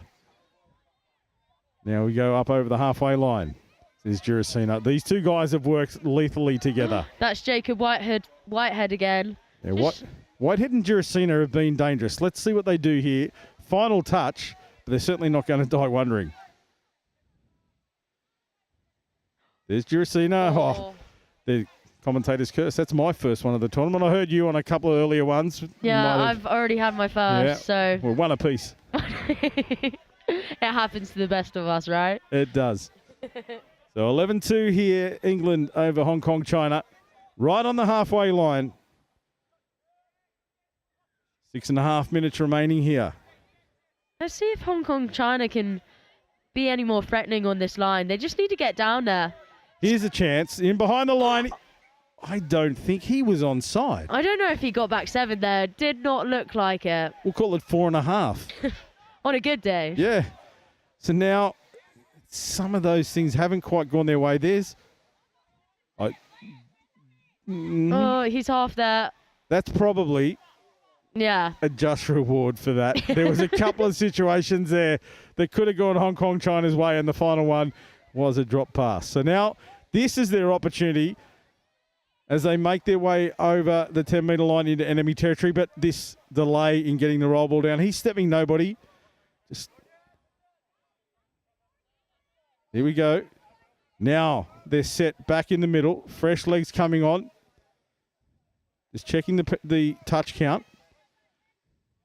They've got a couple remaining here, but this static play is not what they want. I don't think that's going to beat the England defence. No, it's just man on there and just didn't help out in the end. But looks like they might go direct here. Let's see what they do. A little bit of confusion there. It looked like Dan Powell was looking to make his way off and had to come back into the half roll. It's Jack Judd there. Gives it off. Now the ladies straighten it up. This is Lawrence through the middle. Drops it back into Taylor. Taylor pulls away from a touch. There's Lawrence. He comes to the right-hand side. Numbers are intact. Can he do the same again and scoop through? There's Lawrence. Lawrence goes this time. Taylor goes for the long ball. And we're going to call that one forward. Forward. Fair play. We've had quite a lot of forwards calls, to be fair, and not forward calls. So it's up in the air. Don't know if the weather's a big factor in this or just first game jitters for the team. It's probably a combination of a couple of different things, as you said. The weather would certainly be playing a role in it. The jitters and just finding each other's feet too. Like it's been a massive start to the day. That opening ceremony, there was such a vibe through that, and then they have to regain their composure and come into this first game, nerves anyway, and then the conditions on top of that. So, you know, we won't be too harsh on them, but let's give credit to England. They've really dominated this game as we see them rolling forward again off their line, and each one of their players have done their job very, very well. No, completely agreed there. They've done in, they've got here, and they've absolutely smashed it. Just running around the outside, that is. Jacob Whitehead again. These two are dangerous. Let's see what we can do. Jack Judd there with the ball now. He steps off his left. Another show and go. There's Girasina. He's unselfish. Gets it out again. And who is it but my favourite player, Megan Clayton. I believe that's her 4th try in this game so far. And it was nicely done by Girasina, who probably could have scored himself. Yeah, I feel like it was very unselfish of him to do that. And fair, absolute respect in that aspect, keeping it safe, just giving the pass across. Big shout out too for the defensive player there that for Hong Kong China. She put her body on the line. She got across nicely in Wing Yu, but just not in time.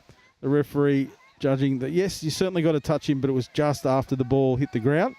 Now they go on the attack here. Numbers if they can. They need to take it forward. Slam dunk. But the referee, he's already on the other side calling a penalty. Now that was a bit of basketball with that slam dunk. That looks so dangerous. They set it up beautifully. I was watching the runner play, and now we see a changeover almost immediately. So with 2 minutes remaining here on the clock, it's Hong Kong China looking to get another one on the board. They currently trail 13-2. This will just be good for them going into their next game if they can get another try here. Just making sure they know what they're doing in attack and testing out what needs to be done. Hong Kong China now on the attack, straightens it up beautifully. Referee calls the touch. King Pong Chung it was that went up. He stuck his head up and he wanted to get over that line, but the defense shut him down. The referee was right on the spot. Here he goes again. No touch, play on is the call, but he wanted the penalty and he gets it. Yeah, just pulling out there, just not getting set. And it's so dangerous when you're in the 7 for pulling out. Like, all the refs will call it. Yeah, that's certainly something we need to keep an eye on, because it can have some detrimental effects if you get done a couple of times, as we know. Here he is. Again on the attack, the line opens up. This time it is Kin Pong Chung that gets the just rewards for that. Straightened up, and unfortunately it was Dan that got caught short. We see it here. He broke to the right and wasn't able to come back in time, because Kin Pong Chung just put his head up and said, I am going direct. Yeah, it's just that save the middle thing. Here And it just seemed to tuck in. Yep, see Powell just caught fading to his right a little bit too much. And in these conditions, you need the solid ground to be able to step back in time, as we see a loss of possession for England. They turn it over with 30 seconds remaining. What can Hong Kong China do? I'm ready for this. You put the mocker on them again. I was really excited for that as well. 2-1. Commentator's curse. You lead. At least I'm higher. It's the one you don't want to win. So that's a dive over. This time the ball planted and slides over. And that is number 13. Andrew Smurden will close out the match. He didn't want his shirt number to be the final score. He wanted to add one to it as we see a nice dive right between them. He sliced them open. And that is a great finish to this mixed 30s match. England 14, Hong Kong, China 3. So, Alice, outstanding start for the tournament for the England mixed 30s team. Yeah, they've actually smashed that, and just getting one under the belt is really, really good and detrimental to the team. They're going to go home, have a good sleep, have a good dinner, body's recovered, get back in there for tomorrow. So have a good dinner, not going to go down to the local chippy or the bar. I mean, that's the closest to be, isn't it? The local pub. So there we go. It is England who take it out 14-3, the final score. And congratulations to the England mixed seniors team. And we will bring you a wrap-up very shortly here from Nottingham, the 2024 World Cup of Touch. And as we said, it has been an outstanding final match for England. And as a home nation, it must have been proud for you, Alice. I have to say, let's think beyond the games. Right from the start with that opening ceremony, what did it mean to you as a young lady from here? I mean, it was so insane. Being on home turf and just coming up in the morning, it was sunny, no one here was yet, but it was just so insane. Seeing all the countries, right? This is what, your 8th World Cup? Yep. Just tell us about them. Like, how is this compared to? Every World Cup is different. And I've, like Malaysia was degrees like nothing else I've experienced. My headset would go far. I've actually coached, just step on this side here. I've actually coached the English mixed team in the South African World Cup. I've been involved in Japan. But this is something else. Like, it's a long way for everybody to travel. Obviously, the networking and the grounds, the facilities that you guys have here are second to none, I have to say. And yeah, this is something else. And that opening ceremony for mine was right up there with the best of them. The vibe down there was fantastic. So I know as a home person I would have been so proud, but I was just happy to be out there. Yeah, 100%. I mean, everyone brought the atmosphere to it. So much singing, so much dancing, and that's what it's all about at the end of the day. That's what we want to see. And then get going, kicking off with England v France mixed opens. What a game to watch as well, and it's, yeah. It really set the scene, that traditional rivalry between England and France that's been established over the last couple of European Championships and obviously over in Malaysia as well. That rivalry was a great way to start the tournament.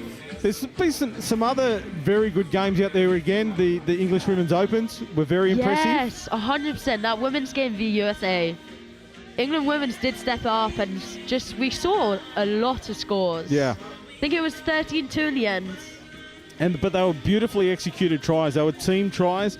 There were some nice individual efforts that were rewarded, but as a team, they really executed well. Yeah, 100%. I mean, looking for tomorrow, like, what games are we looking forward to?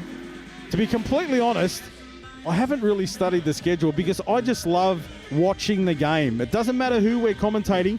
We know they're going to bring their best. And even so some of the scorelines blow out, the games are just great to watch. They're great to be involved in. Some of these smaller countries that are stepping up now and putting pressure on the big two. Yeah. We talk about the big two. In a lot of these divisions, there's a lot more teams pushing forward. So I'm really interested. I've been around and I know some players, but I'm really interested in seeing those teams that I don't know step up and see what they bring to this event. Yeah, like some of the teams that haven't been into a World Cup for a while, that have been sat out, and no one really knows who plays for them. Like, who have they brought in, or who could they have on the team that might have some past experience? Correct. And that could be detrimental to the team, and like having that person to look up to. So 3 nations making their debut in this tournament. We've got Thailand, Oman and Tonga. And Canada are returning for the first time since the very first World Cup in 1988. Wow, and that is amazing. So one of the Canadians I know is Oscar Davis, and he's a fantastic player, and I was pitch side over there, and it looked like they had a good day today, so hope it goes well. Excellent. So it's been great bringing you all the coverage, and make sure you stick around. There's plenty of action coming to you from the Touch World Cup here in Nottingham, and we look forward to bringing all the action. It's been great in commentary with you. It's met you today. Always. It's been awesome. So we'll keep it going. We've got some footage that we're going to be able to run for you shortly if you want more action here from Nottingham. Just to wrap up the day, and we'll bring you some of what we're looking forward to for the rest of the tournament as well.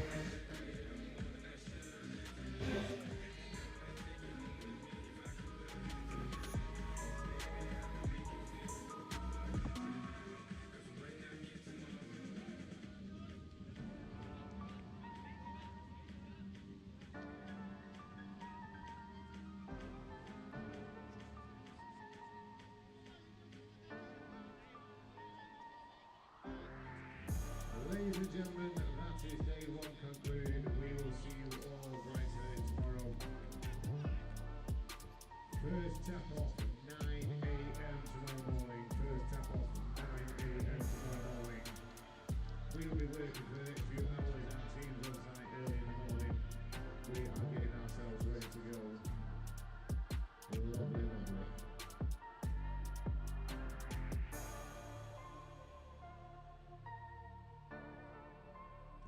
Just a final request, as it is especially now raining, if you are leaving sites on pitches, please stay off official pitches once the games are finished, so that we can maintain the pitches for the next few days. So if you are leaving pitches, please stay off other pitches and don't show up. Get your steps in, get the highest step count for your team.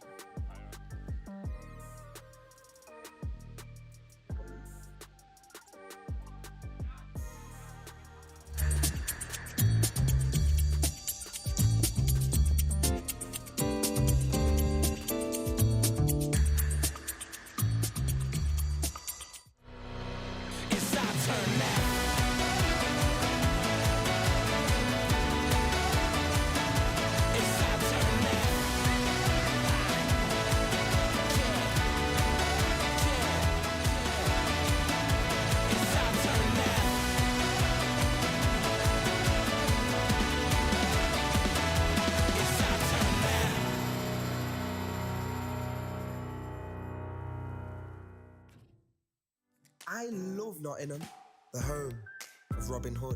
From the bright lights of Goose Fair to the peaceful nature of the Sherwood Forest woods. There's a feeling of togetherness, unity, honest.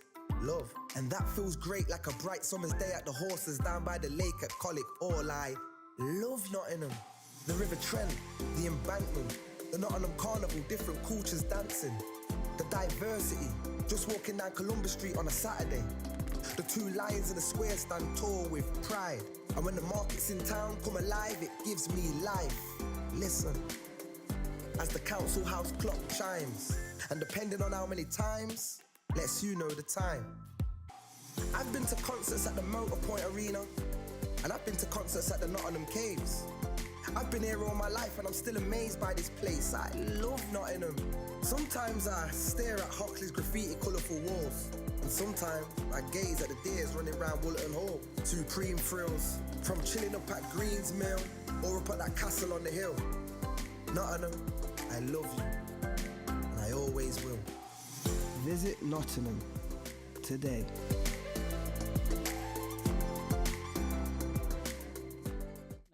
And I'm representing the HYDEX programme, which is one of the sponsors of the Touch Rugby World Cup. HYDEX is a collaboration of a number of universities based in the Midlands, including the University of Nottingham. One of HYDEX's main aims is to support industry to innovate, developing new products and services in the hydrogen economy.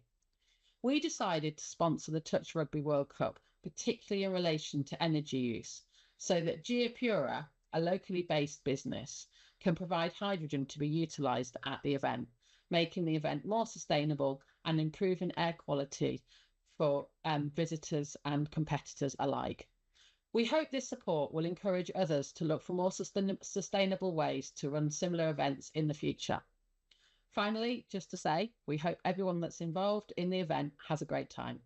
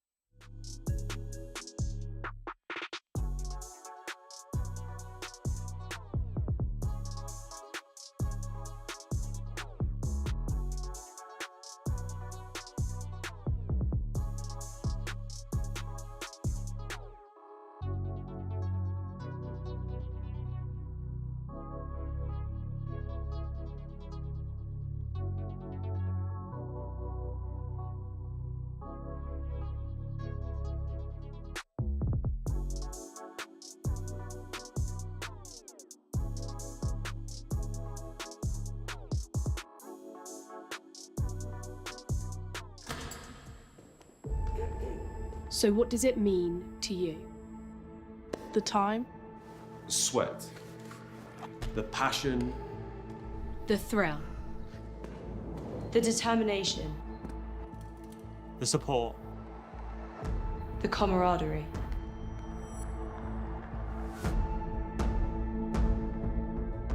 But it's so much more than that. We're playing for something bigger. You ready?